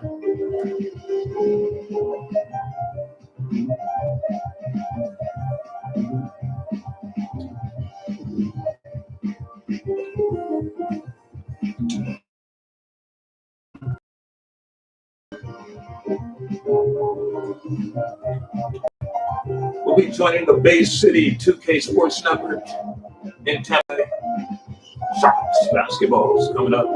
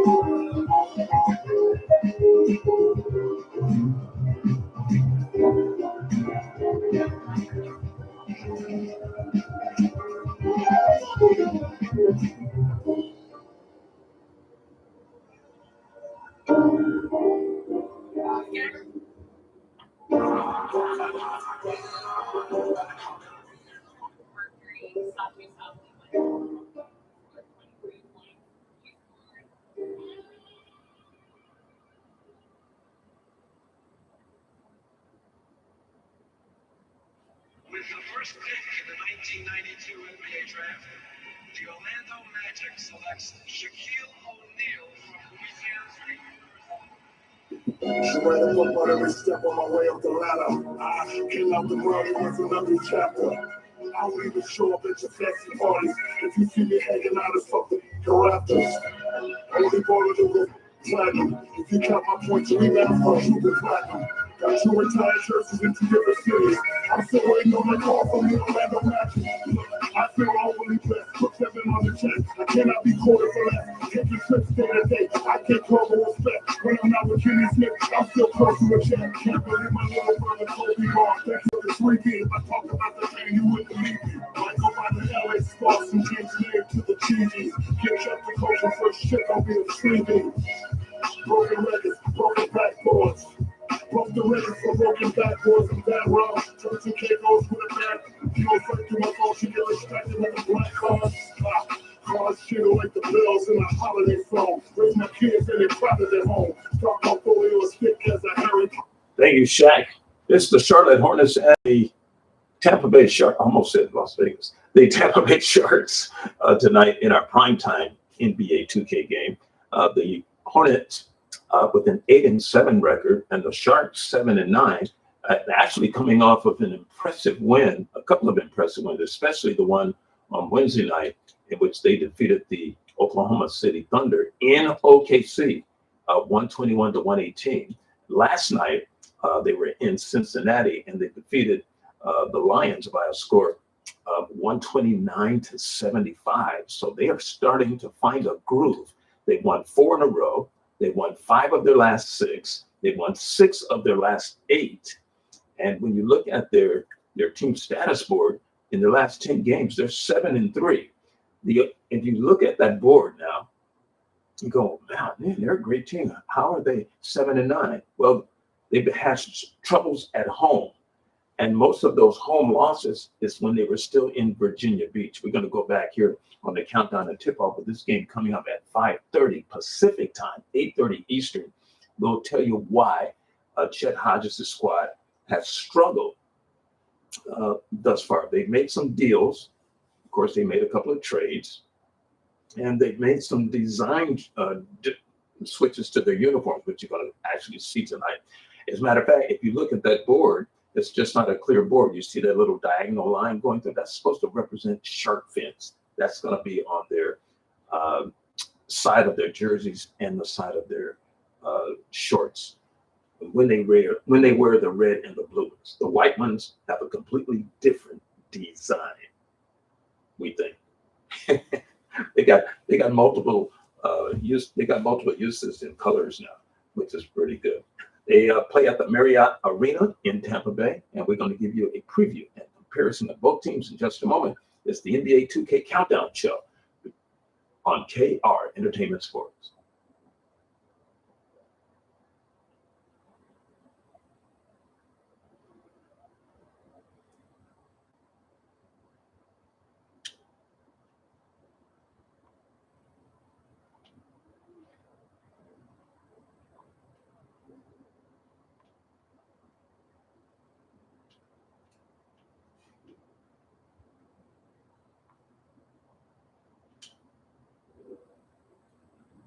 Tonight, it's the Hornets and the Sharks in Tampa Bay. The Hornets are 8-7 on the year.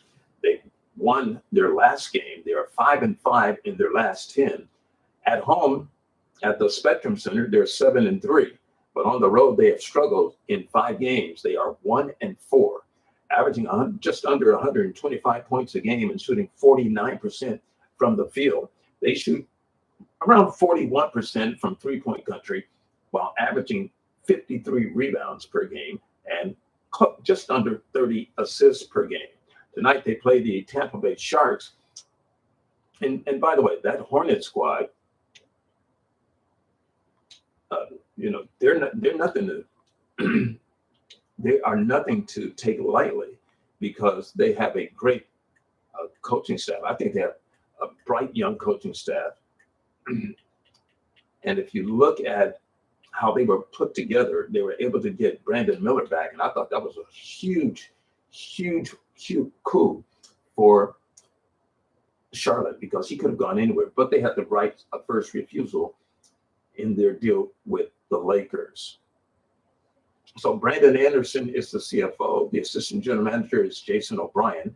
He signed Charles Lee as his head coach, and they were able to retain the services of Tyrone Corbin, who has been instrumental in developing that basketball team in Charlotte here in the 2K system. Kobe Lambert is assistant coach and head scout, and of course the trainer Charles O'Neal. So then that staff coming in here tonight is going up against the Sharks, coached by Chet Hodges. Chet Hodges demands a lot of I should say, attention to detail. He's very specific, very strategic coach. And I think his team is finally catching on to what, as they say, he's putting down. Projected starting lineups for both teams are as follow. For the Hornets, LaMelo Ball will be at the point guard in the backcourt. With him will be Colin Sexton.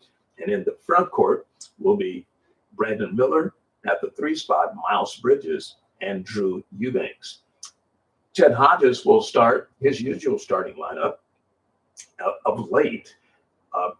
Bruce Brown at the point with Trey Alexander, the sharpshooting shooting guard, at the 2 spot, with Cameron Reddish, who started the last 3 or 4 games, DeAndre Hunter at the power forward, and Andre Drummond at center. If you look at the Hornets side, LaMelo Ball leads the team in 3 different categories: points per game at 23, assists per game 8.3, and steals per game 1.9. Ibu Baji, who is out injured, hurts this squad, and that he was really playing lights out. He was averaging, before he got injured, 14.7 rebounds per game and 4.2 blocks per game. He was leading the league in blocks. On the side of the Tampa Bay, Trey Alexander is their top scorer, averaging 17.3. They have a more balanced attack. Bruce Brown leads in assists at 7.2 at the point guard spot.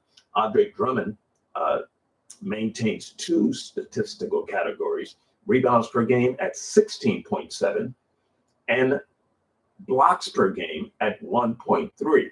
Cam Reddish, who's been put in the lineup, like I said, the last 4 games, leads the team in steals, averaging 1.3 steals per game. Now, how they by the numbers is coming up. By the numbers coming up next on the NBA2K countdown to tip off.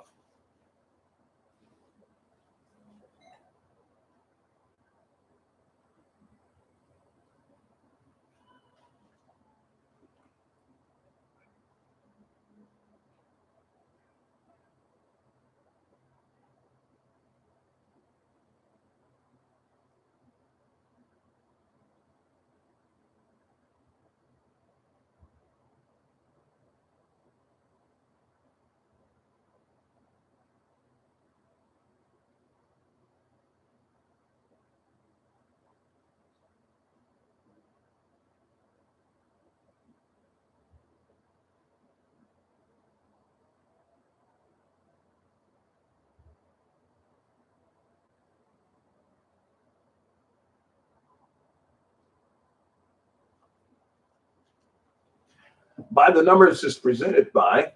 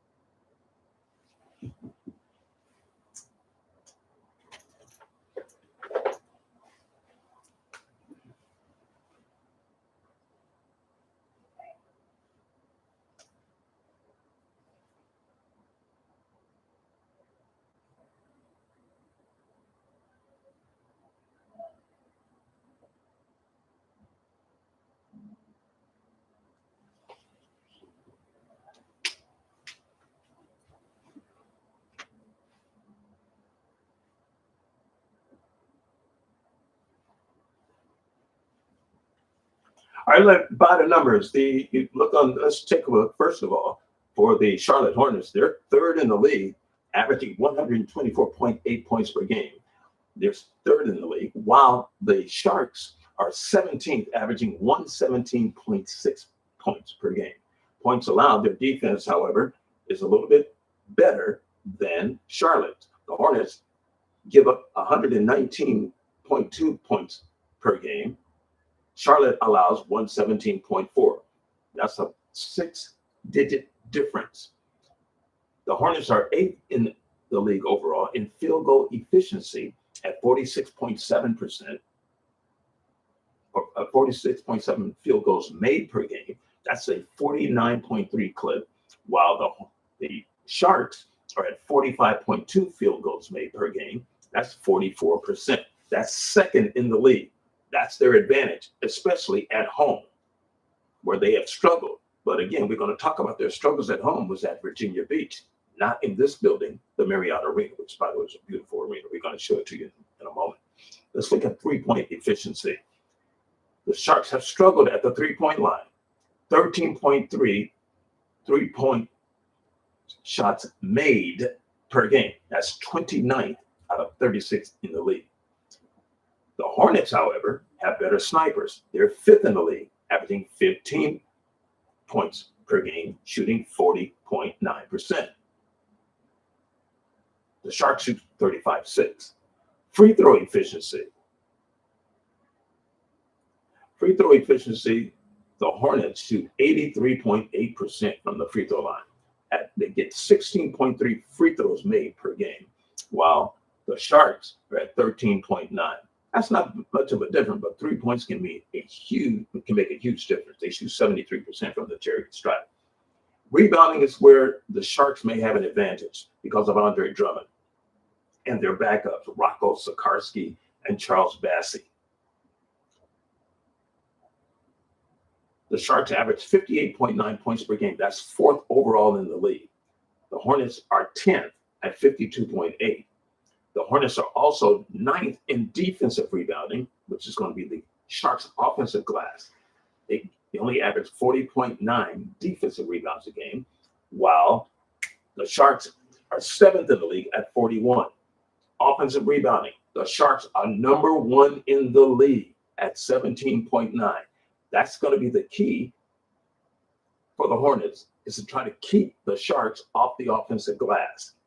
And with Andre Drummond doing his work on the glass, that's going to be a difficult task for the backup center of the Charlotte Hornets, which in this case, we mentioned it's going to be Drew Eubanks. Now let's look at assists. Both teams have really good point guards. LaMelo Ball is playing out, but he's playing lights out. They're 9th in assists, the Hornets did. They average 29.7 assists per game. Sharks are 15th in the league. Wow, that's big. But look at the number, 27.3. If they can get the ball out of the hands of LaMelo and let somebody else do the dealing, it would be benefit the Sharks big time in this game. Steals, the Sharks are 14th, averaging 7.2 steals a game. The Hornets, 6.5. They're 23rd in the league. We go to page 2.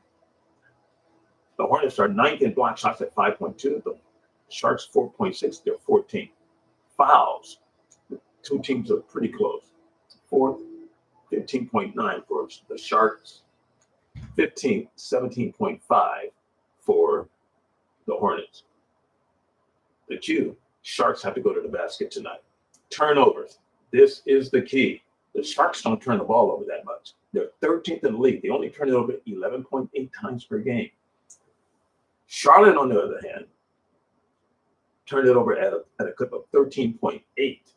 So possessions are going to be a key. So pay attention to the time of possession in this game, because the Sharks know how to run that clock down to the bare minimum and get quality shots. That's going to be key. We'll see how that works out. And we're probably going to see that because they do that dribble drive and handoff, the drive and kick, the screen and roll, the pick and pop, the curl, the ghost screens. Chet Hodges runs that exclusively. Opponent's field goal efficiency, the Hornets are 15th. 44.8 field goals made by their opponents, or 46.7%. 15th in the league. You can wash that out because the Sharks are 14th in the league. They give up 46.5 at 46.5%, so they're really close there. Opponent's three-point efficiency, however, Hornets are 21st, 12.9 3-points made at 38.8%. Sharks are 100 at 10. They give up 10 threes per game at 35.8 a clip. Fast break points. Sharks are 7, so they can run on you when the opportunity presents itself. They get 13.9 points off fast breaks, while the Hornets only get 10.9. They're 17th in the league. Now, here's where the Sharks have exclusive advantage. Second chance points with Andre Drummond. They get 20.4 second chance points per game. That's their average. They're fourth in the league in that category. The Hornets, without Adebayo, good luck. They're seventh in second chance points, averaging 14.7. Again, the difference of about 6 points.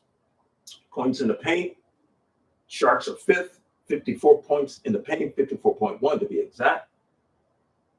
Hornets, 49.1, they're 11. And then finally, possessions. Remember, a moment ago I mentioned about possessions. Pay close attention to who holds the ball the longest, who gets the better quality shots while working that 24-second clock.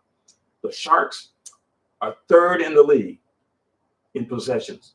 Out of their possessions, they get 108 points a game. The Sharks are seventh. They get 106.5, so they're pretty close there.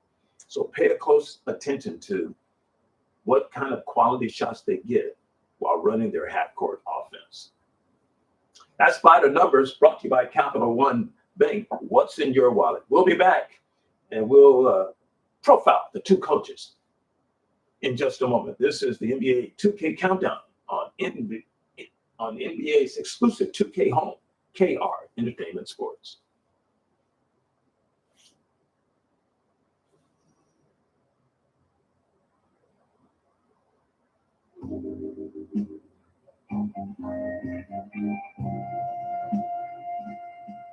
Hey yo, hey yo.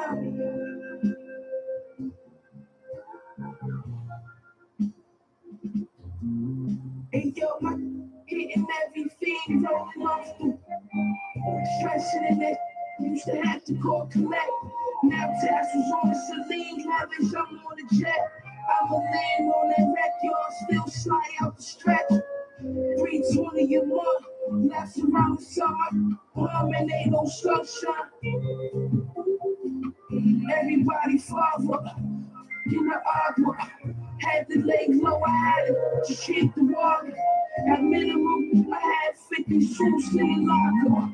Touch my off the dribbling proper. I'm from the east side, where the devil wear Gucci. The man don't stop, money slippers all posy. In the law library, you should have heard the black told me.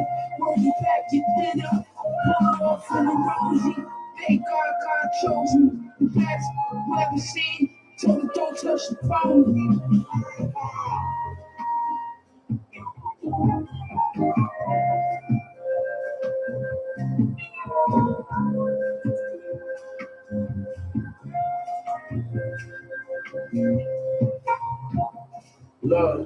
Look, Pirates vision, kitchenware. I was whipping, got my wrists like I won the strongest man competition. Send the Brody on the mission. On my opposite, they talking tough, but they was not convincing. The more the rep deposit hit it, got my wrist just still in my prime, but I just had the optimistic. I had some setbacks, but I remained optimistic. I'm out the trenches, hot pockets, mystics, now it's lobster dishes. I know body in these beats is what you know me for. All gold Prezi, but I got mines out the Roby store. Why you think like they Kobe for? Too strong. Why you think they always for? I gave them the style, gave them the lane, that's what they owe me for. Put some homies on and gratitude, they ain't show me at all. Celine told for my bra, Margiela coat in the fall, scatterbrain open. Y'all know who the God.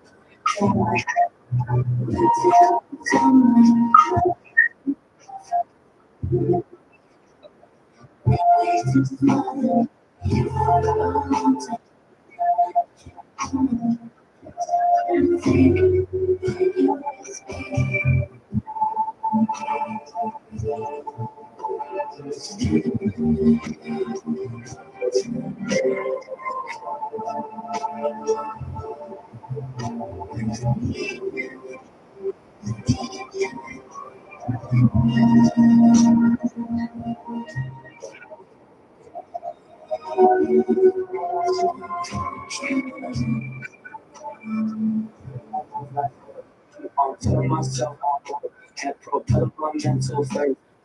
Made one piece and using that extra.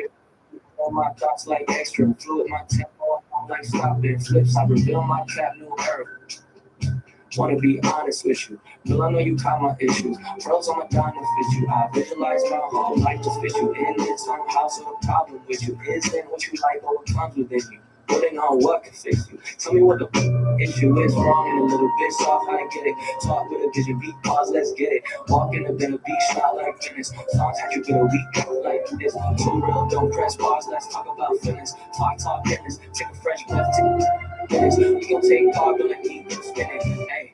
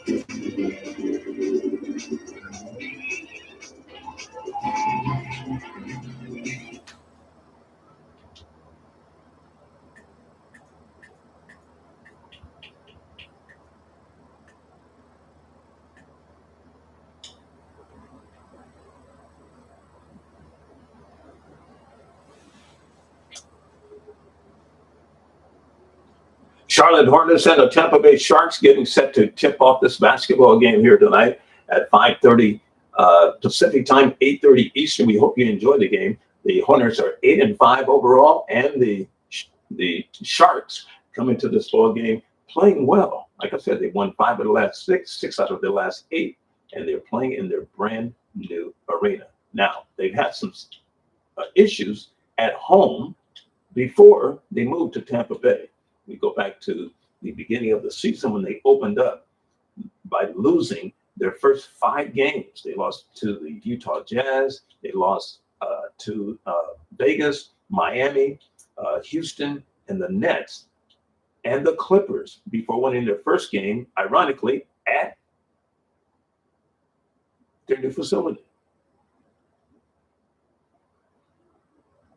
That was their first big win, and they beat the Cleveland Cavaliers by a score of 138-135. They lost to the Lakers 132 to 114. They were in that game until the Lakers exploded in the second half. They then defeated the Brooklyn Nets 137 to 112. That game was played in Brooklyn. They won that game. They lost a tight, ugly game, 84-75 at home to the New Orleans Pelicans. But they picked up a win against these same Hornets that you'll see here tonight in Charlotte. They won that game by a score of 136 to 124. They lost the very next night in a back-to-back night, second day of a back-to-back contest, 143 to 133 to Atlanta at home. But they were in that game until the final 5 minutes and 43 seconds. But they managed two great wins. They went to Denver and beat the Nuggets a couple of nights ago, 120 to 104. Was off yesterday. And then last week, defeated the Wizards at home by a score of 123 to 99. They played really good ball there. Since then, they have beaten Oklahoma City again. They beat OKC 121 to 118. So they are for real. They've beaten the Thunder, handed the Thunder only their second loss of the year. They lost to the Lakers and to the Sharks team. And last night, they defeated the Cincinnati Lions in Cincinnati 129 to 75. 29 points for Malik Beasley and 20 for Trey Alexander. So tonight, they'll try to get another win against the Hornets. It's the Charlotte Hornets and the Tampa Bay Sharks coming up next on KR Entertainment Sports. Champions play here. Enjoy the game.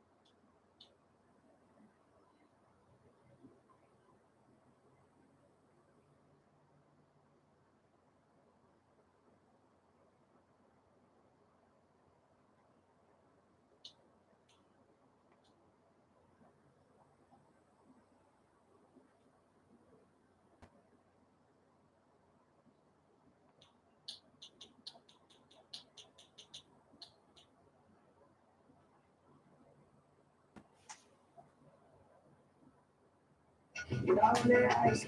What you gonna do next? Hard shot price. Bricks on coming.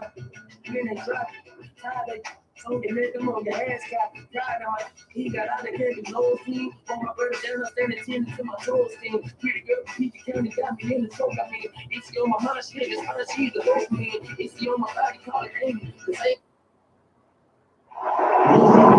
Hello, basketball fans. We've got on 2K Sports as we get set to bring you an exciting NBA basketball game.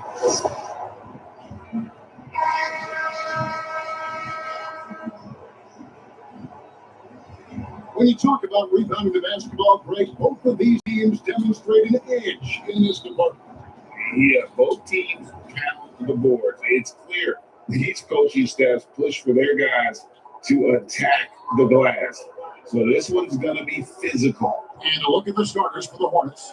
All out there is Sexton. And there's Miles Bridges. And it's Miller. And it's Eubanks in at the 5 down low.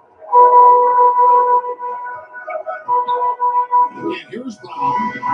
And pushed out this one. Looks to be an individual. Screen by Drummond. They took a foul immediately. Stand there. So that's how the refs are going to blow the whistle tonight. So turnover.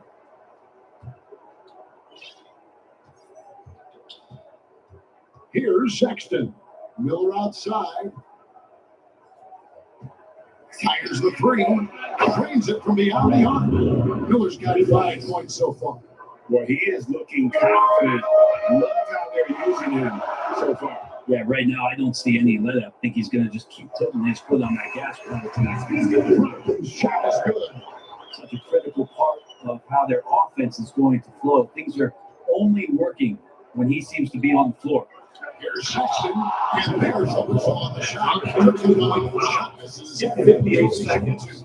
And there's the foul. It's against him. Hornets shooting their initial free throws of the game right here. 2 shots.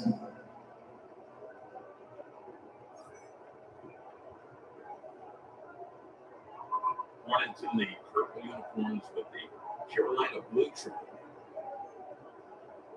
Tampa Bay in the white uniforms.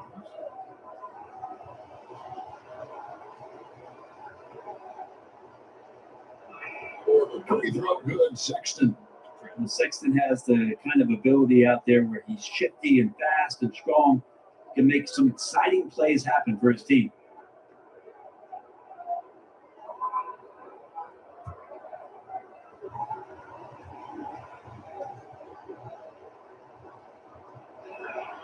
He's perfect for the line this time. Well, when he gets into a groove at the free throw line, it doesn't just last for tonight. This might be 2 weeks, 2 months, something like that. Brown, the basket. The shot is good. Brown making the play. And every basket from this kind of range is going to help Hunter's perimeter game. Doesn't worry about the defense. And it's the Hornets ball. It's a 3-point game. And what I admire about Bruce Brown, he's just determined to make winning plays. Great. He goes into the game saying, how can I impact? What do I have to do? Do I have to defend? Do I have to block shots? Do you need me to hit a three? Do I have to get inside and score? He answers those questions every night.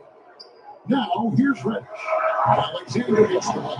And right out of the gates there, and loaded 3 straight scores early.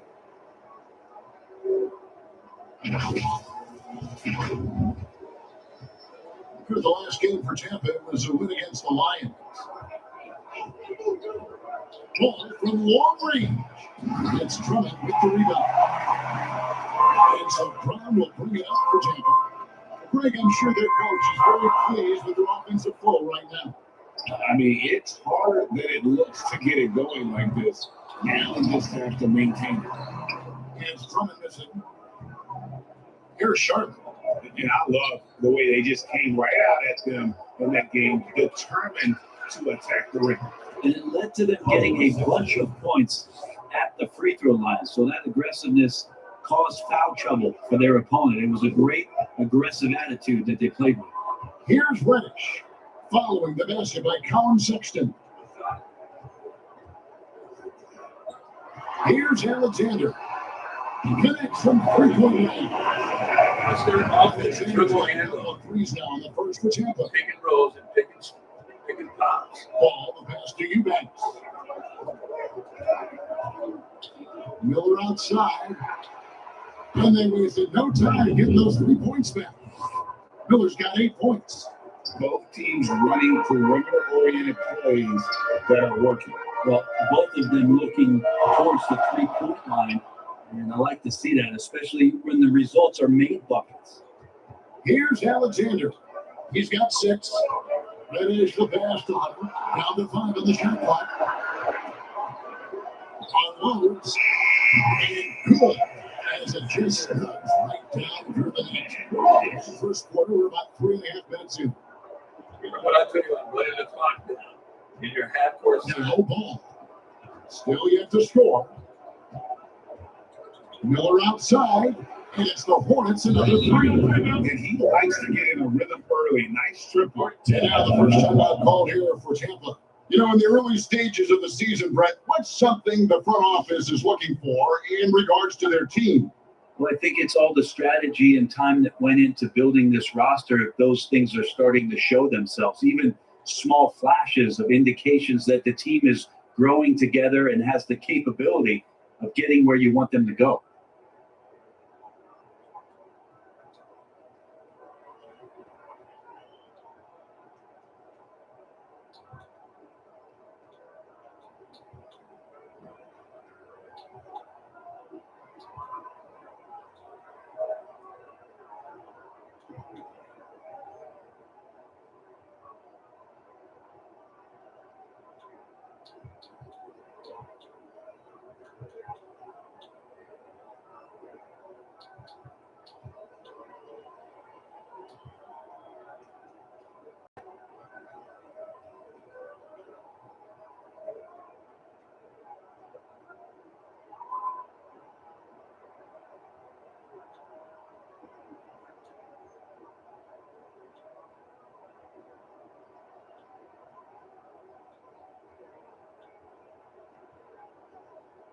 And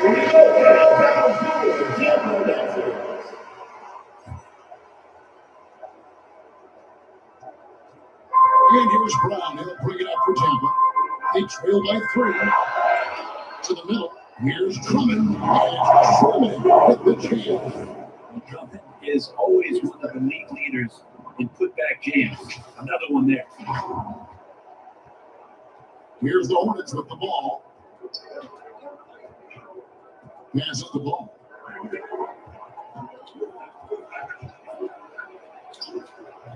Hunter with some nice defense. The defense ready for him on that possession. They had to be because he is so strong in the paint.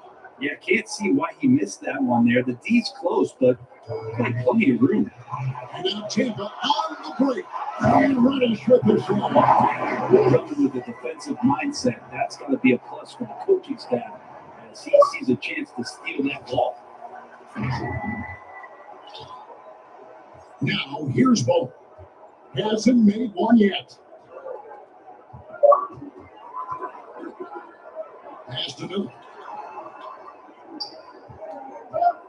Over a rebound by Tampa.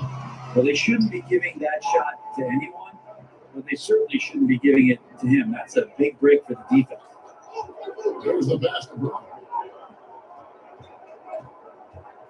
On the wing, Brown. In the corner, it's Hunter. Shot clock at 6. Here's Alexander. Here's Drummond. That one falls his second basket of the game. He's got 2 for 3. Drummond uses his rebounding instincts on the offensive glass so well. Those second chance opportunities, they can hurt you. Now, here's Sexton. Over Alexander. Sexton's shot is good. Sexton's got his second basket of the night. Punch, counter punch. Impressive offensive production early on. Who's going to miss first? Every time one team scores, the other team right back at you. Now, here's Bridges. After the miss from Andre Drummond. And even though he didn't get a piece of that shot, you love the pressure he puts on the shooter. Yeah, that's the kind of energy that you want to see on every possession throughout the game. And it's Tampa with the ball. Following the miss by Miles Bridges. To the inside.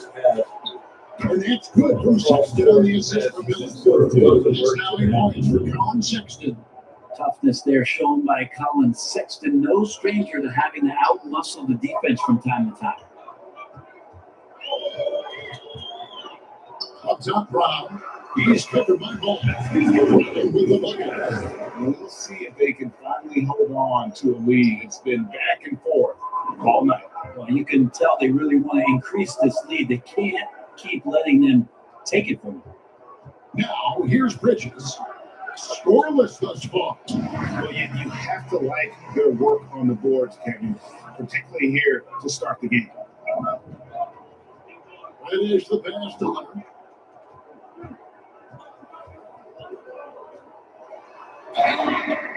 And contact on the shot, so he'll be shooting free throws. Just getting inside as a wing can help you out a lot. And Hunter right there forces the defense to out. In a moment, now to quickly take a look at the offensive approach for Tampa. So far, they've moved the ball well, leading to open, high percentage looks. Lots of assists in this one. Well, I want to add also the damage that has been done on the inside. It's a lot of rebel in there, but we're continuing to go right at the defense.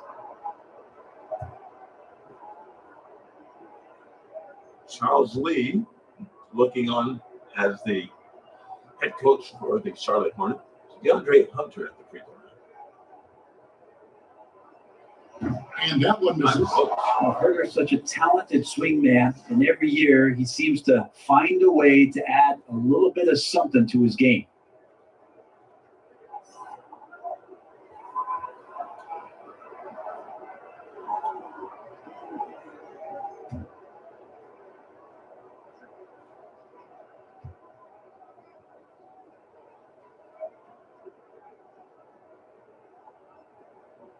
And the second free throw, good.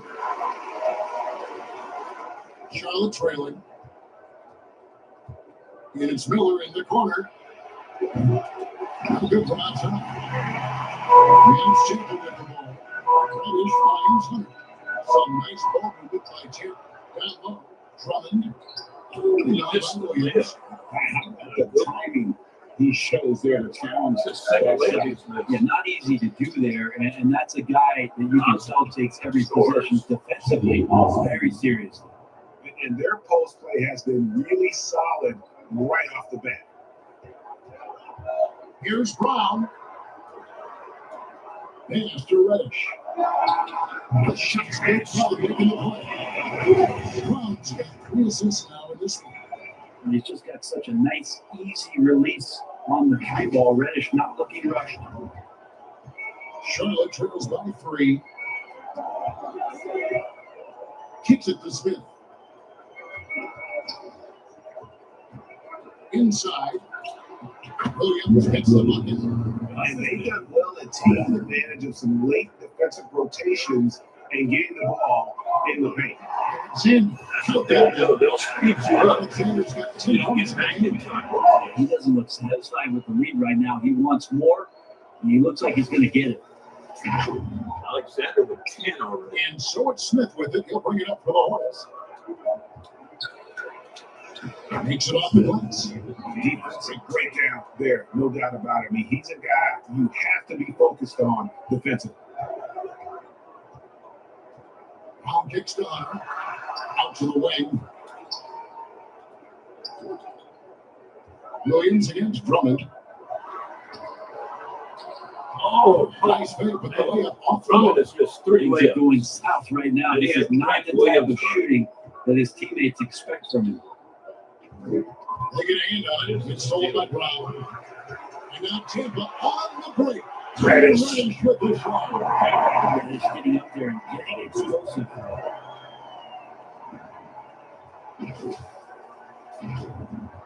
Charlotte trails by 3. There's Miller with the 3. Andre Drummond guards the miss. Drummond's got his 7th rebound of the game. Right. And Miller, here we go. He can't leave the bucket.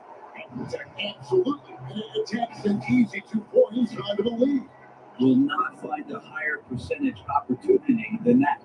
Said the run when an opportunity presents itself. Here's Shavino.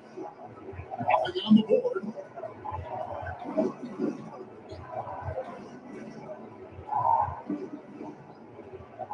We're on the clock. Let's go. Andre Drummond grabs the miss. Drummond's got rebound number 8 now. Alexander, no wide. Alexander can't convert. And so it's Charlotte with it. It's a 5-point game. Here's Shavino. 2 free throws coming up. They've got a shooting foul. That's on the other 3 for Charlotte. They have had 2 chances at the line already, making a bump. Taking 2 shots.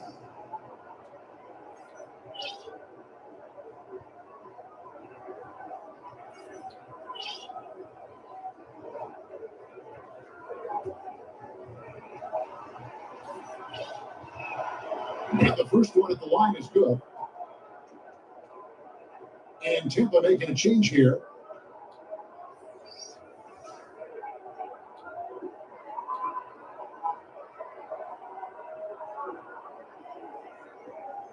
Chet Hodges just say he's going to go to his bench. His rotation will be different because of the back-to-back situation. Good for the It's second of the back-to-back game. Game 2 of the back-to-back. Here's Alexander. 10 points for him. This lead right here. He's got it. He scored from the lead. He's on the block. Walker's playing the chemistry has been terrific. Really impressed with their offensive execution. 1:53 left to play in the first quarter. Here's Shavino. Here's the 3. Reddish grabs the rebound. Tampa lead by 5. That's it to Wainwright. Reddish with the ball. He's got 7. High pass to Massey. It's Brown on the wing. Launches a three. No. A shot by Reddish, no good. Smith with it, picked up by Brown. And he's out. And then Tampa on the break. Massey with a fast break throwdown. Sometimes Really skilled by Alexander on the other end. Maybe sometimes that's true, but also give him credit for being unselfish. Charlotte trails by 7. Miller outside. 54 seconds left here in the first quarter. Austin, the pass to Williams. And guys, they continue to put a lot of pressure on the interior defenders with their work down low. Here's Massey. Miller grabs the miss. And a clear pass to the And it's the Hornets' ball. Miller shot rejected by Massey. Massey, the pass to Alexander. And just takes a few more points onto their lead. That's breaking it down hard. Over to the wing. Here's the Javino. The rebound by Tampa. Well, he's just really struggling right now with everything he's throwing up. Nothing really helping out in terms of his confidence. I mean, these ones aren't even close.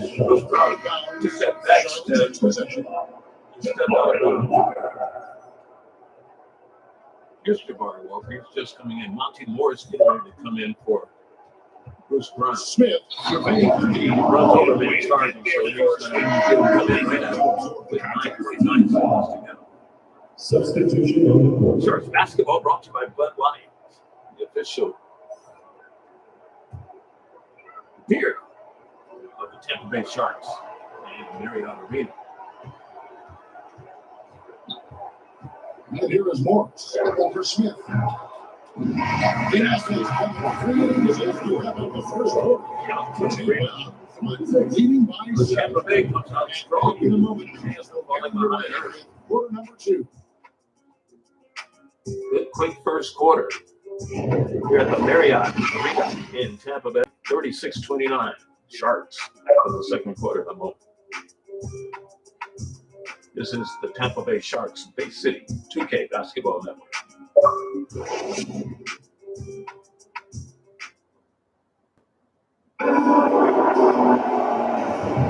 And for those of you just tuning in, the second quarter of action is where we're at right now.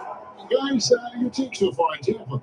Well, they've been aggressive from the beginning, particularly on the offensive end. Well, if they wanted to start well, this would be it. They seized momentum right away, and they just didn't let it go in that quarter.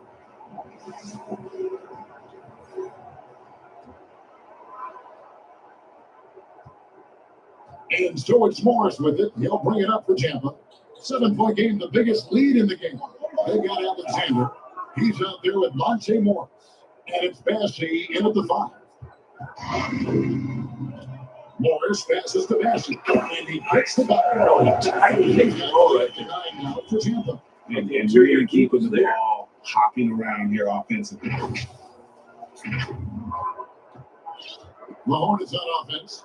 Ray, take a look at Monte Morris for a second. You've got to be inspired by his The block by Alex made from late second round pick to a seasoned NBA player. He's best in there. I can pass to score it. He's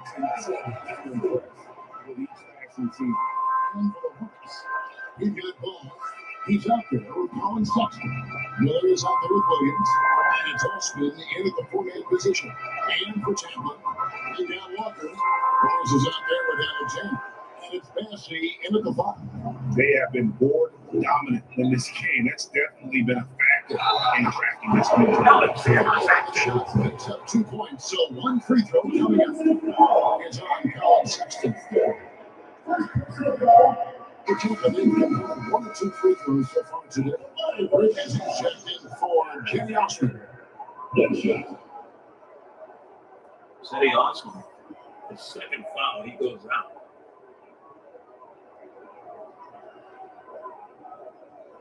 Michael. What's up?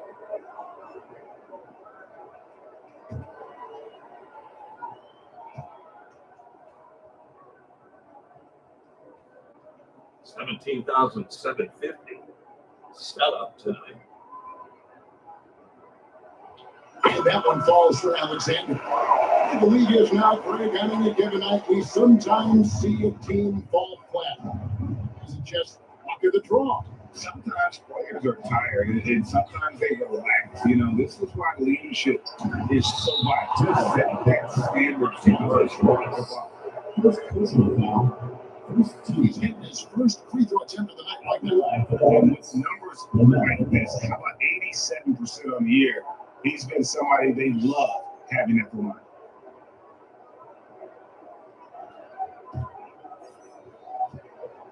Little ball going to the line. That's good for him. Taken third overall in 2020. LaMelo Ball is a unique player. Like his brother Lonzo, very tall at the point at 6'6", and he'd much rather pass it than shoot. And Tampa making a change here. Beasley's checked in.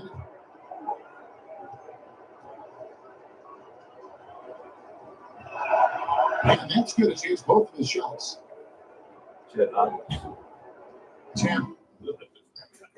I don't understand it. Every time I come here, my checkbook has less and less in it. Your what? My checkbook. When I come here, it has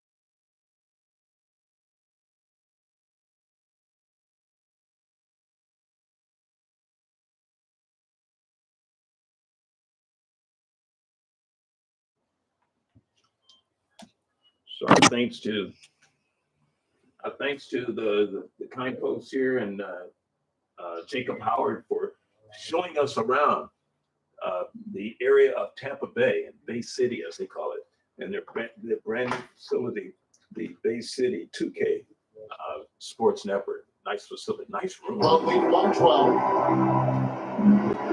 12-point lead for the Sharks. On to the right wing. Bridges with the steal. Wainwright mishandling the ball. Miller against Walker. Shots good by Miller. Miller's got 13 points. Just good aggressive drive from him that time. Found the hole of the D and went straight to the rim. Morris looking over the floor. Passing. The shot's good on the assist by Morris. Morris has got 3 assists now in this one. They are just killing him on the interior. We're now about 2 minutes into the second quarter. Ball, the bounce pass. Here's Miller. That one falls through. It's his 6th minute of this game. So easy. Disappointing as a player to have such a great game and still be trailing. Not over yet, though. That's the basket. Back to Morris. Almost a ball away. Another turnover. Beasley covering. Walker with the rebound. Walker. Tampa lead back in. There goes Morris to the rack. Turning it up the court. Transition offense there. That's execution at its best. Yeah, once you burst through a seam like that, you got to look right towards the rim. Sweet play. Howard Sexton. 8 points for him. Of course, almost hit it. Shoots. Rebound by Tampa. I saw a green light there. If he's not going to get away with that kind of lack, Because all that he was way like, right, Check out the score for him. 7-2. Tampa shooting their 4th and 5th shots at the foul line of the game. Malik Beasley, 2 shots.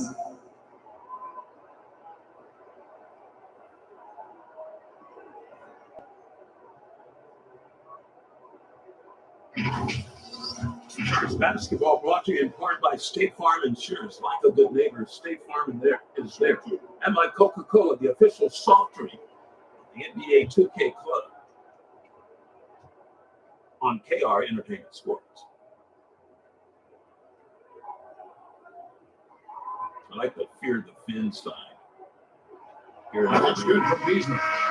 Beasley's a guy who just hits the court hungry and they're ready to make an impact. He usually does that on the offensive end. Charlotte making a switch here. Eubanks has checked in.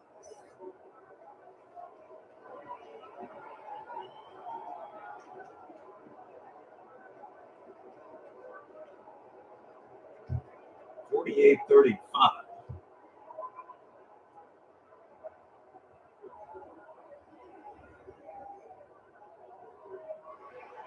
He doesn't get the second one. Charlotte trails by 13. Feeds to Sexton. It's good. The assist that time ball. Sexton's got 10 points. And Ball is a proven distributor. He's got a real talent for spotting the cracks in the D. Turnover. Fast breakdown. This is where they get in trouble. Uncovered. And they give up points on the other end. Shot is good. Yes, sir. Sexton's got it back down. This is how they say we give up and turn it over, and then we give up points. Adjuster. The pass was just timed perfectly. Miller against Walker. Now the pass to basket. Well, they can run that all night. They just haven't figured it out. They're running it from different angles. A nice way to pad that lead a little more. You're right. And so Sexton will bring it up for Charlotte to the right side. Eubanks the pass to Miller. Nice pass here by Charlotte. Here's Sexton. And that'll be 2 free throws coming up. Wainwright. Be cautious around Sexton. He's very good at seeking out contact. And did it there. Charlotte shoot their 7th and 8th attempts at the foul line tonight.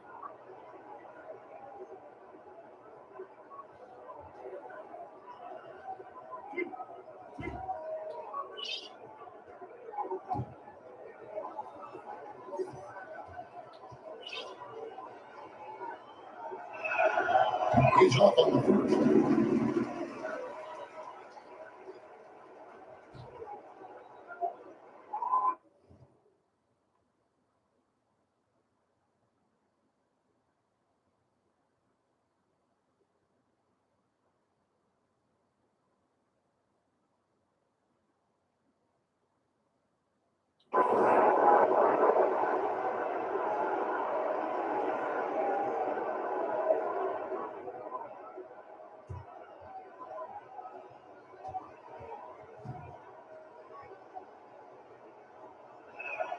And he's good on the second. Tampa lead by 10. Now, here's Morris. Pass to Bessie.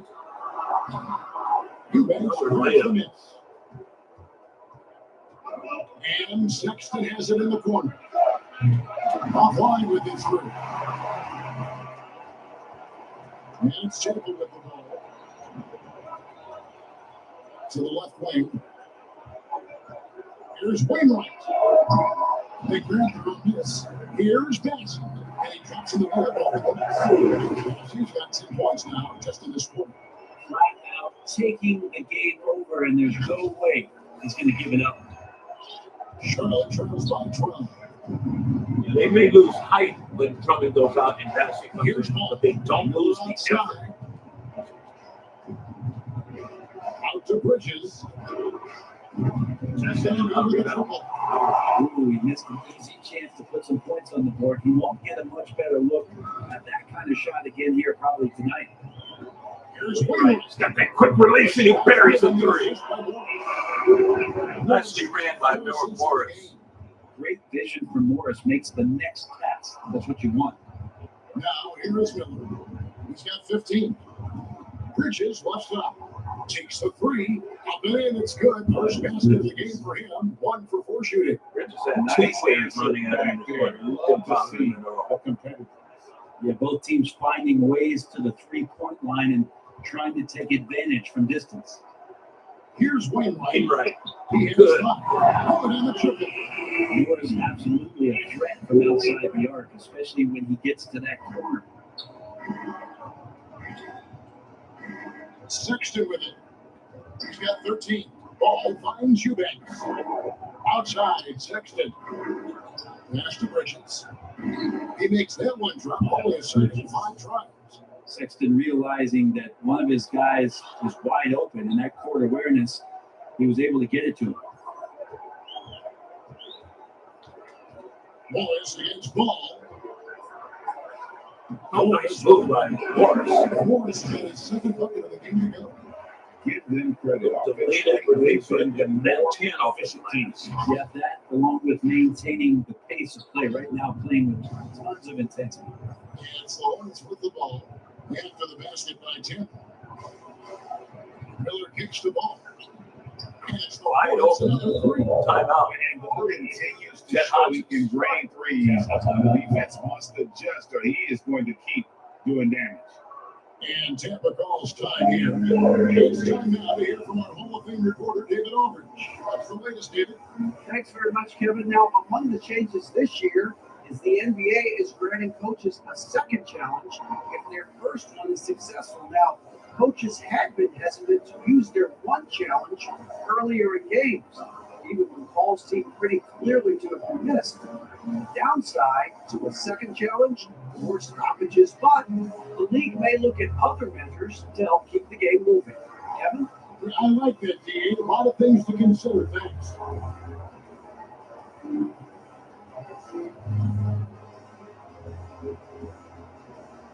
Let's look at Charles Lee and the purple-clad Hornets.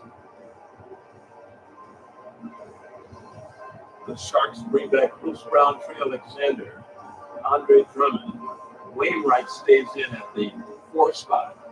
Jeff Green comes in at the 3.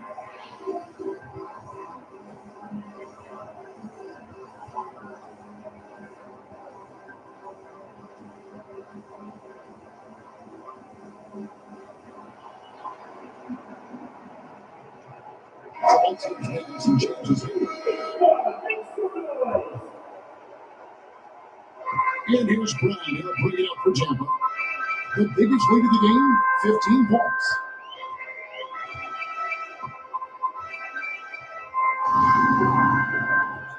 Down low, Drummond, the beneficiary of the pick and roll. Off that pick and roll, getting himself to a great spot there for the finish. Charlotte trails by 14. Here's a Chavino. And the officials of the ball Clearly shoot out. It's not on the floor. Not even just being the legal screen. Everybody saw that one. That was pretty blatant there. Jenny Osmond, he's checked in for Charlotte.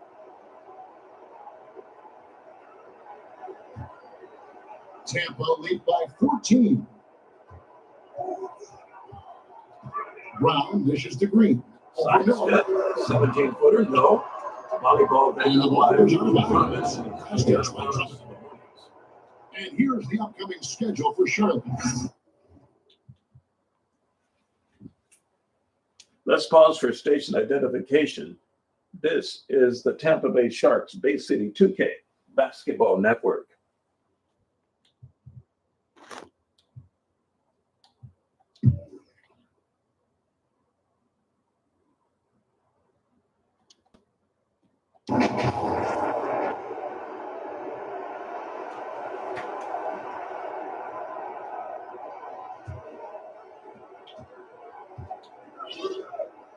Here's Osman.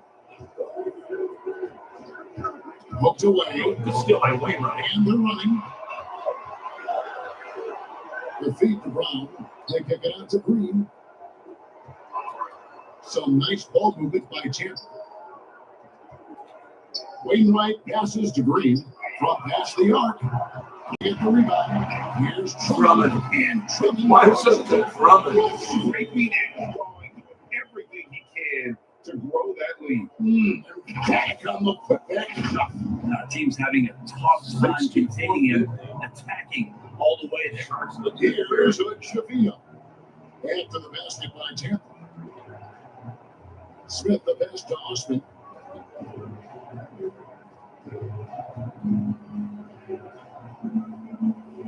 5 to shoot. And he's going up for the Holy alley-oop slam. And hard to decide which was better, the pass, the catch, or the slam. Alexander back here. Let's go, set up and in. Really good job of getting the ball inside and attacking the paint. That's an area they have completely dominated.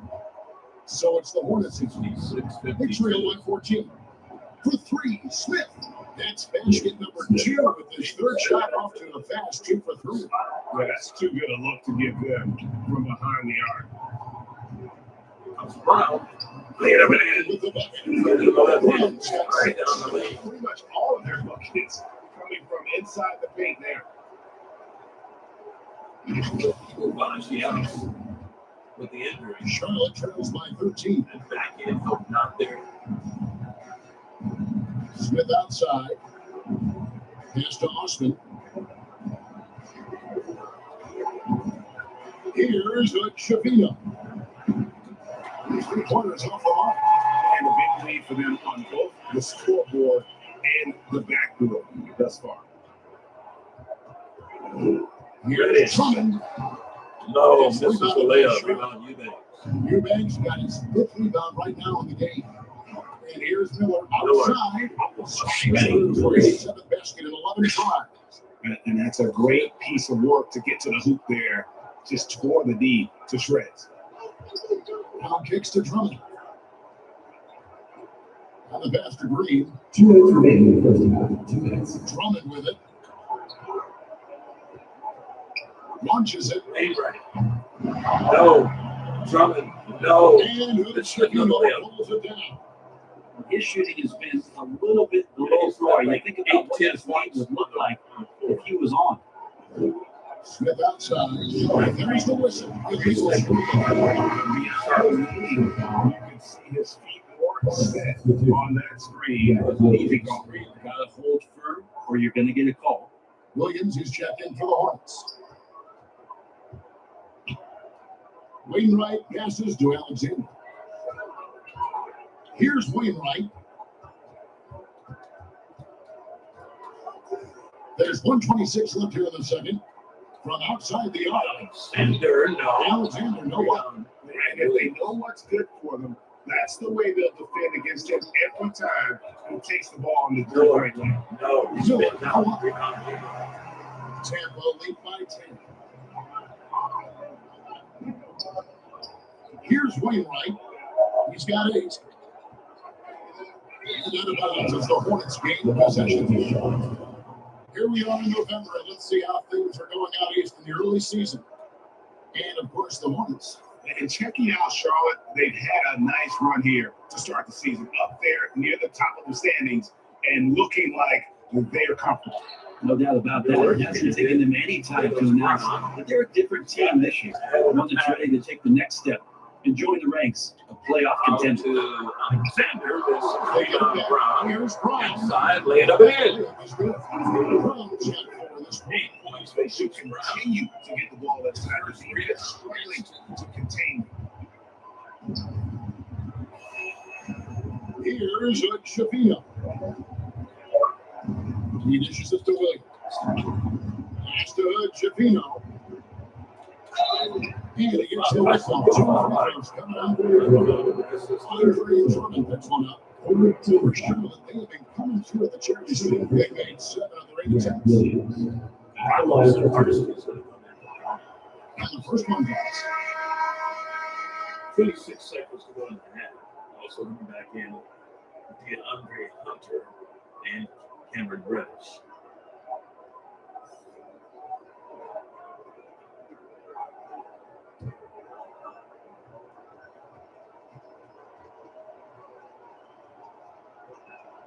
That one falls, so it's both of them. Michael Ellis, the assistant general manager, will be guessing what was going to happen. There's 25 seconds left in the first half of the game. Stand by for that. Now kicks to Alexander. Alexander squeaking 3. No. Misses the three. Williams, he's cooled down a little bit after draining those 2 3-pointers in the first quarter. Good Shavino. Shot is off. 4 seconds. To the second Alexander off the window. And it's Tampa. Going into the break with a 10-point lead. Their shooting has been the big key. Their percentage from the field so far has been terrific. We'll return shortly. It's the 2K Sports. 70-60 at the half. Hey, welcome back to 2K On the Sports. Tampa Bay Sharks. Bernie Johnson alongside Shaquille O'Neal and the Jet. Let's get to it. Checking out Tampa. Man, big fella, let's get your thoughts on the home team. How hard are they going at it on the offensive board, showing some real class every time the shot comes up? We're called about this league because of that. I expect that to change in a second. How about you, Kenny? What did you think about the visiting team? Well, after the game, I was getting burned up. They put the hand up, and my man say, hand down. Oh, gotta get it. No, that pretty much covers everything. Shot. You think they played their best? No way. And that's going to do it for us here. Second half of action is coming your way.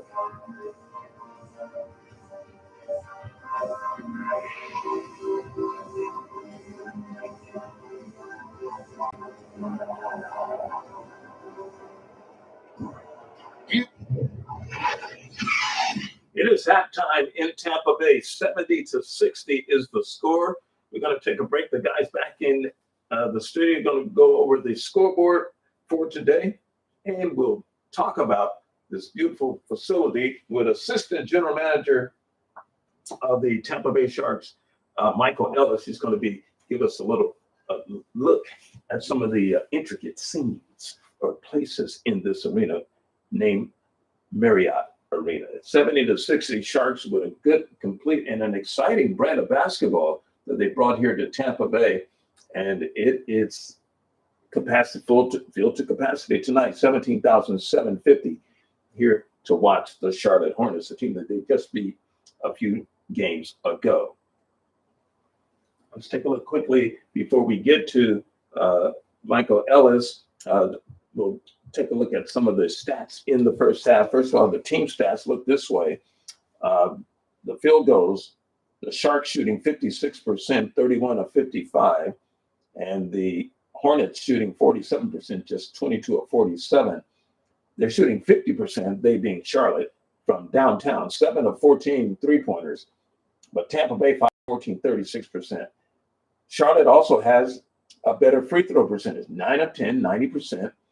The Sharks have only been there 5 times. They've made their 3 out of 5. That's 60%. But they're dominating the other stats. Fast break points, 9. Points in the paint, 48-20. We talked about that as a key tonight. Second chance points, they're tops in the business, 10-4. Bench points, 25-17. Assists, already doubled up on them, 23-12. Offensive glass, 10-3. Look at the defensive rebounding, 23-16.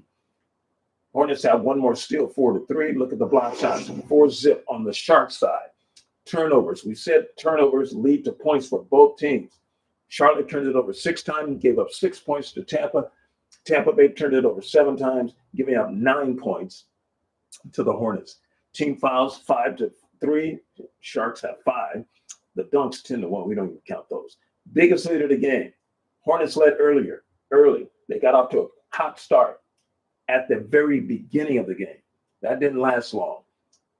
The biggest lead of the game so far for the Sharks has been 15. They lead now by 10. We also talked about possessions and how they're able to run the clock down without panicking. They will run through their complete sets. Everybody will touch the ball. You see, they've had the ball 11 minutes and 48 seconds. How many times did they run it down to the buzzer and still score? They don't panic like other teams do. They still get good quality shots. We're going to take a look at some of the highlights. For the Sharks, Trey Alexander, 17 points. He has 2 rebounds, 2 assists, 2 block shots, 7 of 16 from the field, 2 of 6 from downtown. Made his only free throw. Trey Alexander leading the way with 17 points. Brandon Miller is leading the way with 18 points for the Hornets, with 3 rebounds, 4 assists. He's 7 of 13 overall, including 4 of 6 from downtown. But let's look at the leading team, the Sharks. Trey Alexander, 17, looking good here tonight. He's getting blocked. He's playing on both ends, and they're running the ball. And they normally don't run, but if you give them the opportunity to run, they will be down court, and they love passing the ball. And you saw that in the first half. Trey Alexander, a couple of blocks in this game. He's hitting from the outside. He's active on defense, and they feed off of that. Charles Bassett came in for Andre Drummond. Got those 2 quick fouls. He collected 12 points already with 5 rebounds. He's 6 of 8 in the first half. Take a look at some of his work here in the first half of the ball game, just dominating on the glass, getting inside. Just think if Drummond and Bassett hadn't missed so many layups, they'd probably be up by 20. Yeah, you're right. I think Drummond by himself missed 4 or 5. Bassett missed at least 2. But they're playing so well. Bruce Brown, 8 points in the first half with 6 assists, 2 rebounds. He's 4 for 4. Take a look at his stuff. Yep, it's a steal right here, and he's just going to put it in there, then hit the top of the key jumper. These are just easy shots for Bruce Brown. You give him that mid-range, he will kill you in the mid-range. I love that. He put it in the left to guard it from Eubanks and scoop it up and in. Here's Andre Drummond, 8 points, 10 rebounds already, 4 of 10 on the night. And he's got that block shot going right there. Gets that hand up, plays that good structural defense. On the other end, gorilla dunk. That stress rim coming in handy here tonight at Marriott Arena. Drummond, always active, always fun to watch him do work underneath the basket. Ish Wainwright, productive. He's settling in since coming from San Antonio. 8 points in the first half, 3 rebounds, 1 assist, 1 steal, 3 for 5, including 2 for 4 from downtown, and that's what they got him for. Yeah, he's got such a smooth shot right there. Look at that follow through, just beautiful. And if you leave him alone out there, he will kill you. And he doesn't mind if somebody's running at him, if somebody's on him, he has, because he never brings the ball down. And that's what I like about him. Cam Reddish, 13 minutes. He has 7 points, 5 assists, 2 rebounds, 3 for 5 for Cam. Yeah, Cam Reddish is just an athletic beast. Does everything well, can handle the ball, can pass, play the mid-range game, can hit from the outside. I love this game. DeAndre Hunter, 5 points in the first half, 2 rebounds, 2 for 2 for DeAndre. That dunk that he had on that breakaway right there was just beautiful. Reminds me of Connie Hawkins. What do you know about Connie Hawkins? Yeah, YouTube, you YouTuber, you.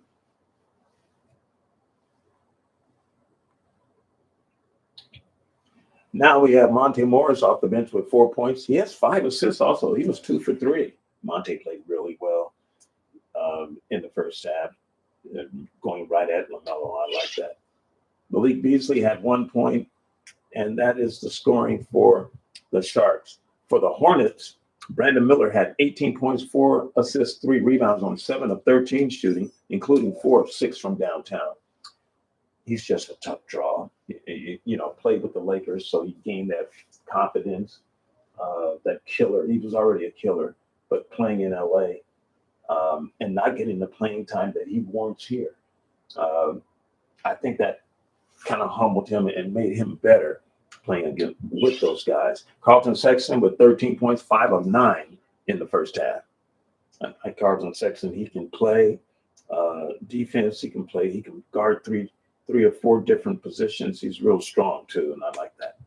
Grant Williams with 6. He's 2 for 2 with 4 rebounds. Grant's going to give you the hustle points and underrated passer, also Tennessee graduate, of course. Nick Smith Jr. with 5. He's 2 for 3 in the first half. He hit 1 3-pointer. He gets his shot protected here for that layup. Splashes in that mid-range jumper. LaMelo Ball with just 5 points in 14 minutes, 1 of 3 overall, 1 of 2 from downtown. LaMelo, usually when he has an off half like that, he comes out determined to get his shot in the second half. The Sharks have to be aware of that. Miles Bridges has 5 points in the first half. He was 2 for 5, including this one, 1 of 2 from downtown.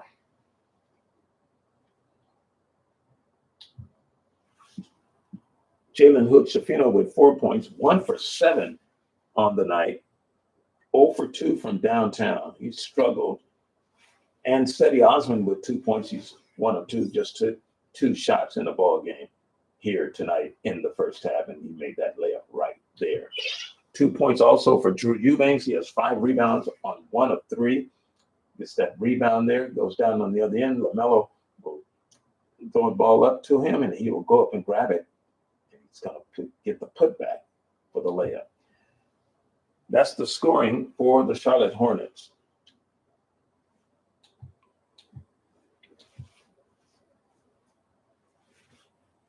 Assistant General Manager Michael Ellis gave us a little insight on how the Marriott came about here in Tampa Bay.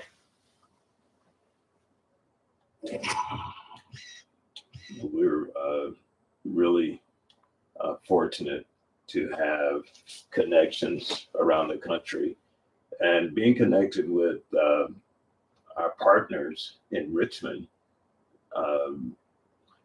Even when we didn't agree on moving to Richmond and not staying in Virginia Beach, we still had other cities who had bid for expansion. Tampa Bay being one. Trying to think that Baltimore, Pittsburgh, St. Louis. St. Louis was in the running. But I think our partners, even in disagreement with going back to Richmond, they really said, the numbers do favor Tampa Bay. And if a deal could be worked out where you could still keep Commonwealth Bank and the Richmond offices open until the move, they would make sure that they would help with the move. And they did keep that end of the bargain, their end of the bargain, even though our new ownership decided not to go to Richmond. And he had family here, he had connections here, there were business people here, and we were able to get a deal brokered with the Marriott Corporation. And we knew we could not, we no longer could use Commonwealth Bank because Commonwealth Bank wasn't even in Virginia Beach. And that was part of the problem. They were only in Richmond. And so the name had already been set up for us because the agreement was the arena wasn't ready. So we had to go down to Virginia Beach. But the ownership never really liked going to Virginia Beach. I'd rather to Richmond. They liked Virginia Beach. And Commonwealth Bank just was going to pull their money. And so we were able to get a deal done when we knew we were coming here to Marriott Arena. A lot of our investors who sponsors, like Toyota and Raising Cane's and our Bay City media network is here. State Farm helped do, American Express, Adidas, Mountain Dew, all of the signage you see in here helped us get here. And that was really huge for us. And they gave us a feeling that they wanted us. They liked our game, AT&T. They liked the way our games were going.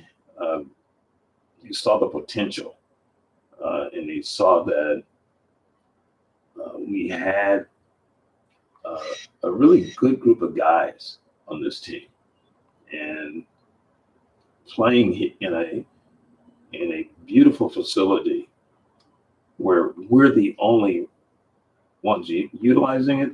That's huge. That is huge. And so it was kind of a dream come true. And all of our members of our media and our managerial partners and our investors are here tonight in a setting upstairs. There's some private boxes right above the the second level, right there. The owner's box, they were right in there, and they were really instrumental in getting us in here. Marriott has their own box, of course, and so the hotel guests can also benefit. They can get tickets at their hotel. I mean, it was just things that they did that we weren't going to get in Richmond. We really weren't, and we don't have to share the arena because the hockey team has their own. But so they were really instrumental in us getting everything we wanted. And you look at our owners up there, and, our ticket vendors and our concession people. They I think it's best, and the arena is beautiful. I mean, it's beautiful. We have our training facility is here, our medical facility is here. We have that area there behind that wall. Is where the guys do their pre and post games reports yet in the stands. Our jumbotron, everybody loves it. Easy to read. It's got and it has our colors in it, and that was the reason we went with that one, because it had the sharp colors. The floor, the herringbone with the two-tone, with the dark tone inside of the 3-point line, and our our red represents the sharks seek blood. So if you come in there, you're coming into a dangerous area. Our score table red. So the red just kind of pops, and if we were going to do red in the key, but we went with the blue. And our design team with uniforms, I think, did a really good job, especially with the alternate and the which is the red one, the red uniforms we wore on the road, and our blue ones matched. You see the fans wearing in the arena, and the wall on the inside of the loge area, the arena down in the bowl area. You notice it's blue and black. That's to represent that you're in troubled waters. You're in the shark zone. You're in the shark tank, and we're happy with this arena. They did a great job in housing us in Virginia Beach, and we'll forever be indebted to them for welcoming us with open arms. But this facility here is cozy enough. It's huge. 17,750. If we pull the camera back, you can see how far up it goes. I mean, those are the very tip top. Even the folks, and I've gone up there. Even the folks sitting in the very upper echelon of the arena. You see those boxes those are luxury boxes, all sold out.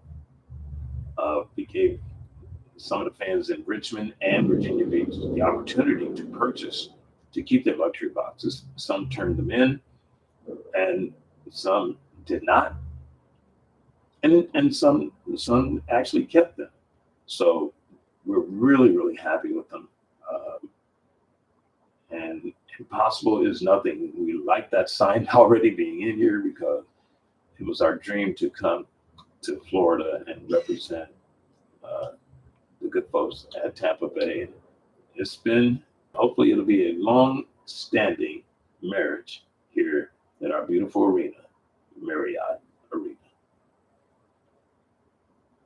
Now, there you have it. Our thanks to Michael Ellis, the assistant general manager of the Tampa Bay Sharks, and the Marriott Arena staff. And the Marriott, by the way, this thing's right next door. We just walk over. Don't even have to bus.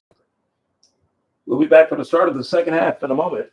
This is the Tampa Bay Sharks NBA2K Bay City Basketball Network.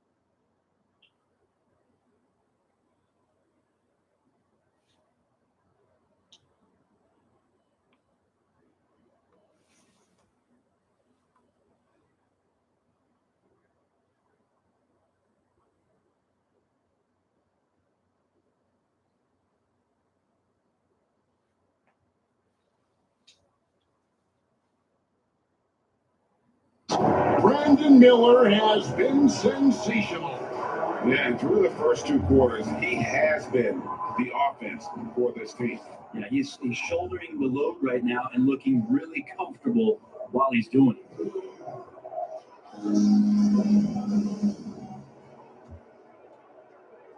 Tampa 8 by 10, studying the floor for the Hornets. We've got Bridges. Sexton is out there with LaMelo Ball. Then there's Drew Eubanks. And Miller hit at the small forward. No good there, and that would have cut it to single digits. And here's Hunter. He'll bring it up for Tampa. The biggest lead of the game, 15 points. Here's Alexander. Fires the three. Here's Drummond. Bridges with Another nice layup. defense. And they start the second half with 3 straight misses. Miller against Hunter. And it's DeAndre Hunter with the foul. Second, That's foul number 2 for him. first team foul.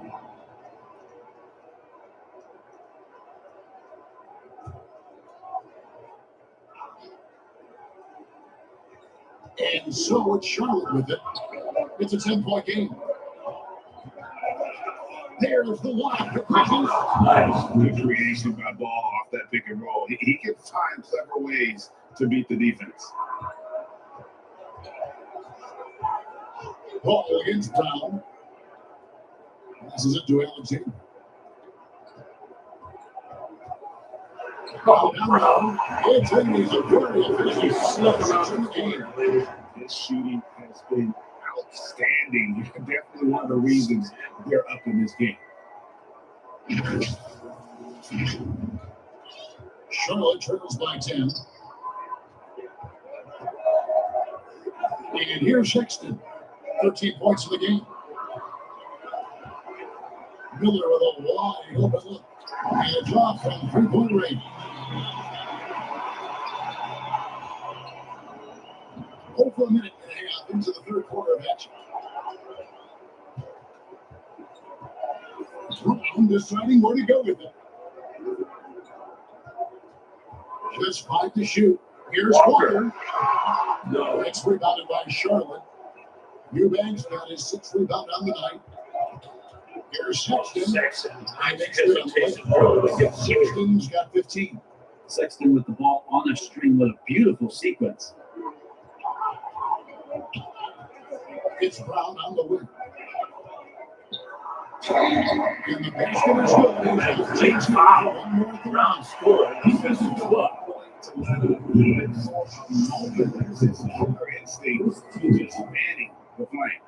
He's the guy that you want to go to right now, trying to put this one away.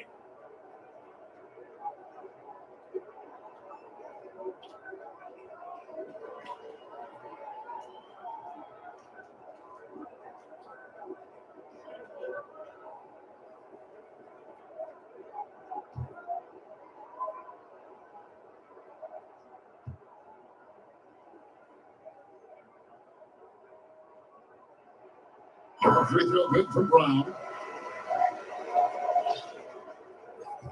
Now Sexton. He's got 15. Going inside. And Sexton slams it in. Alexander out of position, getting right through the defense and putting that speed to work. Tampa lead by 9. Brown outside. From it again. And that's a double-double for him now. 10 points and 11 rebounds. Yeah, undersized guys with athleticism do these kind of things, playing above the rim. Love to see him get up like that. Ball the pass to Sexton. The rebound by Tampa. 3 minutes gone now in the third quarter. Pass to Alexander. On the wing, Walker. The pass to Alexander. Now Walker, 6 on the shot clock. Hunter finds Drummond. It's a block by Eubanks. They can't get it off. Couldn't get the shot off in time. Good defense by Eubanks. In addition to going over the game plan, making whatever necessary adjustments have to be made, Greg, this time out also the time for players to get rehydrated or hydrate for the first time. We've seen Gatorade. Plenty of basketball still to be played here, and they have to get recharged. That's a great point. Without proper hydration, a player can completely run out of gas down the stretch of a game. And that's something that none of these guys can afford to have happen. If you're going to battle all the way to the finish, you have got to be hydrated. 11-point lead. We're going to show you the crest the city gave the Tampa Bay Sharks when they moved here. You see the Nike logo on the jerseys, but if you look at the crest on the left shoulder, it says TV on it. That was their welcome to Tampa Bay.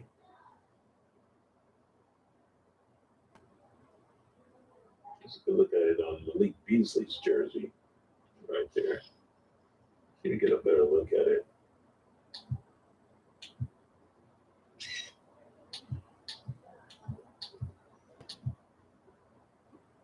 Right there, TB. It's the crown.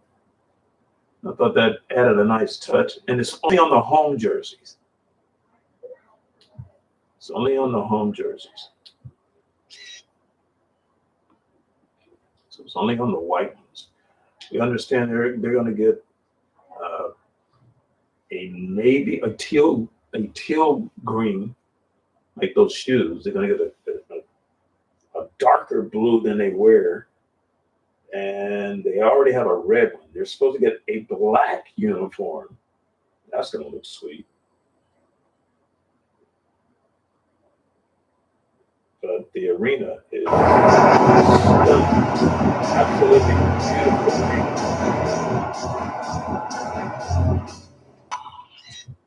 I mean, it's matter of fact, I'll say this. This is just me. It's one of my favorite arenas now in our club. It is. It's one of my favorite arenas.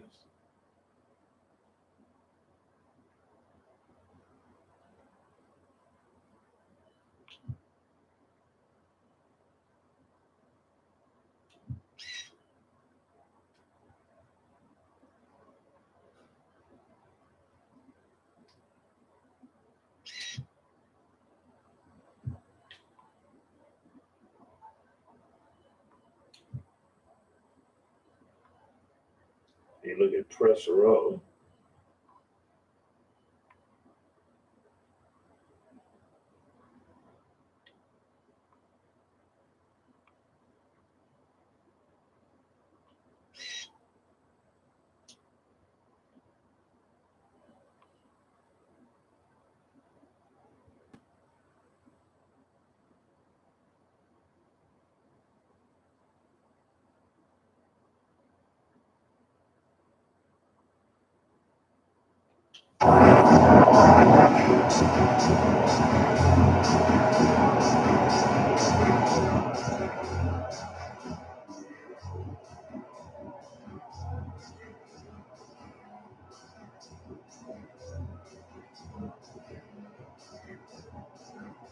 Sharks leading 77-66.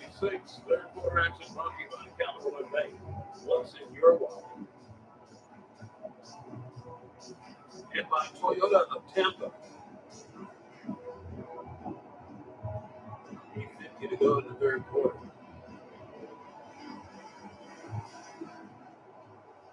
Here at the Marriott.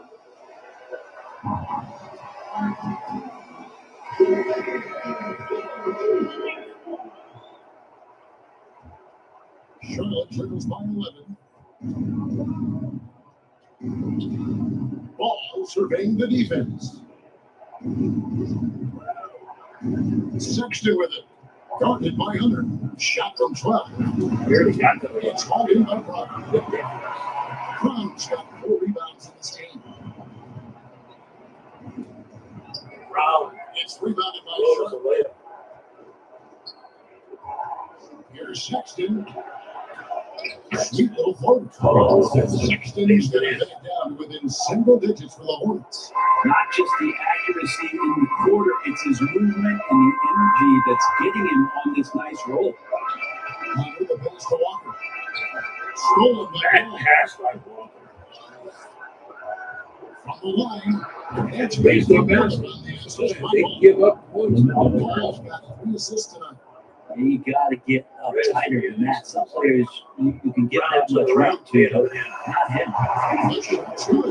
Yeah, not seeing the team from the last game has carried over here tonight. Yeah, the coach pretty smart for zoning in on him and giving him opportunities to stay with that confident play. So it's the Hornets now after the basket by Tampa. Ball laid in with a nice touch off the glass. Ball's got 7. Just no resistance on the inside. That's their 5th consecutive make in the paint. Here's Alexander. Alexander, the same thing. And two pollutes by now. There's some easy offense there. Keep finding looks in that area, and their shooting percentages tonight are going to be off the charts. And so it's Ball who brings the ball up for the Hornets. Miller outside. That falls. Nice feed time from Ball. 3 points. Miller's got 5 points now in the quarter. Well, if he's hitting shots from there, he becomes so much more dangerous. On the wing, Walker. Back to Brown. Hunter on the wing. Master Alexander. 3-pointer. Offensive rebound. Here's Drummond. Drummond, another blown layup. Unbelievable. Here's Ball. Epic outs. Ball's got his third basket of the night right there. Looking poised on the finish. Ball is a problem when he's knocking that down. On the wing, Walker. He kicks it to Hunter.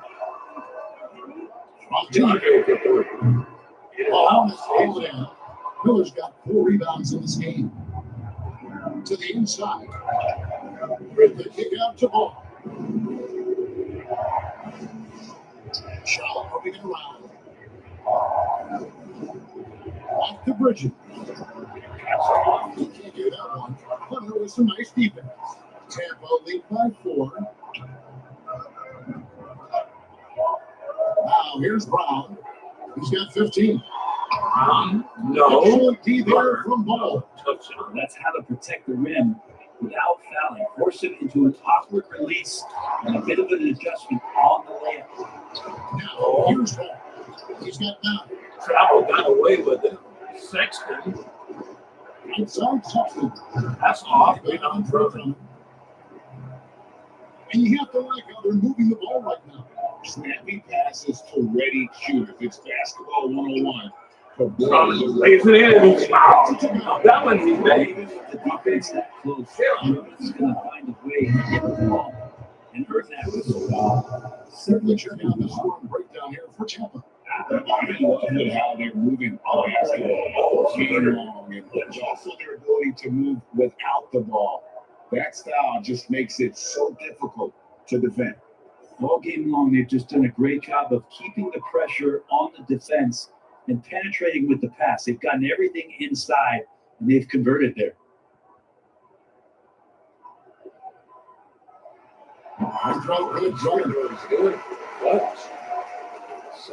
Charlotte trails by 7.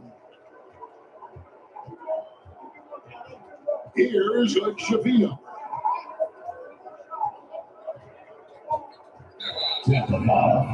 Alexander. First personal foul, second team foul. 17 foul. Tampa on D. Passes it to Osman. A 3. Feels like they were on the rest. Anybody shooting the ball that time. No options.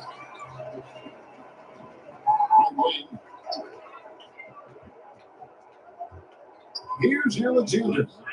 He's got 19. That's to Reddish. The kick out to Brown. 4 on the shot clock. The free ball. Bridges on the board. Here's Drummond. This is maybe layup. Charlotte trails by 7. A pass to Bridges.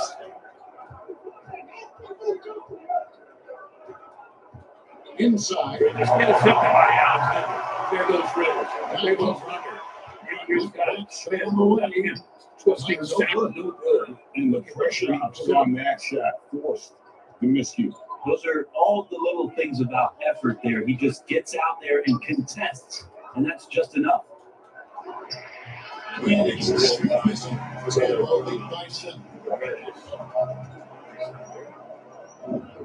Brown outside.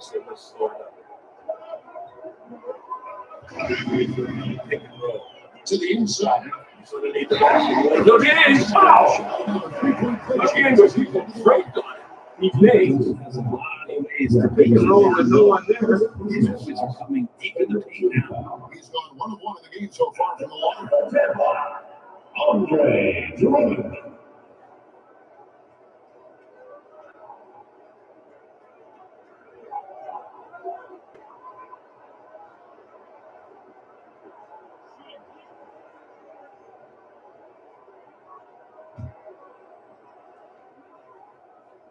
Greg Drummond back at the line.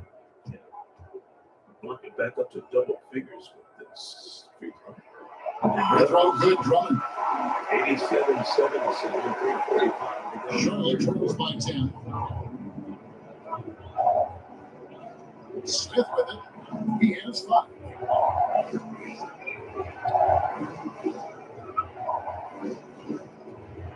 The 11-footer. He doesn't hit that one. And his lateral quickness really allows him to stay in front of the shooter there and challenge the shot. Talk about versatility on offense a lot, but how about on defense? And he takes pride in making an impact down there.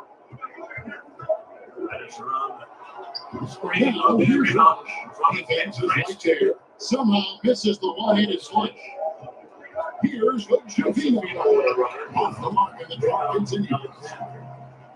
Tampa lead by 10.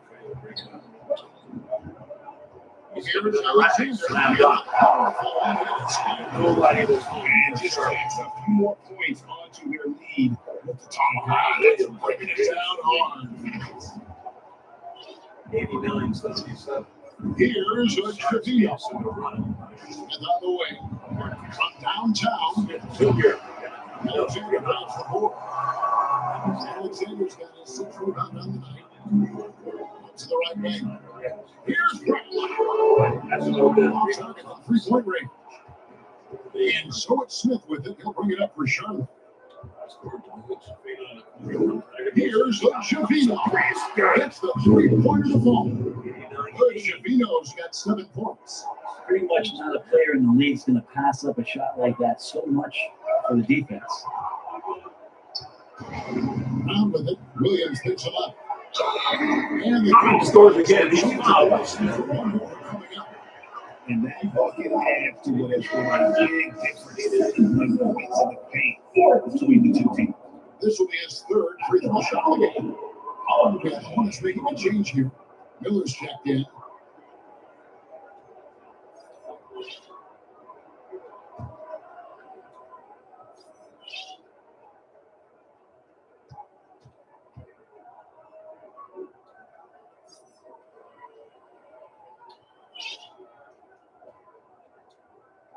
Drummond at the line.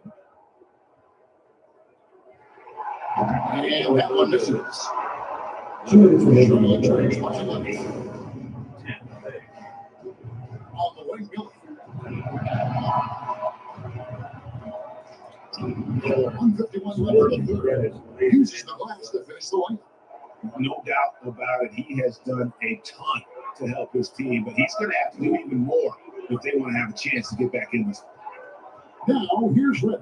Reddish coming back at 7. Lays it up. And the whistle blows. Reddish putting through that ball by establishing that space early and then doing a great job on the box out. Got there early, and his anticipation of that play was rewarded by that call. And so it's Charlotte with it. Here's Miller, and he's fouled on that shot. Pick up the points at the line. 13. Wow. They're going to take a look at it to see if they want to challenge this.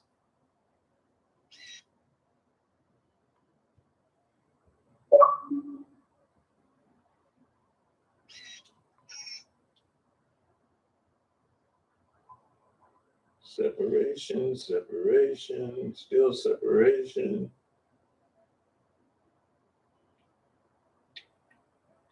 I don't know why it does that this year. Yeah, they're under the basket. Yeah. Okay.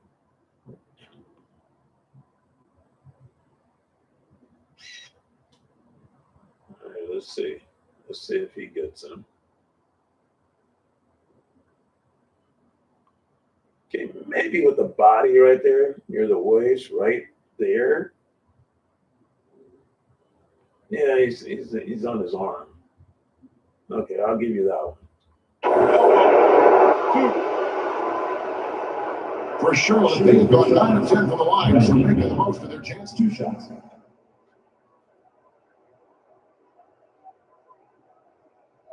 Charles Lee, the head coach. for the Charlotte Hornets.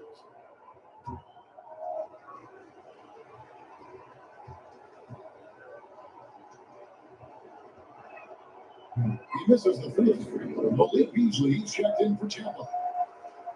Malik Beasley.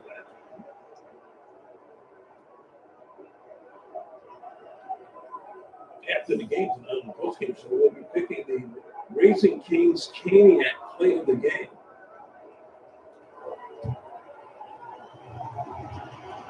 So far, it's going to be the first quarter. 1:30 left to play here in the third. On the wing, Green. 3-pointer. Screen for three. That's Good team by Miller. Good on Williams. Charlotte trails by 8.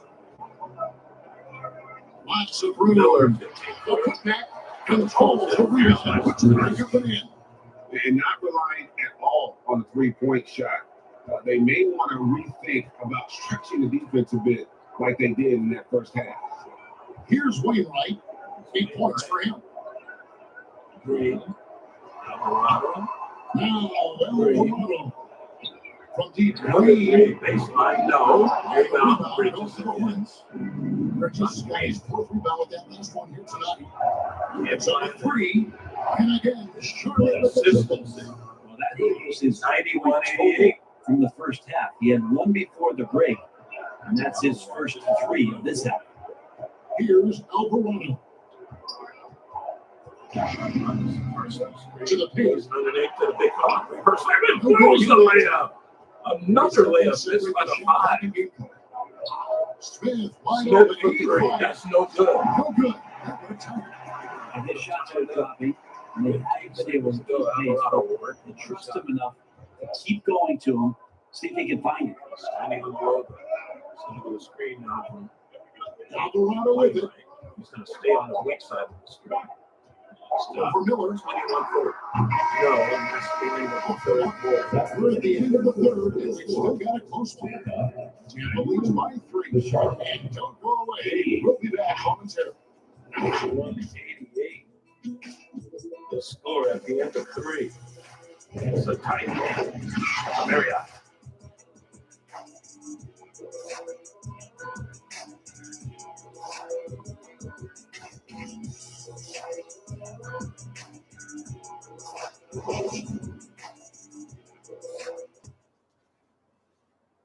And let's go back to a terrific pass that we're calling tonight our State Farm assist of the game. And just true artistry right there. I mean, great decision on where to go with the ball, and how about the perfect delivery? Yeah, those are the kind of plays that you want to put on a canvas. Just beautiful basketball.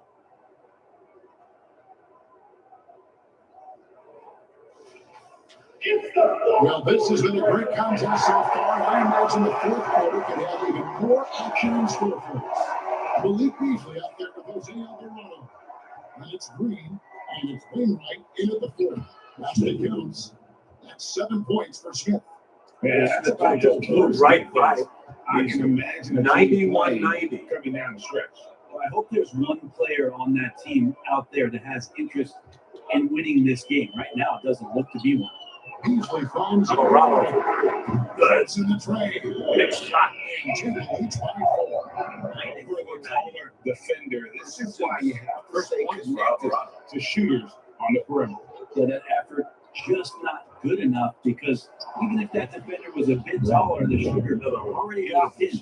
And that was the right call. When you need a basket, go to the guys you trust the most. Yeah, whether it's teammates or the coaching staff, hopefully a combination of both. But when it gets close, he's getting the ball. Green for 3. That settles it. Time to come out.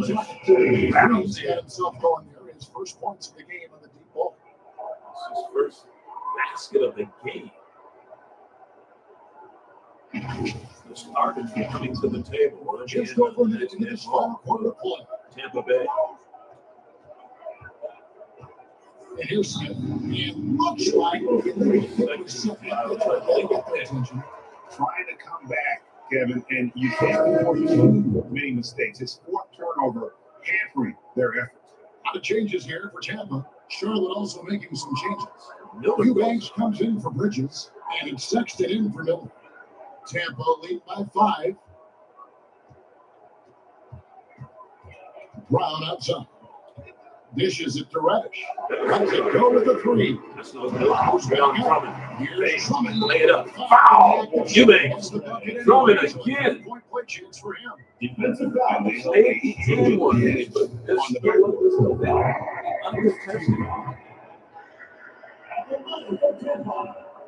Andre Drummond.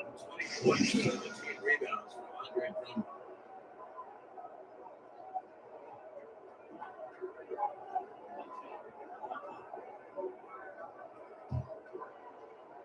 $99.92.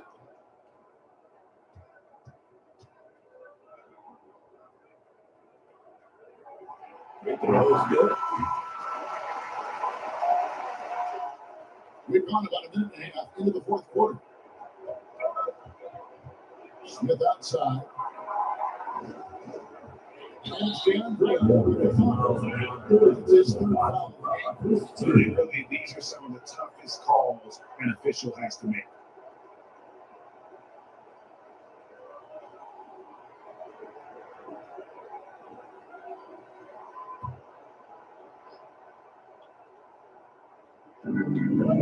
Pass for Sexton.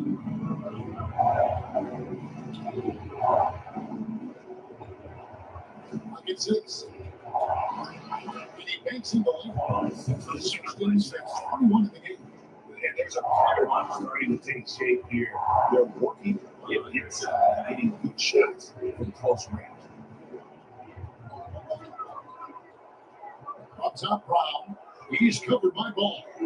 Here's Alexander. Oh, what a shot from the slide. Deep penetration into the paint by Brown. And he found and then found his man out in the slot of the right side. Here's Sexton. And by the way, they need you with a 3-point Sexton from the corner. It's a 3. Sexton's got 5 points.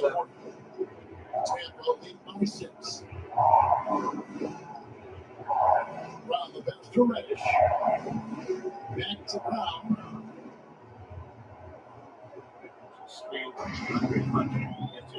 Here's the pick and roll. Left hand slam dunk. Nice roll from Hunter. Good feel on that. DeAndre seems to get a left hand once here's game. After that pick and roll. Well, the final quarter play here. 3 minutes in. It's tipped and stolen by Hunter. To the paint. Underneath, Brown's got it. He's hit. He's fouled. It's gonna be good. And a much better job from behind this head. They've got that percentage of over 80 for 2 games.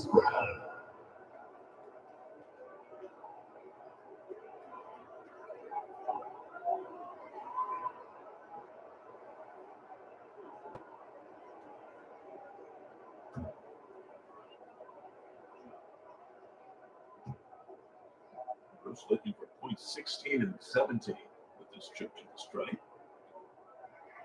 First free throw is good. Did a good job bringing that free throw percentage up here in the second half. Doing a great job at the line. End of the year clearance sale at Toyota of Tampa. Get down there. They're making deals for the new year.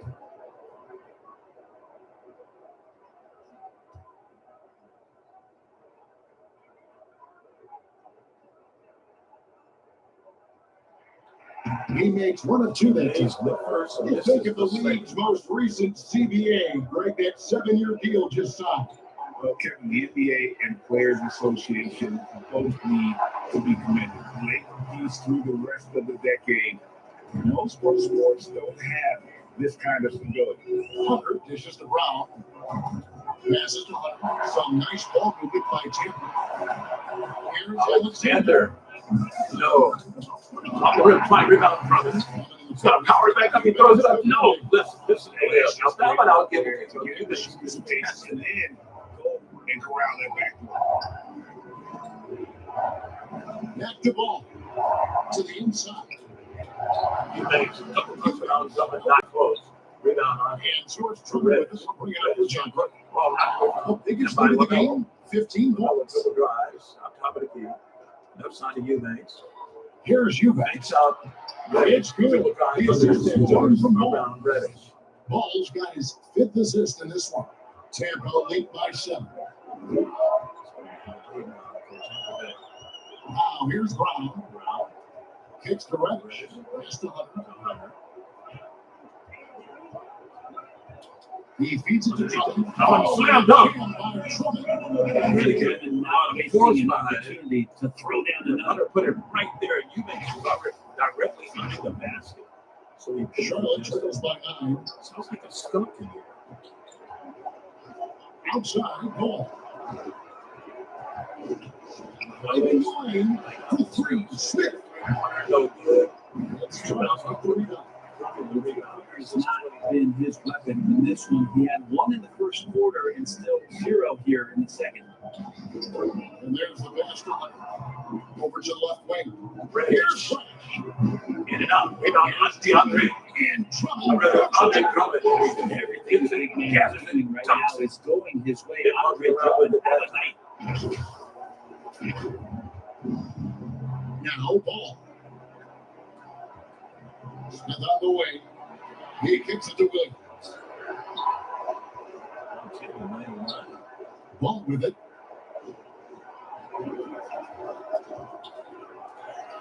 And it's good. 2 points. So using that body control there, making a play off contact. Ball against Brown. Down low. Here's Hunter. Fakes. Lays it In in. the lane for 2. Hunter's got 4 Williams points couldn't now. do anything about it. And Matador defense, that's one of the easiest shots he is ever going to see. Yeah, feels like Christmas right now, just gift wrapping. Absolutely. At least on that slam, you're right. That's one way to let a team back in the game.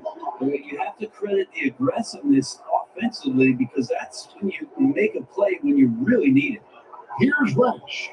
Following the bucket by the Hornets. Shot clock at 5.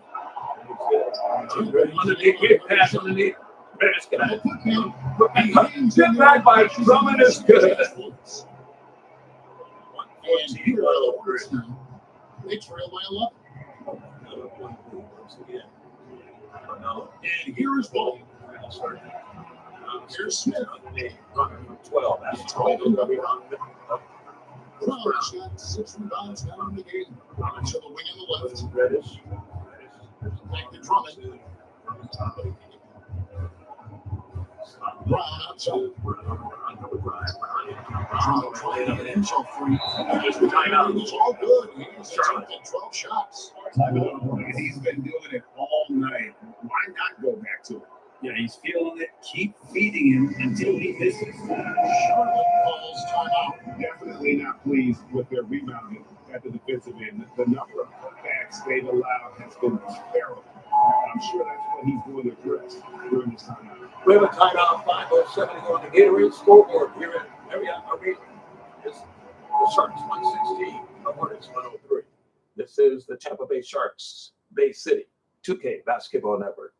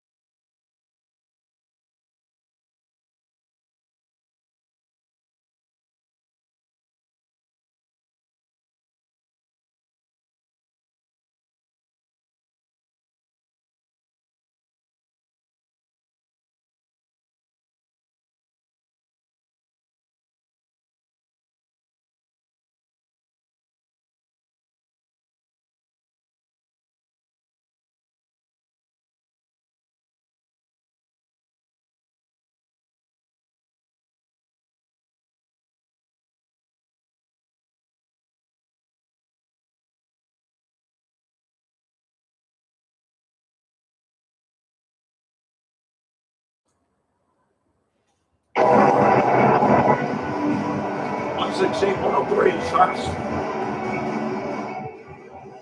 leading the Charlotte Hornets here. 5:07 play in the ball game. For their second win against the Hornets in 2 weeks, man.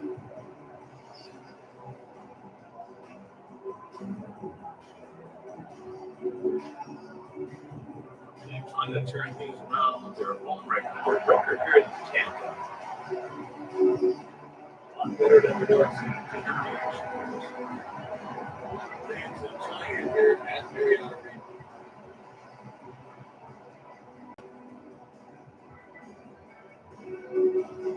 The song that they're playing is pretty much titled the Sharks theme song. And guys, he's been about as close to perfection as you can be. The intensity he played with has been amazing. Just no let up. And as fired up as he's been, he's never let his emotions get out of control. With a short break in the action, there's Massachusetts now to send it over to David Overall. You guys started break. Listen to Charles Lee at this game. He was told his guys, don't put it on yourself. We're still in this game, guys, but I need each one of you to up your energy level. Let's make a run now. Thanks, David.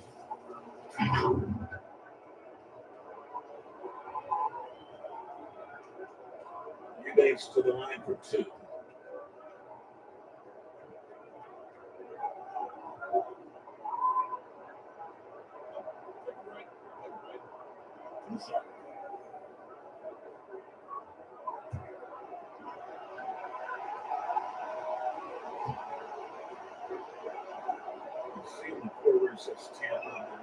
And free throw, good from Eubanks. I believe the next time we see that it'll say Tampa Bay.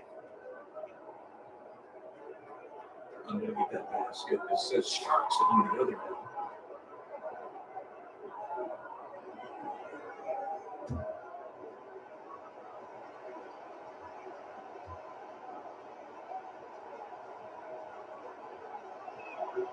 And both free throws good for Eubanks. Makes it pretty tough on the defense. Who are you going to pick to send to the free throw line? He's hitting the free throws right now. Form looks good. Ball against Brown. Inside. Here's Truman. The kick out to Brown. That's the 3-3 on the way. No good. Drummond laid up shooting foul. As the whistle blows. Drummond had some free throw struggles for many years of his career. Teams aren't afraid to get physical with him, but he has improved at the free throw line. Contested. Put back by Andre Drummond.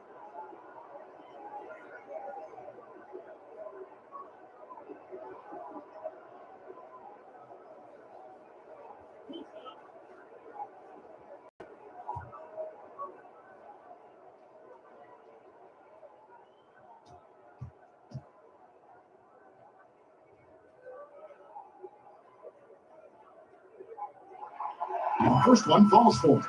And just a better job of getting to the line here in the second half. Didn't get there once in the first.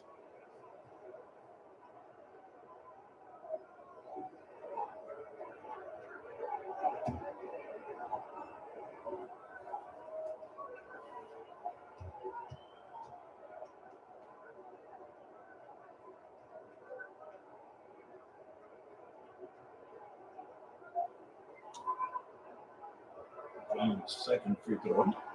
And both free throws good for Drummond. And so it's Ball with it. He brings it up for Charlotte. Pass to Miller.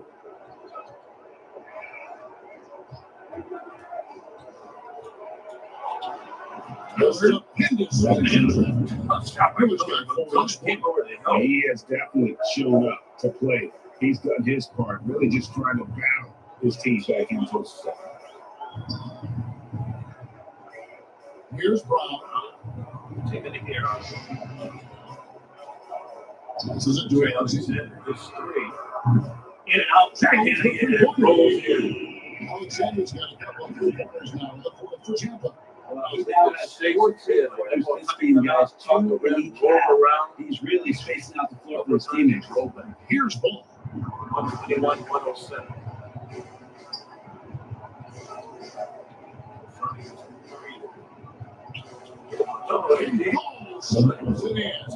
And he knew that was talented coming into the league. What we didn't quite know was how much of an impact he would make in terms of controlling the flow of the game. Now here's Brown.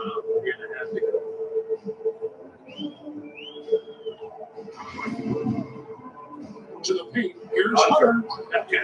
In and out. How about the timing he shows there to challenge that shot? Away, no defense there. He lets it guy, you can tell, takes every possession defensively very seriously. Here's Brown. Miles Bridges picking up that last basket. Pass to Hunter. Just going to take care of the basketball. Now here's Reddish. Takes it to Hunter. 6 to shoot. There's the triple. Boy, did they need that rebound. I mean, they have struggled on the boards overall, but still with a chance to win. Bridges passes the ball. Outside, 16. When you make strides to get back in the ball game, but an errant shot like that can definitely cost you any kind of momentum. You have to use better judgment there. Here's Alexander. To the middle. Here's Hunter.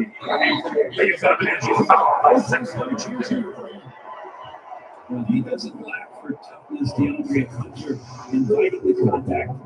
14 foul.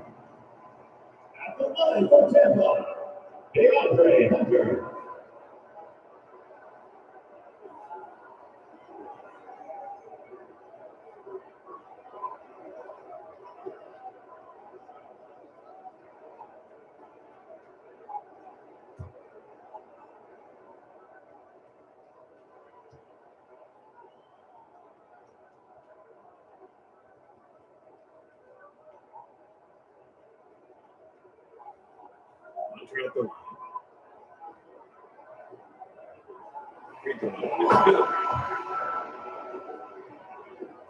And it's the Hornets with the ball. It's a 13-point game. Ball kicks to Bridges. The rebound by Tampa. Alexander's got rebound number 8 here tonight in the game. 1:51 left in the fourth quarter of this one. Here's Hunter.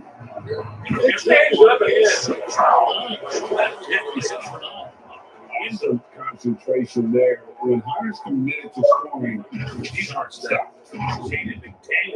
Charlotte trails by 15. 15-point lead in this game. Ball pitches to Bridges. In the Shark Tank. The pass to Sexton. Off target from outside. And you just want to give up that kind of look too often. And this is going to end in a lopsided victory. I love the tenacity and aggressiveness as well as the ability to close. You really got to give it up here. Great rebound. Coming again. Tonight, and that was the edge they needed. And with this effort tonight, probably the 8th win of the year. And he wants to year. You know, when you look at the huge impact he had, just a monster hit for Andre Drummond. Well, the consistent intensity is what he brought to the floor here. He hit the glass hard, and he came up with a ton of rebounds. Here's Chavino. 52 seconds left in the game. And foul on the shot. He'll shoot 2 at the free throw line. It's going to be on Cam Reddish. At the line for the Hornets, Jalen Shafino, taking 2 shots.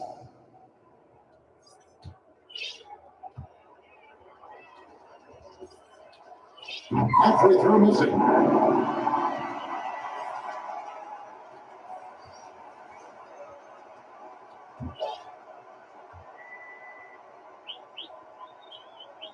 Good on the second free throw. A perfect trip to the free throw line, but let's see what they can get at this point.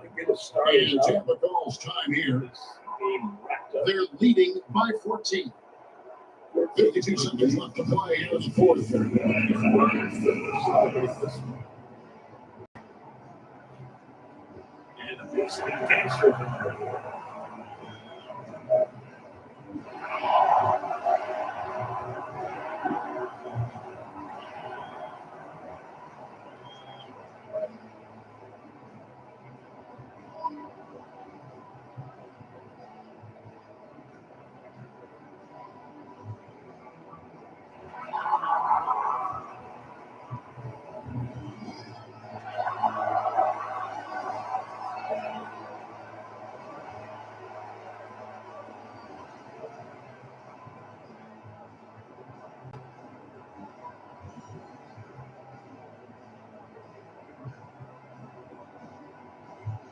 I asked the name of the same cheerleaders in interior meetings.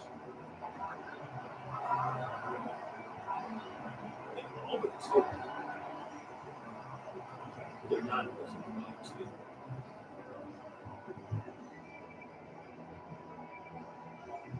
It's a big deal. People have to reload. Green comes in for Alexander.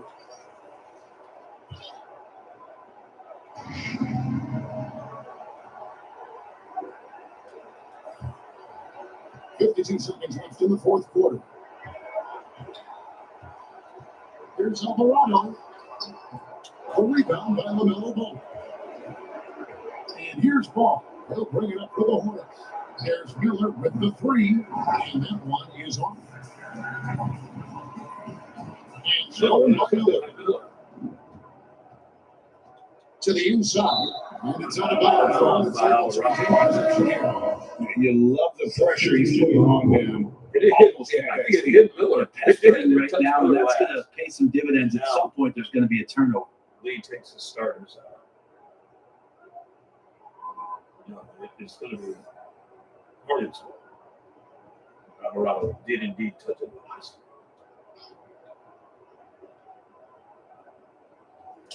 27 seconds left in the fourth quarter. Back in the corner, gets out. Go to the free throw line. There's Sexton. And he brings the ball. He gets the whistle. And now a 3-point play chance here for him. Sexton more and more in control and trying to deal with the aggressive defense so far in this game.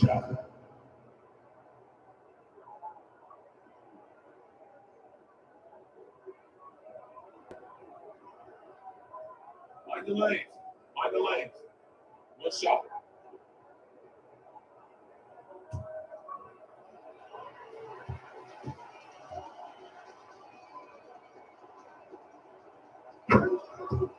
Sexton's free throw good. 11 points. 126. And it's Tampa with the ball. And They here's lead by Alvarado on court. 15 seconds, just standing on the logo. He can Now, fill it out. Alvarado. Pass to Walker. Back to Alvarado. He will dribble out the clock. And that will be it. So easy. Tampa gets the win. Even early on in the shot, it seemed like they were happy playing on tonight. And it makes a big difference. Once they started to really play mission rhythm, they never felt like they had any doubts as to whether or not they were going to win.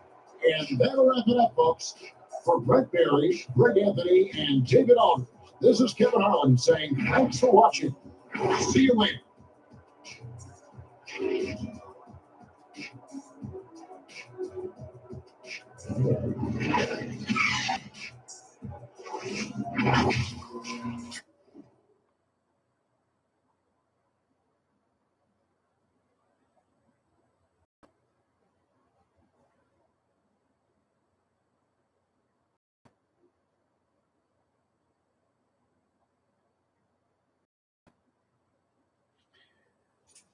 The Sharks defeat the Hornets by a score of 126-115. Hey, that looks good on that scoreboard on that Jumbotron, doesn't it? Sharks win on that beautiful floor. It kind of blends in with the color in that arena known as Marriott Arena. Let's take a look at the box score. Andre Drummond, once again, 29 points. He had 25 rebounds on 12 of 23 shots. Imagine if he had made all of his layups. He'd have like 40. Anyway, let's take a look at the big fella. Rebounding, of course, is specialty.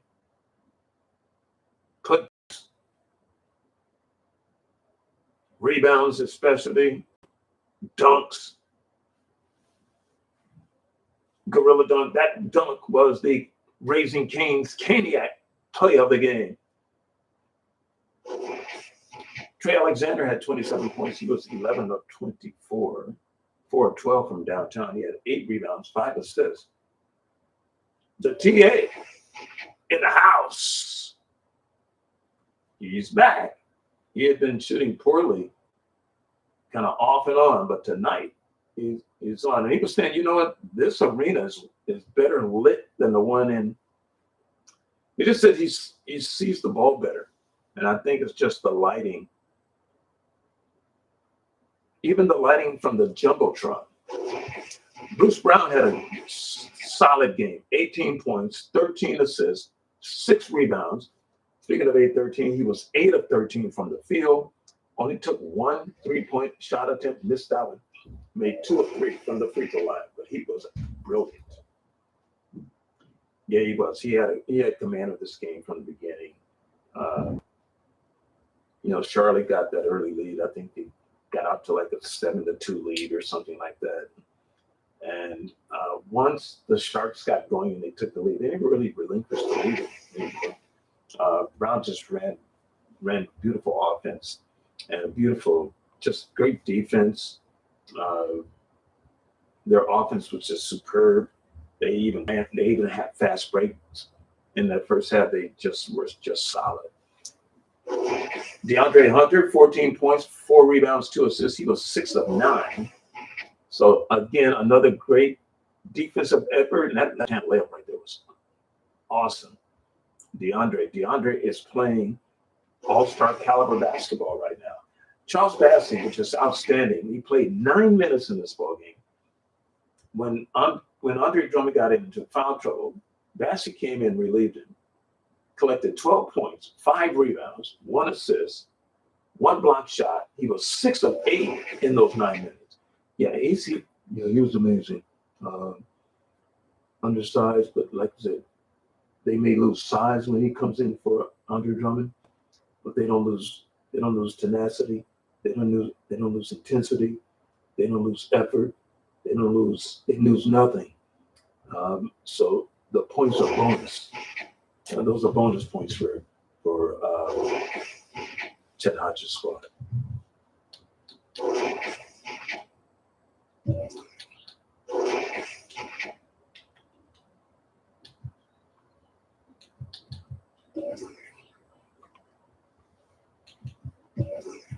Oh, there's the Hornets. We weren't finished with let's see, there we go. Charles Bassey, 12 points, 5 rebounds. Ish Wainwright had 8 points, 3 rebounds, 1 assist. He was 3 for 5 and 2 for 4. Yeah, he was hitting his shots early, and that's what they need. They need 8 to 12 to 15 points from those guys coming off the bench. Once they do it, man, they're solid. I mean, they come in, they're ready. And this guy, Wainwright, what a steal for Chet Hodges to get him. And he's a role player that can play four positions. He can guard 4 positions. Cam Reddish, 7 points, 5 assists, 3 rebounds on 3 of 12 shooting. Not a great shooting night, but great defense. 1 of 6 from downtown as well. He knew he was going to have his hands full with the Charlotte guys. So guarding him, especially Sexton, he's got to guard him. He's got to guard Williams. He's got to guard Hood Schifino. So yeah, it's a tough night for him, but he concentrated on that end and did well. Monte Morris off the bench with 4 points. He was 2 for 3 in 7 minutes. 3 points for Josh Green. 3 points for Jose Alvarado. 1 for Malik Beasley. DeMar Walker did not score in tonight's ball game. And Rocco Sikorsky didn't score either. Now let's take a look at the box score for the Charlotte Hornets. Brandon Miller led all scorers with 30, just one more than Andre Drummond, with 4 rebounds and 4 assists. He was 12 of 22 from the floor, including 5 of 9 from downtown. Brandon Miller. Lakers hated to give him up, but they had no choice. I think the Lakers weren't trying to dupe them. And so this gives him an opportunity to not only go back to his home base, but a chance to help push them to the playoffs. And they're playing well. Carlton Sexton with 27 points, 2 rebounds, 2 assists, 11 of 20 from the floor tonight. 1 of 4 from downtown, made 4 or 5 free throws. This guy can play, man. Yeah, he gets wide open shots too. You know, he's always wide open. It just seems like he's always wide open, and he makes them pay. You know, but they're willing to give that up, not letting things get to the inside, not letting the other guys get off. So, you know, if long as Chet Hodges' team is winning, you can't say anything.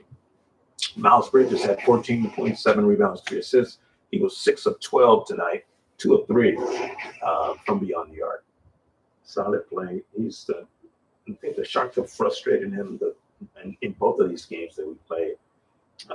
So it's going to be interesting to see how he comes out of here and what he does in the next couple of games, especially the very next game.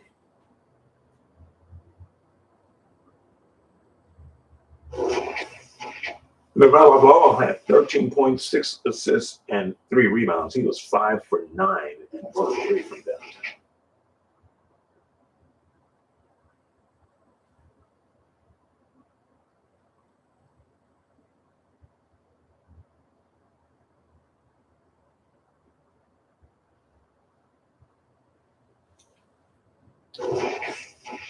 Jalen Hood-Schifino with 8 points, 3 assists, 2 rebounds, 2 for 9, 1 of 3 from downtown. They did a job on him.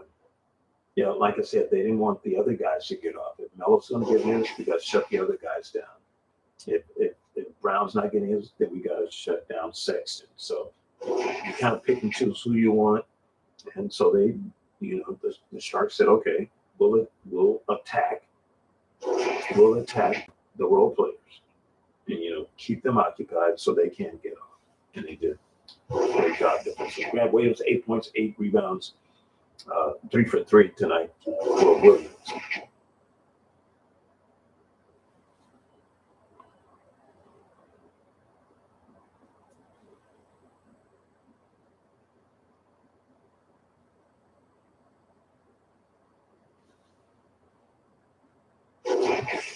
Nick Smith Jr. had 7 points, 3 rebounds, 2 assists. He was just 3 for 10. Which lines up with what you were saying, Scooter. Stop the other guys. If the star's going to get up, make sure the other guys don't. Yeah, exactly. You know, make life miserable for them. Drew Eubanks, 6 points, 9 rebounds, 2 for 5 tonight. He just had his hands full with Drummond, Bassey, and Sikarsky. Yeah, they're running those guys 7-3, 6. 7-1, 7-2. You're not gonna have much success.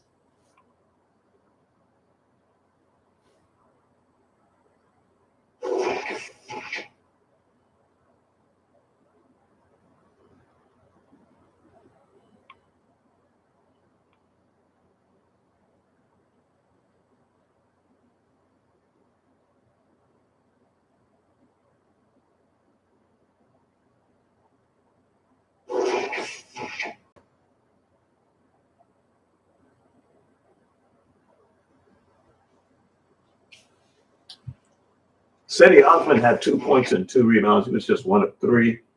And Mason Jones did not play. Juan Hernan-Gomez did not play. Zaire Smith did not play. And something about Zaire Smith, he's been listed or mentioned, I should say, in trade talk. So I don't know if they're going to move him. I don't know if he's unhappy, but he never plays. He hasn't. I don't think he's played. Well, I can't say, but I don't remember him playing any at all this season. I think he's been in, but he hasn't scored. Maybe that's what I'm trying to say. But young player out of Texas Tech, 6'4", Somebody's going to swoop him up. But Charlotte's got him just in limbo, I guess. I don't know. But anyway, he didn't play either. And the final score, 126-115. And again, the final stats, as you see, both these teams have the same, basically almost the same color. Look at that. They basically have the same color scheme, except the Sharks have that red in there and that black. That black kind of stands out. So we understand the arena may be going through some graphic changes. The way that the graphics are kind of leaning to the right, like they're moving. We always like that. I think they're going to change the graphics on the floor, but underneath the baskets, the word, instead of just the word Tampa in front of the adjacent to the Sharks bench, they're going to put Tampa Bay, and they're going to change the graphics of the word Sharks on the other. You've been watching and listening to Tampa Bay Sharks NBA2K basketball. Sharks basketball is a presentation of the Tampa Bay City NBA2K basketball network and brought to you in part by Bud Light. Sharks basketball and dinner, make it a Bud Light. By State Farm Insurance, like a good neighbor, State Farm is there. By Raising Cane's, sponsored by Raising Cane's Caniac, play of the game. By Coca-Cola, the official soft drink of NBA 2K Basketball Club, a tradition of the real thing. By Capital One Bank, what's in your wallet? And our audio side by Florida Blue. By Toyota of Tampa. This is the Tampa Bay Sharks Bay City 2K Basketball Network.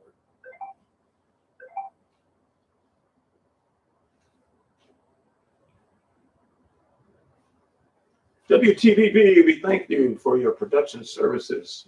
A look ahead for both teams in just a moment.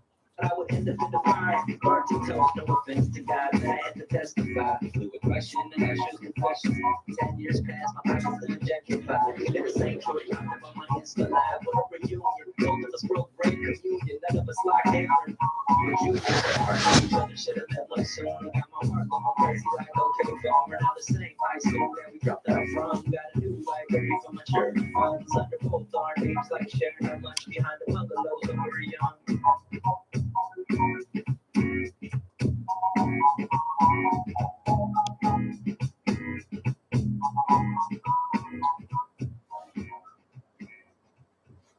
Sharks win their fifth in a row now. That you see those green W's back, so they take care of the back-to-back games. Last night they defeated Cincinnati in Cincinnati, 129-75, and tonight they defeat the Hornets for the second time in about a week, in 6 days. As you see, back on November 18th, they beat the Hornets 136-124. They're 2-0 against Charlotte right now, and they win here tonight in Tampa Bay. Now, let's look at some of the early losses. Those teams, I think they're a different team. By the time they see those teams again, this Sharks team will be completely different. And so that here, November 4th, they opened the season with 3 straight losses. They had back-to-back dates, right? So they lost to the Jazz, they lost to the Outlaws, they lost to Miami. They were expected to lose. Then they lost to Houston. They lost to the Nets. They were supposed to beat the Nets, I thought, right? They already split with the Nets. Then they lost to the Clippers, 109-100. They somehow beat Cleveland, 138-135. Lost to the Lakers as they succumbed in the fourth quarter. Came back, beat the Nets in their second meeting. Of course, that game was in Brooklyn. The first meeting was in Virginia Beach.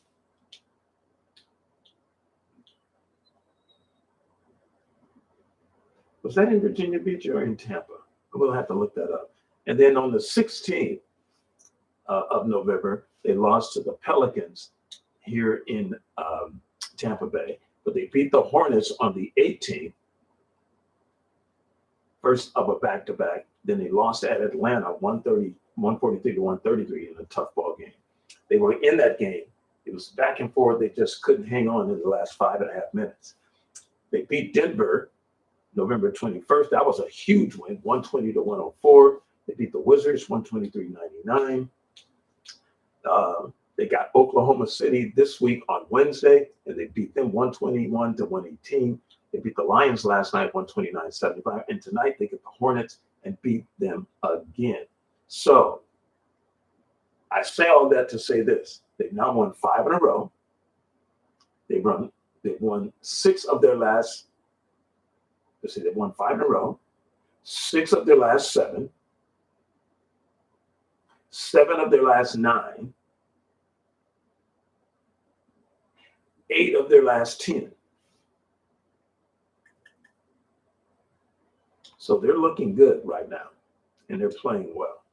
They're really playing well. I can't wait to hear the coach's comments from Chet Hodges. And on the post-game show, I understand they're going to have Ish Wainwright's going to be there, so you get to hear him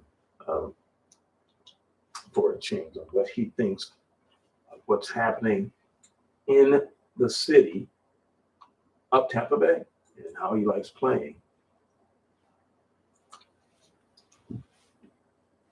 How he likes playing for the Sharks.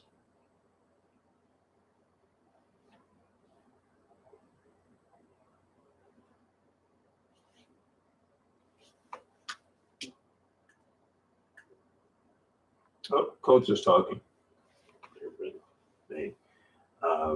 But we're really proud of how the guys have responded to the crowd that comes in here, and the guys come to the arena, and they're coming early.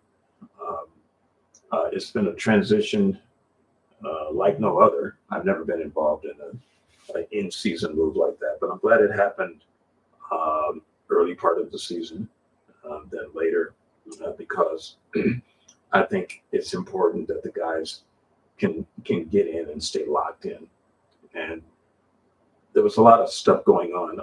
I'm not making excuses, trying to make excuses for the early season losses in the first couple of weeks of the season when it just looked like we were just lost. But there was so much pressure, and the guys dealt with it very, very, very, very well. And we haven't really had a chance to say thank you to the community of Virginia Beach. And the wonderful people down there, they did a good job of keeping us housed and safe and filling that arena. I would hope someday that they actually get a team that can play in both venues. And I mean Richmond and Virginia Beach. Maybe some exhibition games in there. But it's a wonderful facility. Geico was really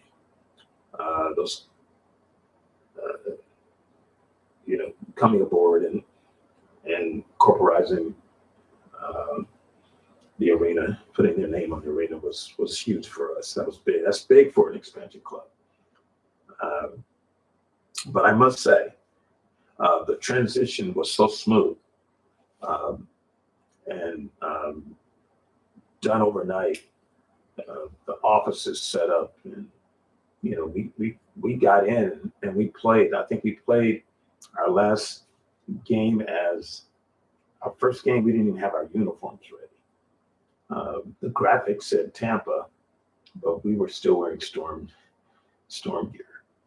And so the night that we actually could have officially been called that, we had to wear gear.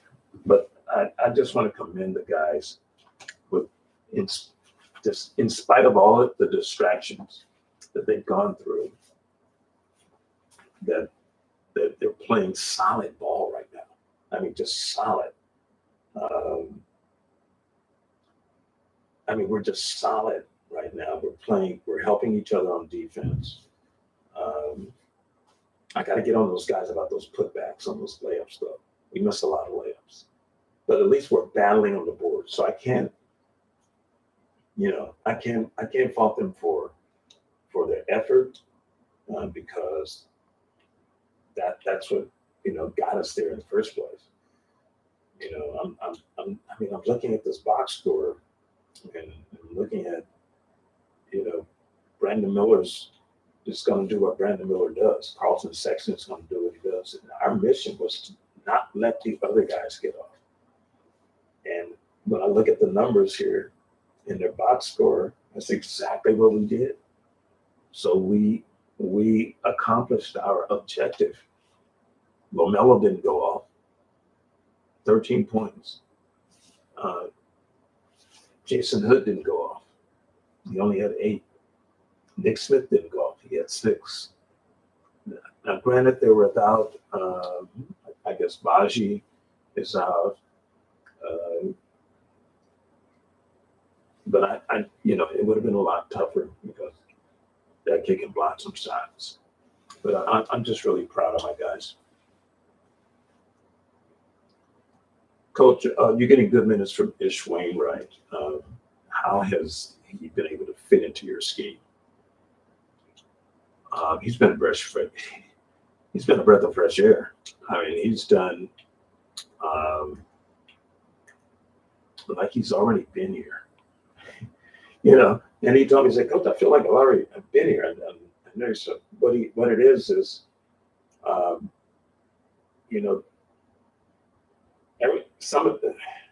it's hard to say what we're going to do every night because I didn't think we'd be able to run like we did tonight, but we kind of wore them down and we were able to get out and get some transition baskets. And that was so good to see. So I'm really happy that we were able to, push through that. And, when you have a balanced offense, people are going, oh, they're not going to be good at this. They're not going to be good at that. But what it is, we just don't focus we don't focus on the fast break. We don't focus on one thing more than another. We focus on the overall thing. So we're going to have the dribble handoff. We're going to have the weave. We're going to have the pick and roll. We're going to have the pick and pop. We're going to have the ghost screens. We're going to go back doors. So we can balance it out. Whatever's working for that game at that time in that scenario. That's how we look at it. Coach Under is just playing. It's just the best you've ever seen him play. It is. I mean, he's putting up numbers. What can you say? He's putting up numbers now that's going to get him in the All-Star game. And I hope he does get in the All-Star game because if he continues the way he's playing right now, he definitely deserves it. I mean, tonight, 32 minutes.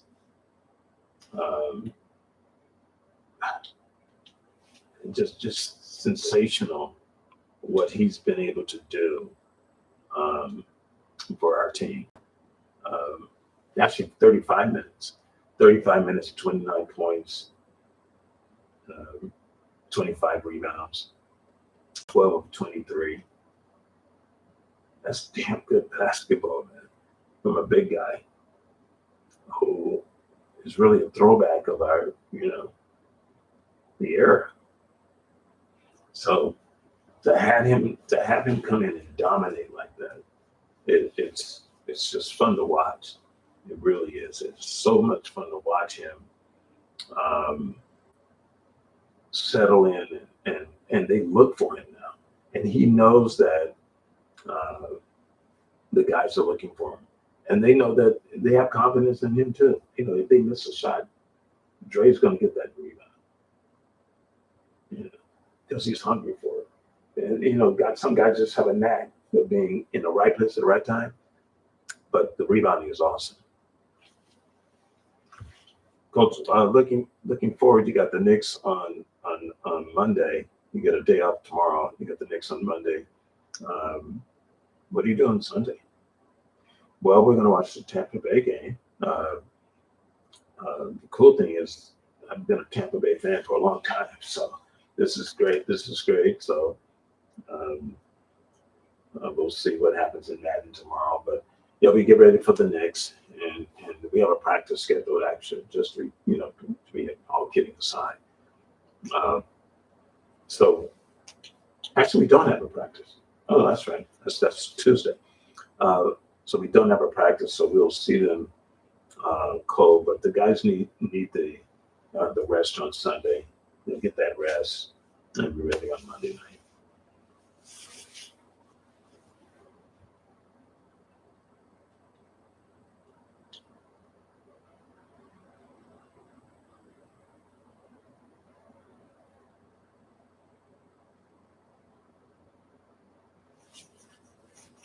Right. I think one of the keys in developing young talent like that is to find out what they do best, find out what their weaknesses are, and then how to compensate, how to marry the two together. Because everybody has the same issue. Some guys can dribble left and right with equal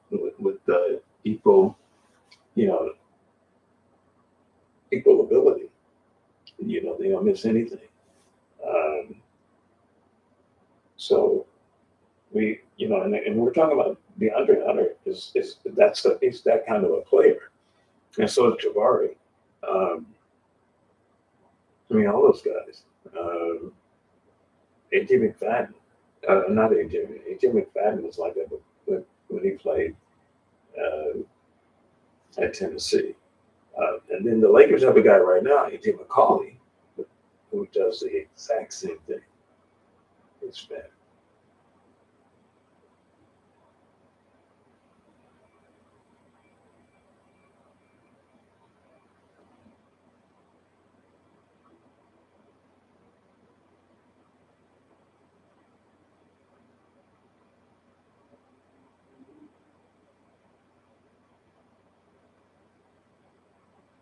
Right. Well, New York, the Knicks present a whole set of issues because they've got guys that are physical. So we're gonna have to match. We're gonna have to match their energy. They always come out with a lot of energy, and Jalen Brunson brings that. So we'll look at the matchups tomorrow, and we'll be ready to go on Monday night. And then we have 2 days off. Then we go out west to Utah, and then day off. And then we come back and we play Minnesota. So the schedule's off and on, up and down. Thanks, guys. All right, that's the comments from head coach Chet Hodges there in Tampa Bay at Marriott Arena. The final score: the Tampa Bay Buccaneers, the Tampa Bay Sharks 126, and the Charlotte Hornets 115. The final score. They've won 5 in a row. The Sharks have won 5 in a row, so they've turned their season around. Their record now 8-9, and the Charlotte Hornets, who take on the loss tonight, the Hornets fall to 8-8.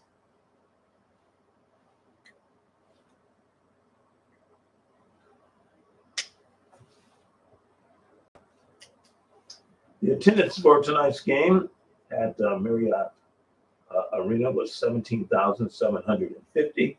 That is a sellout, once again, to see their beloved Sharks. I'm so happy they moved down here. I really am.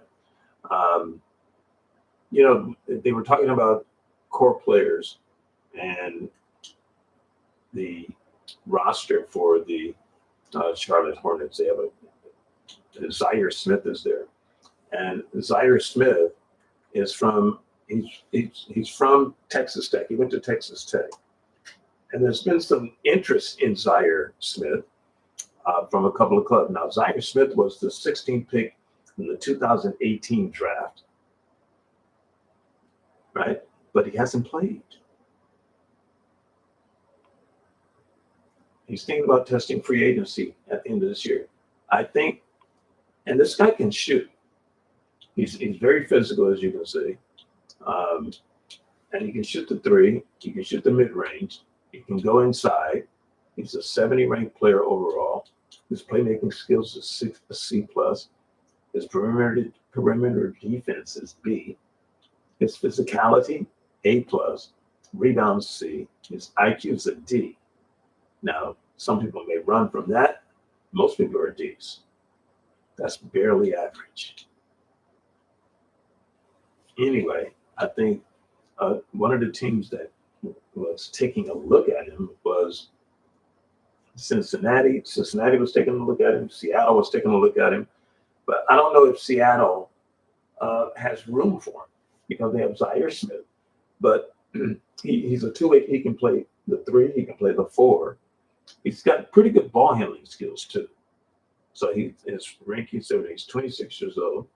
And I just don't know if Charlotte will ever put him in their rotation. He's third in the shooting guard rotation. He didn't play again tonight. I don't think he played in the first game either. Here's Abubaji. He's out 2 to 4 months with that patella injury. So that's gotta be rough.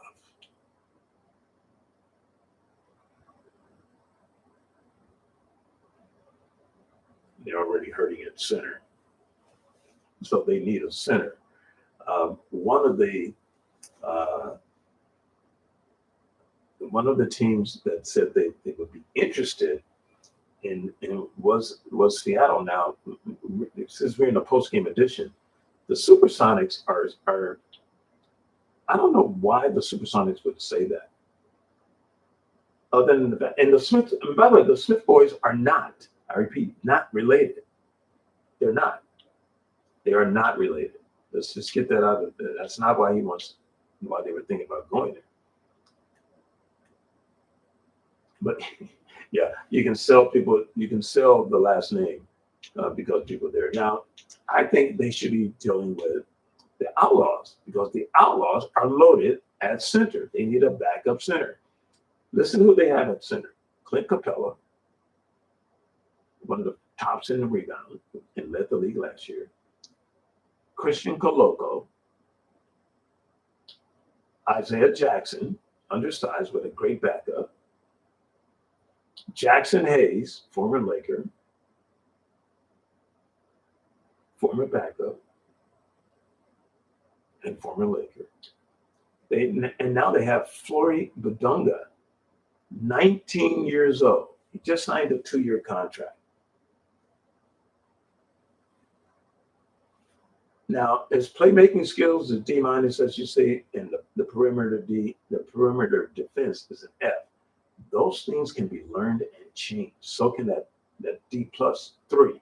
And maybe you don't want your center shooting threes, your backup center shooting threes. Maybe you don't want that. But if you do, there's Jackson Hayes, Coloco. And Coloco's not that great out there either. But you can't teach size. So they need a center. You say, but he's a shooting guard and a small forward, right? They need another shooting guard, as you can see.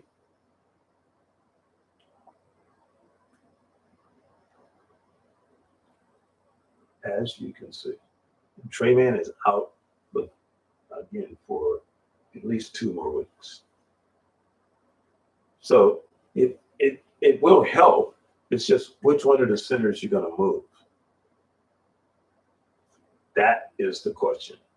Do you move Coloco? Do you move Jackson? I think you move Jackson, you're in trouble. I don't think Jackson's going anywhere because they paid him $46.69 million. Now, Jackson Hayes is in a 1-year contract. Coloco's in a 1-year contract. Badunga is in a 2-year contract. So he's locked. And then there's Clint Capella. Do you trade Clint Capella at this stage? if you trade Clint Capella to Charlotte, Vegas is going to want much more than Zaire Smith. They're probably going to want Brandon Miller. They're probably going to want, I'm not going to guess. They're not just going to settle for Zaire Smith.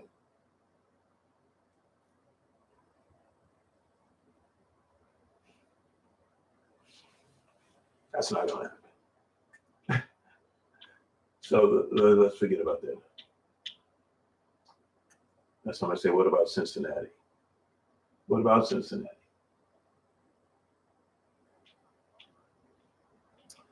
No, you know what? I don't think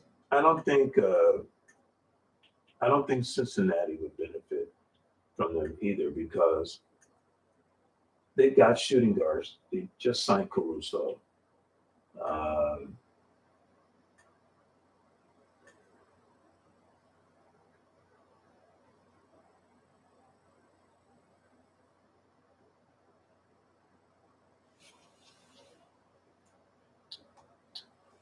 Right, they would get younger. I mean, you know, you can get a 2-for-1 where you can trade. You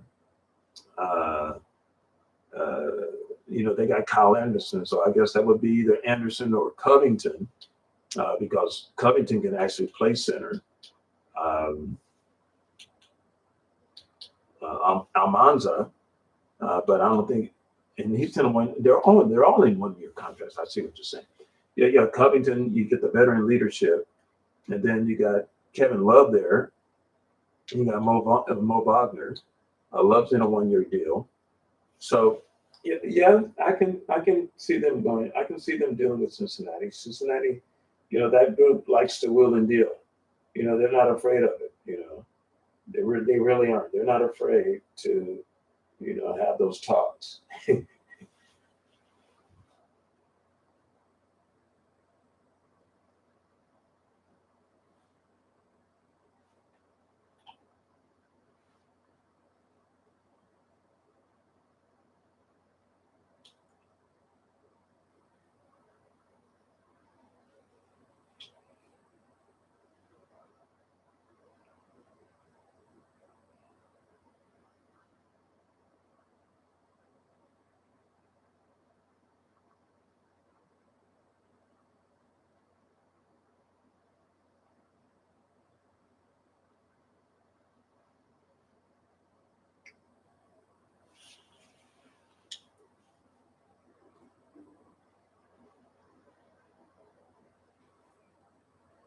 Yeah, that could happen. That could happen.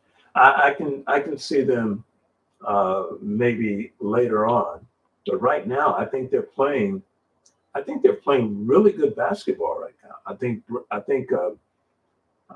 Bruce Brown, and you can see his overall 78. You see that green arrow. That means the algorithm, the computer, also agrees that he's playing darn good ball right now. He's averaging 14 points a game, 7.5 assists, 1 steal.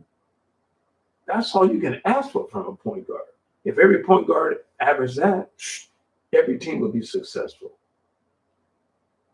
Every team. And so, yeah, he's doing. I think he's doing a great job at point guard.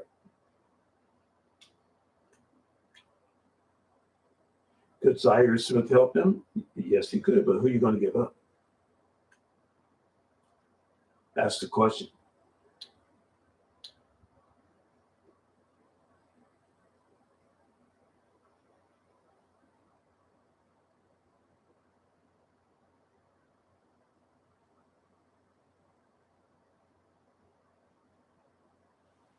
All right. Well, Tony Brown right now is not even playing. So the Sharks don't need another small forward. Brown's not in the rotation.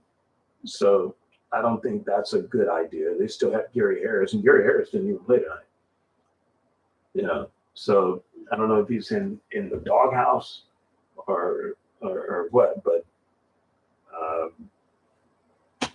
Hodgson hasn't said anything about it. Said, no, there's nothing wrong. Just coach's decision. When will Gary Harris see some playing time? He's averaging 5 points a game right now, 2 assists. So, no one knows except the coach knows.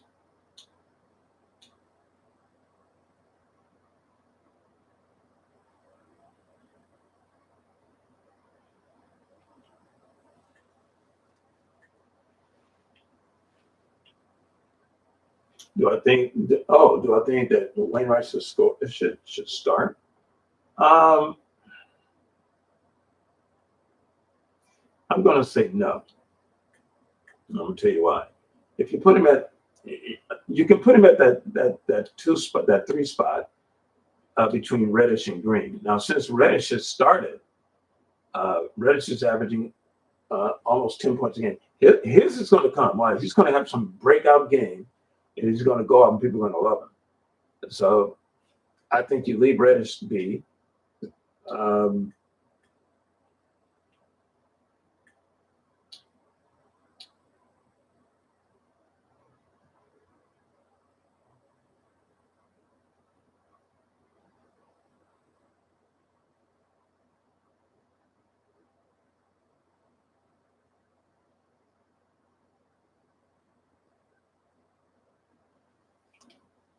That's right. That's right. Guys, we thank you for listening. A little abbreviated Shark Talk here on WTBV. We'd like to thank John Flowers and company for allowing us to do that and pipe in and kind of eavesdrop on what's going on in Tampa. I like what we're seeing on this end. I like that arena. I like the crowd is loud, and that it does sound louder on the air. I'm going to tell you that on the stream, it does sound louder in that arena than it does than it did in Virginia Beach. It just sounds louder, and the jumbotron looks beautiful. That's a great picture right there. If you ask me, that's nice. The final score in the ball game, 126-115. I understand. Try to work on the graphics in that building, so maybe we'll get a chance to see that a little bit later.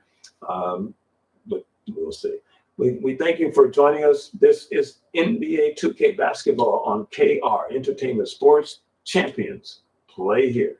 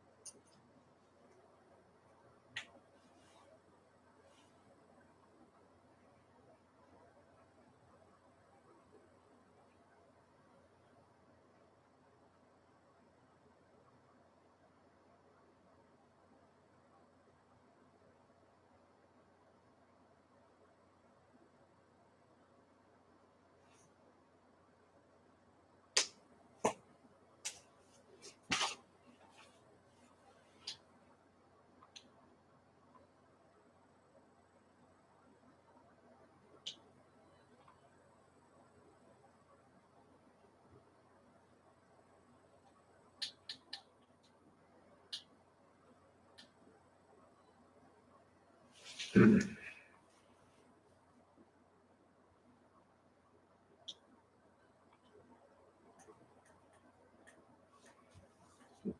do another one.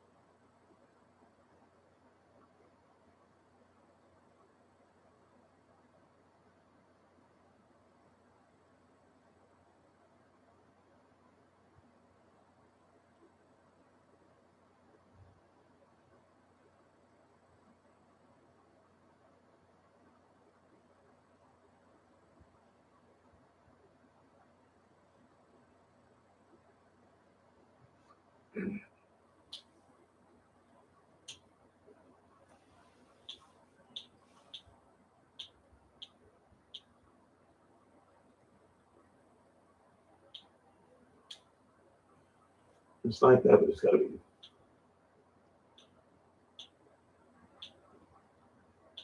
shading to the like that, but that no, the graphic.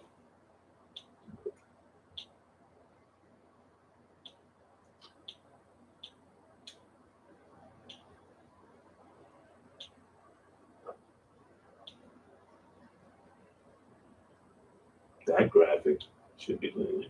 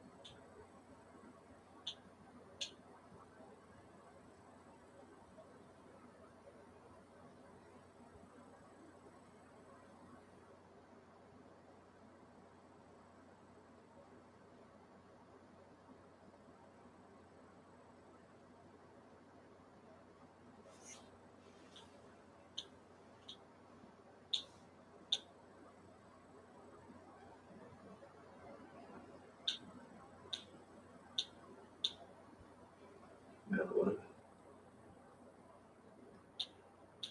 This one is linear. Yeah, this one is linear.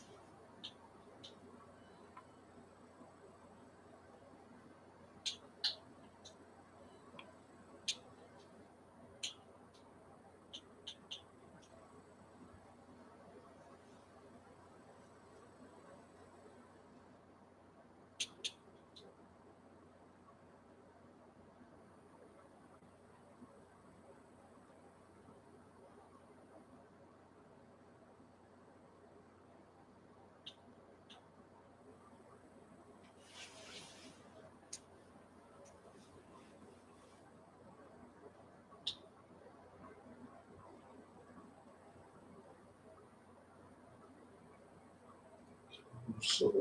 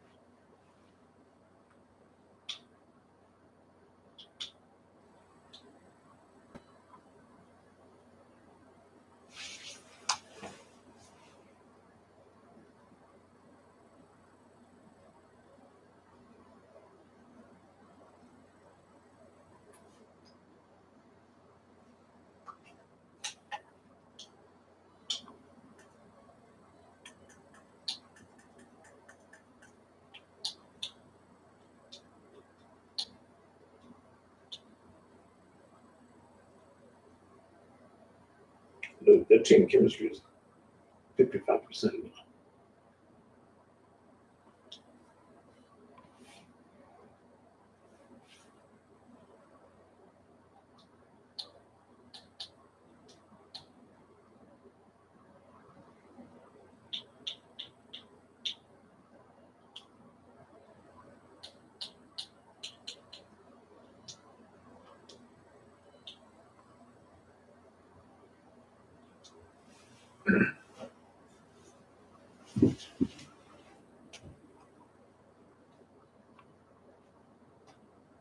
You all summer long. Make sure to look out for us out there on the court. Yes, and thanks to all of you for being a part of the 2K TV community and making this season the best yet. Let's do it again. We'll see you in 2K25. 2K TV Season 11 will go live at launch, and we've already got great things in the works for you. Oh yeah, we've been talking to some of the devs and are really excited to tell you all about 2K25. We can't just do that yet. Can't just do that yet. And before we give too much away, enjoy the summer And enjoy the game.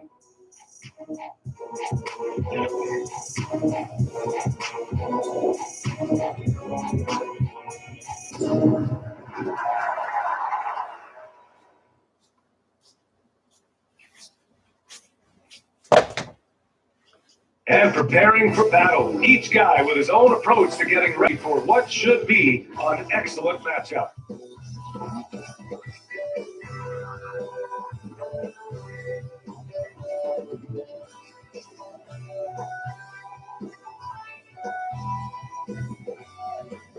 Happy weekend, everyone. It's the NBA on Saturday night, presented to you live on 2K Sports. Brian Anderson here, with me, Grant Hill and Richard Jefferson. Joining us courtside is Ali LaForce. Now the starting group for the visitors. They've got Stephen Curry, Butler out there with Jonathan Kuminga, and it's Pajemski in at the 2. And for the Celtics, we've got Anthony Simons, Jason Tatum out there with Jaylen Brown. Then it's Derek White, and it's Kata in at the 5, roaming the paint. And in this young season, Richard, we're already seeing the evolution of some trends from last year. Yeah, for one thing, the emphasis is on length. If you're small for your position now, you have to be so highly skilled. And even then, if you're a defensive liability, it's going to be a problem with all the switching that goes on. Now here's Butler. Left side Kuminga. And it's Jason Tatum with a rebound.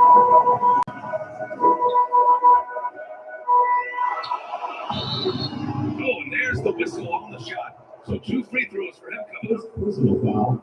Even in a short time in the NBA, Tatum has become the model wing for the modern NBA. Yeah, he does everything so well. Shooting, defense, playmaking, you name it, this man has it. He gives you everything you want and need in that wing position.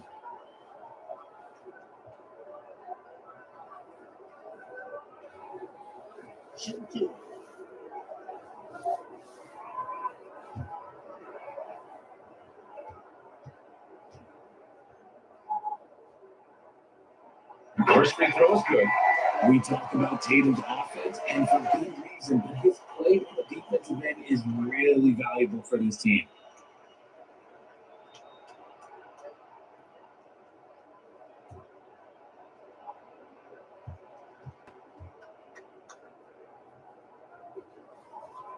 Hits both from the stripe. Now Curry. Butler on the wing. Pass to Pajemski. Now Curry lets the 3 fly. Then by Brown. Here's White. And a great assist by Brown as that one goes in. Not just being selfless, but also smart with the ball. Brown is able to find the best guy for the right shot. Got about a minute gone in the first quarter. Pajemski. And the layup is good after a nice lead pass. Just taking it right to the rim, and no one was there to greet him. Easy possessions like that literally are just a gift. You just dream of them.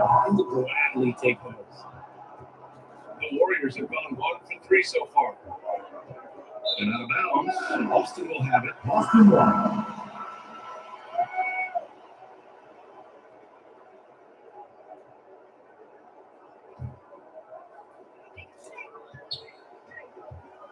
Simons with it.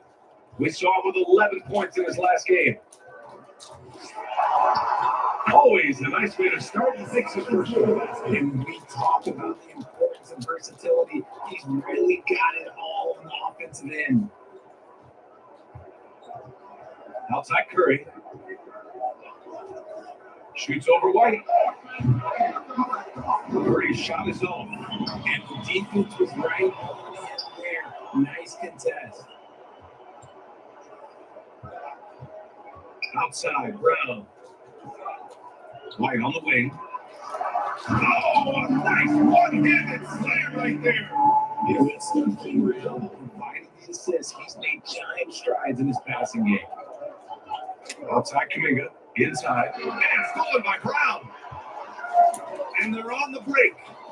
And here's Simons outside. Kuminga pulls it in. And so it's Butler who brings up the ball for the Warriors. They trail by 6.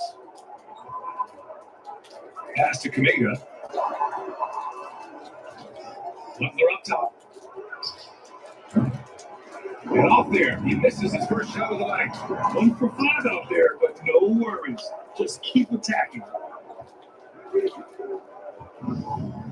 And here's White. A key piece to their offense. Putting up 12 points a game. Oh, they get a hand on it. In transition, here they come. Pull up jumper. The kick out, Curry.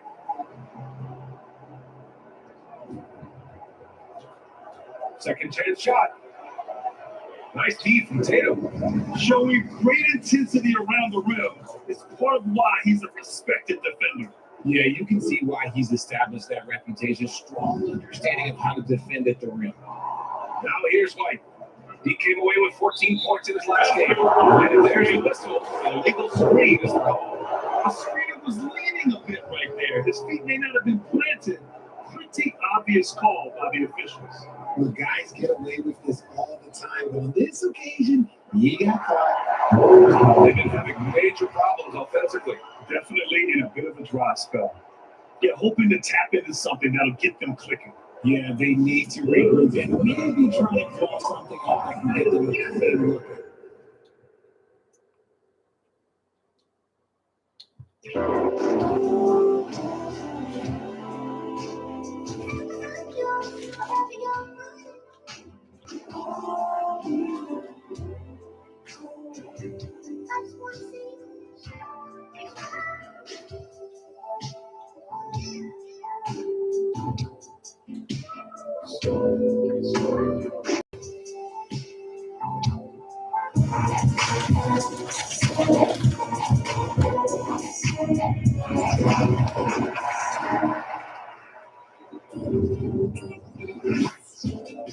Welcome to the 2K TV Season 10 finale. I cannot believe it. 10 seasons. We're already at the finale. It feels like just yesterday we were like, welcome to Season 10. It's been 10 years. The game's out. Check out all this cool 2K24 stuff. Now we're here at the finale. And you know, some of my favorite moments, Alexis, have been the amazing guests we've had on the show, such as Jeff Hamilton. Somebody told me Kobe signed one of these. This one said that Kobe. Wow, that's really amazing.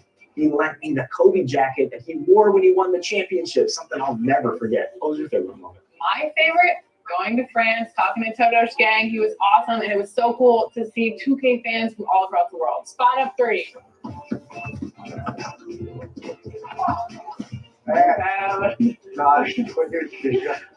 To celebrate the Season 10 finale and to take us in the summer, we're throwing a rap party. A rap party inviting some of our NBA 2K community guests back onto the show. Some will be sharing their NBA 2K24 highlights. And some will be jumping on the sticks for a friendly, competitive game with Team 2KTV. And throughout, we will be giving you plenty of opportunities to earn some VC with some 2K TV Interactive. So sit back, get ready to learn, earn, and have some fun. Here we go. We are tipping off the 2K TV virtual rap party in the theater today. We are going 3v3, and we've got some members of the community joining us here today. So let's introduce our members right now. We've got Daco Megan and King Jordan. Welcome to the show. How are you guys doing today? I'm doing pretty good. It's good seeing you, Alexis and LD, and having Danny the GOAT on my team. And May, oh, this is going to be a exciting show today. I'm ready. How we feeling, Megan? I'm doing good. I'm excited to be here. Happy to be here again. Ready to get some dubs to my teammates. And the third member of the team today in the 3v3 is Danny, who got benched last game. Yeah, honestly, you might accuse me of sandbagging that game to get benched for this moment to pick up a win to kick off the show. It might have all been in here. Who knows? Now, listen, I've seen Megan play. I've played up against her and her team. I've played with Jordan, and I've played with Danny. Danny, just give the ball to them 100% of the time, and we're good. Game plan is understood. I will also say Danny has a 100%.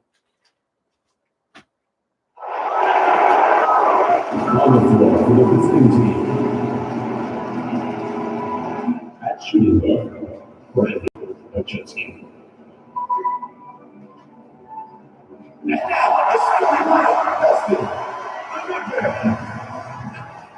welcome, everybody. Thanks for joining us for NBA. Now the starting group for the visitor.